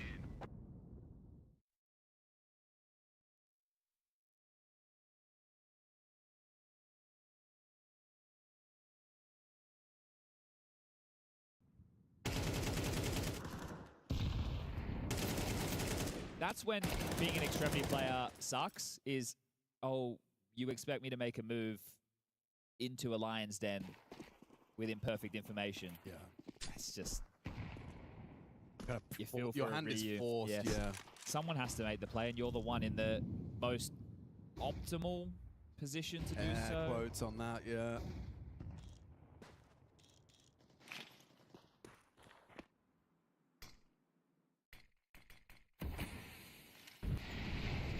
But considering the stats you brought to us about Dust 2 for Astralis, this 6 CT round haul... It's much more competitive than my expectation. Yeah. Looks like we're going to have Tessa setting up Kioske, take some short space. So CT's wanting to block the mid to B with that smoke. But we'll see if they want to channel more smokes into that. They still have a couple to work with. Plenty of ways it can be thrown as well. The lurk smoke towards B from Nico. That will keep Ryu and that a Yabi interested. And just turning this into a mid to B split. Waterfall smoke enables Carrigan to go for like a CT drop, perhaps. Oh, you don't need to worry. Ahead of your Kioske expectation has right there. caught Stare. This might pivot them back into A now. They know 2 B defenders, and, well, Carrigan's going to do it on his own. So Hooksy, long anchor, short should be open, and this should be 6. Yeah, forging a path into the site now. No rush. Want to see. Actually, yeah, couldn't spot him. Nice use of the HE from Yabi to mask the swing. Results in the loss of the AWPer. Is this really a conversation? Really shouldn't be. Nico's got short on lock. Kioske's got CT. They're playing active. Tess is belt rung somehow, somewhere. Hooksy from long. They know where he is. Just too many crossfires they have to break in this one, so Hooksy and Ryu will give it a crack. It's the last round of the half. They're just going to waltz on into what should be their demise. Hooksy gets 1 for the troubles, but Nico and Kisuke deal with it, and that'll be 6-6, all tied up. But quite an entertaining half. I think some people might say Clown Fiesta. I'd say entertainment, right? I know that we're having expectations in these rounds, but when that's subverted, that's where the entertainment spikes. Well, that's the thing about the circus, Chad. It is rather entertaining. Yeah. Wow, 6-6. Let's go. Astralis is Dust 2 up against the Tier 1 teams, and again, putting up a valid fight. It's just funny when you look at the last 4 opponents of the losses. Legacy, Focus, Heroic, Mouse. Yeah. All right, well, Mouse, yeah. They've only just started to, I don't want to say become a Dust 2 team, but look a little bit more comfortable out there. And then before that, your win is against Liquid. It's like, yeah, all right. And that's the ultimate and Shui Liquid too, so. Well, let's see if they can get it done into the Falcons. 1 map to the good, taking Ancient. See it top left of your screen, 13-7 victory on Astralis' pick. I mean, not forgetting as well, it was an Astralis pistol win in that first half. That is true, yeah. With the back and forth, I feel that kind of works out in the wash. Yeah, fair. I mean, considering, yeah, everything that happened in that half, I'm still thinking about Fozy just blowing Hooksy's brain off. So we had a tech, then they said ready.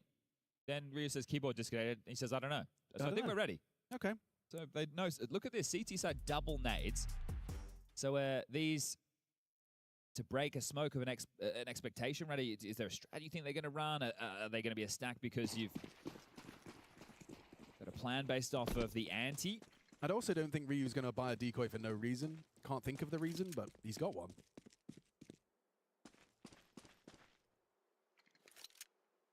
Back a plant onto beat. Now skate to defend. He's going to try and bait, yeah, okay. A fake lurk, smoke, swing. Whoa, 99. Ryu's face from Kioske USP. Yeah, their plan appears to be going A, right? Hooksy has the bomb. He's been back at top mid. So they put pressure B. They were hoping for some type of CT reaction. They haven't gotten it. This is the fight.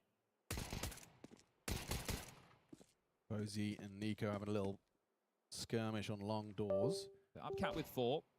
Nico can run away at any time, right? He can support Carrigan when he needs it. Carrigan's even still got those nades, right? Got that HE grenade. They'll flash on long, catches Posey, but the majority of the assault here coming in. That's the nade, and whoa, look at the health. That is brutal. Carrigan finds 2, and they've softened him up nicely.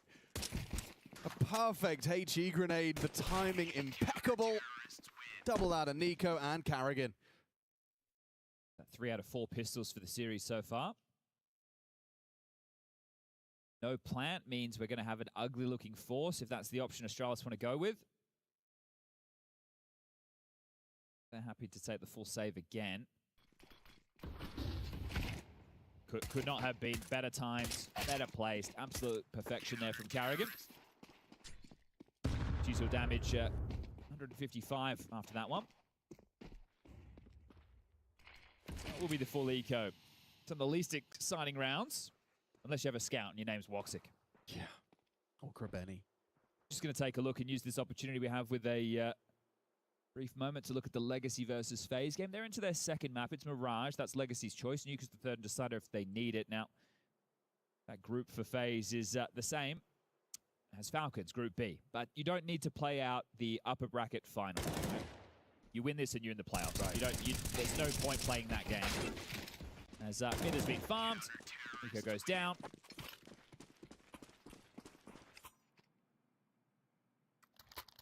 We're into the guns.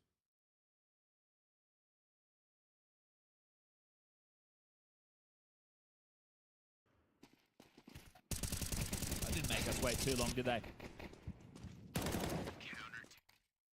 Well, if Astralis do end up losing this series, they'll drop to the lower bracket where they'll play the winner of BB Team and NHIP. Xbox smoke and mid doors. So they don't want that to be perforated at all, but there's no Monacy AWP to worry about.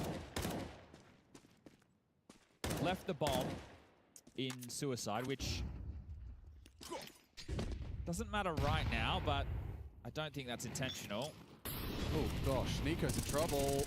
Oh, it's Hooksy that struggled to profit off of that flash. Nico. He's back in his aim in this one. Why not with the series he's having? 11 bullets. Mag dump through the smoke. So really playing for the short control, taking a look at the mini-map, right? That nobody home towards long. They want to pipe back in through short, and this might be well-timed if it's a mid to B. We're going to have a clamp down, a brawl in mid.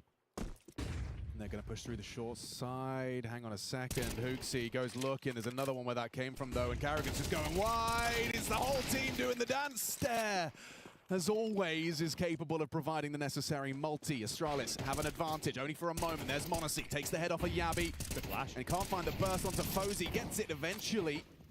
And has support now. The supportive cast arrive, and they find all the necessary frags. That's clean team play in defense of A from Falcons. Yeah, beautiful work, right? They were starting to clamp down on that possibility of the mid to B. It worked out for short as well. And then Monacy just standing his ground in the site there. Some steady shooting.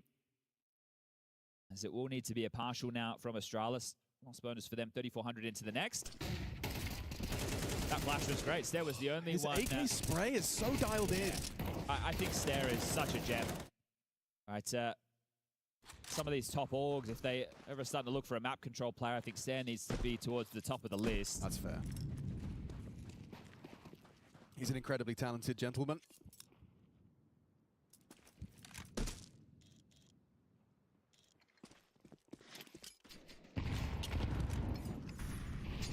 Whoa, just a barrage of nades in response to the steps, closed doors. Okay, so a block mid and a block long simultaneously. They also played anti-B-pop setup.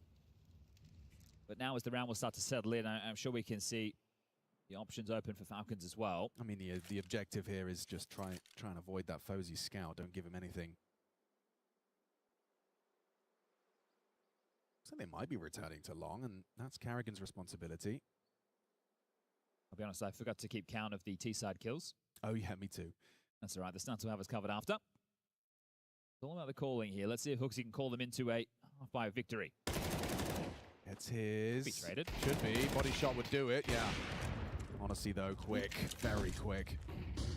Trying to catch that player. Slipping out short was HooXi. Caught crab walking. 2 more to find. Long, one short. And, well, Long has made the incision. What is 2v2, well timed on the clamp down. Ryu, though, has to find this instant headshot onto Kioske. You got Yabi from behind, exposed and brought down by Tessus. Now into the clutch. Ryu, too deep, needs to find himself another. Bomb's doesn't have the bomb and just jumps on up. Didn't anticipate Tessus to stick around. I think in that situation, if I can surprise him, get this kill, I don't have to worry about getting the bomb going for the plant, because with the clock so low, Ryu's decision-making when there's only 10 seconds left is like, well, I have to plant, right? If I fake in this situation and I'm wrong and he allows me to get it down, well, then I may be running out of time here. So they make it very competitive on the partial buy, but they're running out of opportunities now as it's a 4-round gap. Fozzy's AWP in the mix. Let's see if he can be a difference maker. HooXi with a long corner smoke. Everybody else towards the upper tunnel. So HooXi feigning that this is at least a bit of long presence. He's a curious smoke there towards Long. They're going for this. Just straight into B. Tessus locked in. Oh, and his AK spray pretty damn good himself. He was one man on that bomb site. There was no support network close by, and yet Tessus has single-handedly cancelled the plans of Astralis. Bit of an over-rotation right now. Carrigan's flanked though. Ooh, and spotted by Fozzy's AWP lower tons. Bomb is T-spawn. Carrigan not to know that. It does mean this gets a bit treacherous for Yabi. He has to be slow. Nico so calm, ready to collect. Mantles up for this head-to-head versus HooXi. And HooXi's bested him this time. Yabi onto Carrigan. We got a 3-on-3. This 5v3 has been turned on its head, back to an equal stead. And oh, it gets better. Yabi blows the head off of Kioske. Still need to pick up that bomb. It's Tessus and m80 going to be hanging out double doors together. Surrounded, in fact, by opponents very close by. Fozzy still lower tons on that AWP and caught looking the wrong way. Trade attempt, and they've lost him. Bomb top mid, HooXi to clutch, or this is Falcons on 11, and m80's got him. 5 kills between Tessus and m80, a recovery of the recovery. Recovered. Yeah, that's the thing. Astralis had to work so hard to make that even competitive, and then they just walk back into them. Yeah. So losing track of one another in this is fantastic anchor work from Tessus. It's what you need to see. But I thought that they wouldn't, or maybe when the long corner smoke missed by HooXi and they have full info, that's why I guess they got, yeah, okay, well, they're shoving. But once they got denied entry, there was an escape path out. And just 2 rounds away, locking themselves in for the playoffs. And that's an awful lot of time off. Playoffs don't start until Wednesday next week. Go see the sites. Get a lot more time to prac. The bomb sites, I mean, when you're pracking. Okay. Done well there. Thank you. Well, even though this is an 11-6 scoreline, it has delivered more than an 11-6 scoreline. It has. The individuals on display hitting some absolute bangers.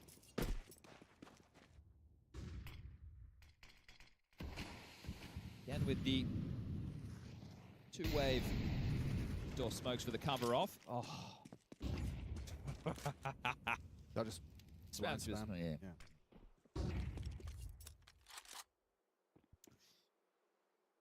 Disadvantage, hamstrung. You lost your Bianca. It's going to keep... Oh, sorry, your Bianca, your B lurker. Kind of the same thing. Same vibe. Yeah, he's anchoring the upper tunnels. Yeah. It's the short space that's tantalizing, right? You've got all of that room to line up your exec. What little it will be. It's minimal in the nade front. Oh, Carrigan's talking. He might get caught in the fade. Yeah, as he backs away.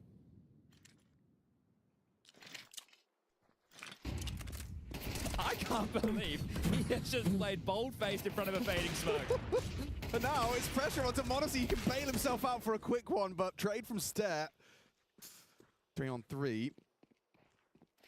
Kioske caught by that scout. No trade attempt at all from Nico. Knows he's not able to find that angle. Tessus and Nico to try and find this 2v3. It's doable. Nico's been a sharp shot, and there's another one where that came from. HooXi, cowering in fear, stands his ground on that Galil. Stare in a great position here. This is a hard crossfire to try and break, but oh my god, he can. Tessus, a smoke and a kit. It is up against Stare, though. A safe pair of hands if ever I saw one. Can he defuse from up top? Oh, He can. no, He's it's ratting naughty. it. He's ratting it. You cheeky rascal. He's gone and done it. Well, that's all the energy sucked out of the room there for Astralis. One more round, and we'll pull this one done and dusted. Down to the lower bracket. A couple of days wait before we see Astralis play again. There's the opener. You're going to give me a chance. Yusuke's going to take it.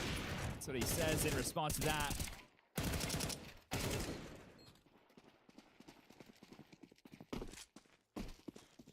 It's a long go. Okay, we got some pace there. Nico's here. Damage connects onto two of them. We'll get back and avoid the tracer from Huxi's attempt. Watch Yusuke right now. He's just been flashed through the mid doors. So, look, there could be an upper tunnels lurk, but at the moment, if he pushes up mid, he has the completely pinned towards long. The whole Falcons, squad. they're not to know that, right? They don't know that there's not a lurk as part of this, but they are actually hedging towards tunnels now to clear it out. Just depends on the timing of when you want to hit the go signal. So block deep for now, but starting to fade. They're boosting over for a sightline as well. Karrigan can reblock this, which would be well timed. Yabi's played through. Problems. Is he closer than the expectation? No way. He actually hit that. 50 HP on Yabi. Now just 2 points of health. Cowering and cleared by Monacy. The dude is locked in. Quick swing. Karrigan gets one and done. Just the 3 of them on long. Trying to breach. Trying to find a way to make Monacy miss a single shot. There's Stare onto Kioske. Tucked on Gandalf. Rosie Carr. Molly will make life miserable. Forced into the fight is Nico. No attempt, or no help rather, from Tessas. Posey takes him down eventually. Now that bomb will go down. Cover from Huxi as Tessas goes for an ambitious jump. Monacy, is this one winnable? Would have liked to have hit that one. Goose and ramp, he knows what's up. He wants to give it a go, but he probably shouldn't. They don't have any loss bonus, but I think for the entertainment factor, I would have liked to just see Monacy go for one of his classic clutches, but that's around on the T side for Astralis. So there you go. They'll get there first after what was a competitive first half of play. We have a bit of a runaway half here from Falcons. They will concede this one. They will force by behind the AWP most likely. Terrorists win.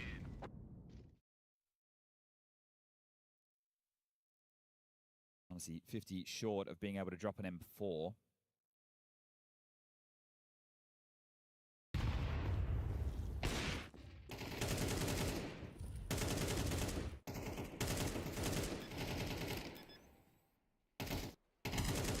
The Force has been able to get them the saved AWP, a FAMAS, 2 digs, and an MP9.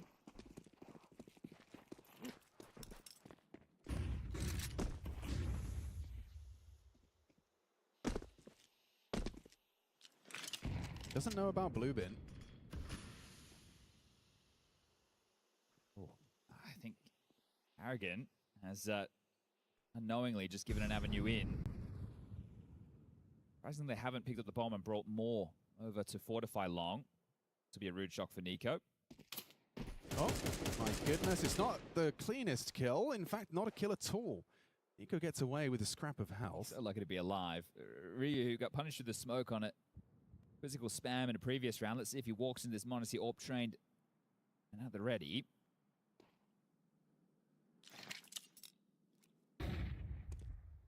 Bomb is still in T-spawn and starting to transition back towards B. They're hoping that the long pressure acts as a full fake.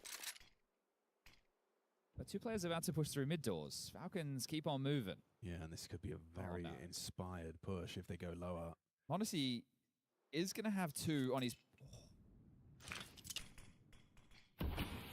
That is quite well timed. 40 seconds. Now they believe it's full long. So it's a little bit unfortunate.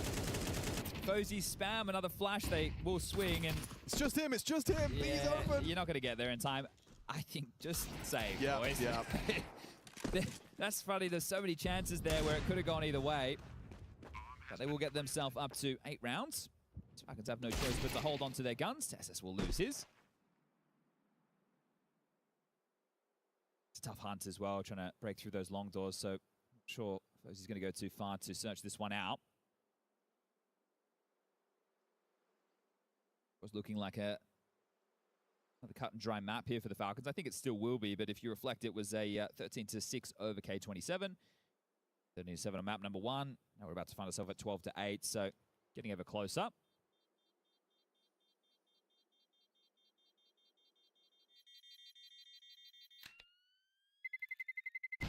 Terrorists win.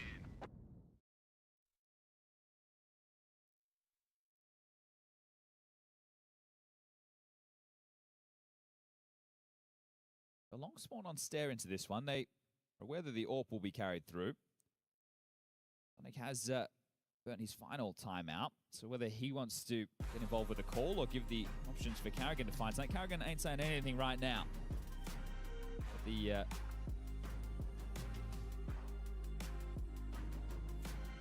conversation coming to its conclusion with the coach.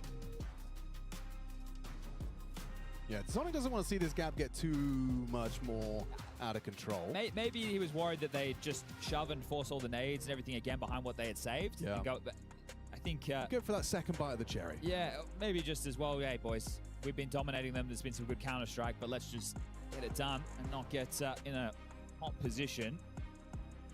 Stay with this long spawn. Ryu's lining up at insta-mid. Gonna have Carrigan with just a Desert Eagle on long. Straight out for Stare. Unscathed by the nade. m80 trying to be disruptive. They're coming his way and he's missed the shot. Uncharacteristic miss, but with Kiosuke's trade, lower tunnels occupado. Not the Deagle headshot you were hoping for, but Kiosuke keeping it competitive. Yuxi removes Tessus, got blocked in the smoke, and here's Kiosuke, knows Kiosuke's around those lower tons. Well, the two of them should be able to clear him out. Hooksy has to be here. This is the distraction. It couldn't have gone anywhere, so they should be able to deal with him, whether or not they do it cleanly. Oh, he thinks he's lost him in the smoke. He's actually closed doors. And that's the horrible end to the round. For Kiosuke, good output on the FAMAS, but brought nicely by Hooksy to a close. 3 kills from the captain of Astralis. And 3 consecutive rounds now, so need to be 3 more. We want to go to overtime. Odyssey will not have an AWP to contest in this, so you can understand the opening gambit. They're playing aggressive lower, right? He's up on short. Together they're able to, or should be able to lock this down, but missing the shot. Still believing.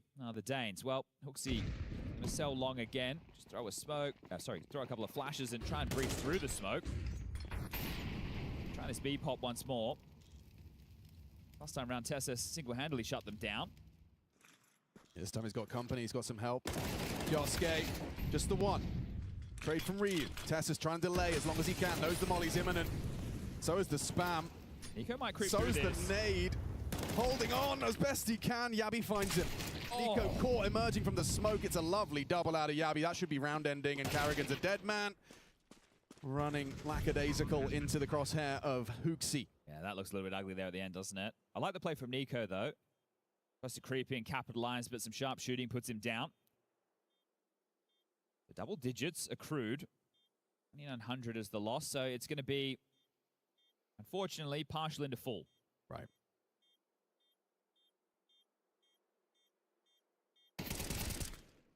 We'll see. Wants to retain this M4. Now they know exactly where he is. They can start to deal with him. And Hooksy could have him from the back lines. Will do. Board wiped. Can be some upgrades here. I think m80 needs to make sure he retains enough cash for the AWP. That should be his priority. For the rest of them, can be a little bit hungrier with their investments. Let's see this one. From Yabi, yeah. Just saw him creeping through the smoke. It's a couple of digs, a couple of 5.7s, and an MP9 to give it a look in. Knowing Falcons, they'll win this one. Spamming flashes and actually getting a body out as well. Reeves got full long.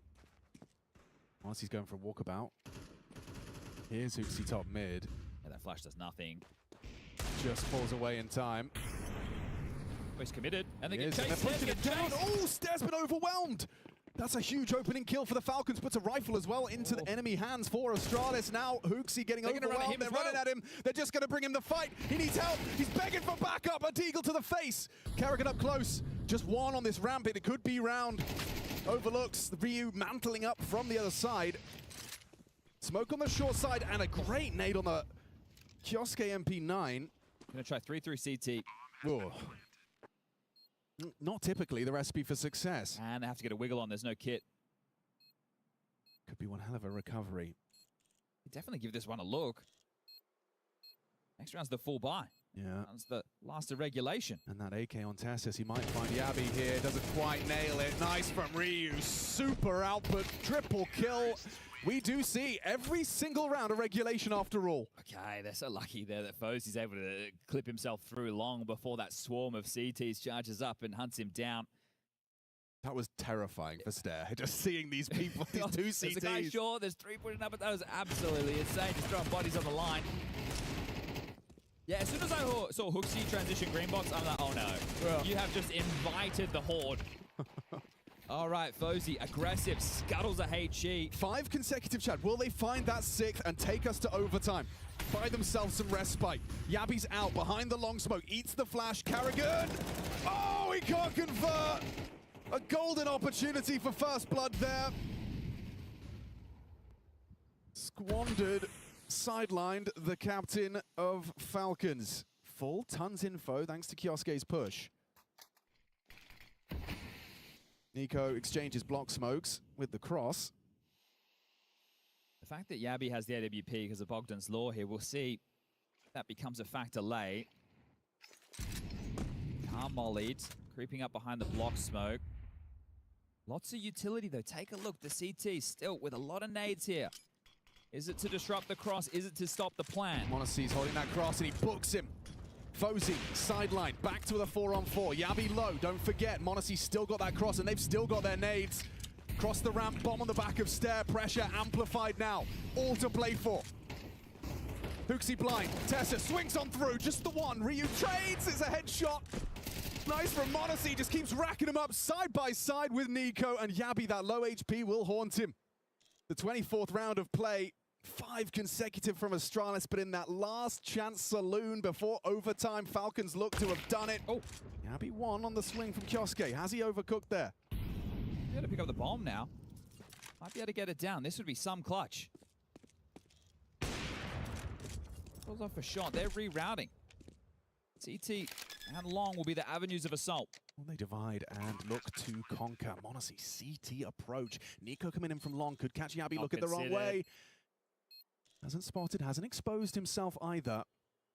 On this peak, ready for Nico's approach, and he spotted the shadow, has the info on the long player. Wondering about number 2. Where's Monacy? He's right there, on the ramp, missed shot, overwhelmed. Nico finds it, Falcons are off to the playoffs. Yeah, Zonic happy with that one. It got damn close towards the end, but they could have done it in regulation. The best of 1, the best of 3, light work, the reigning major champs in the playoffs here at the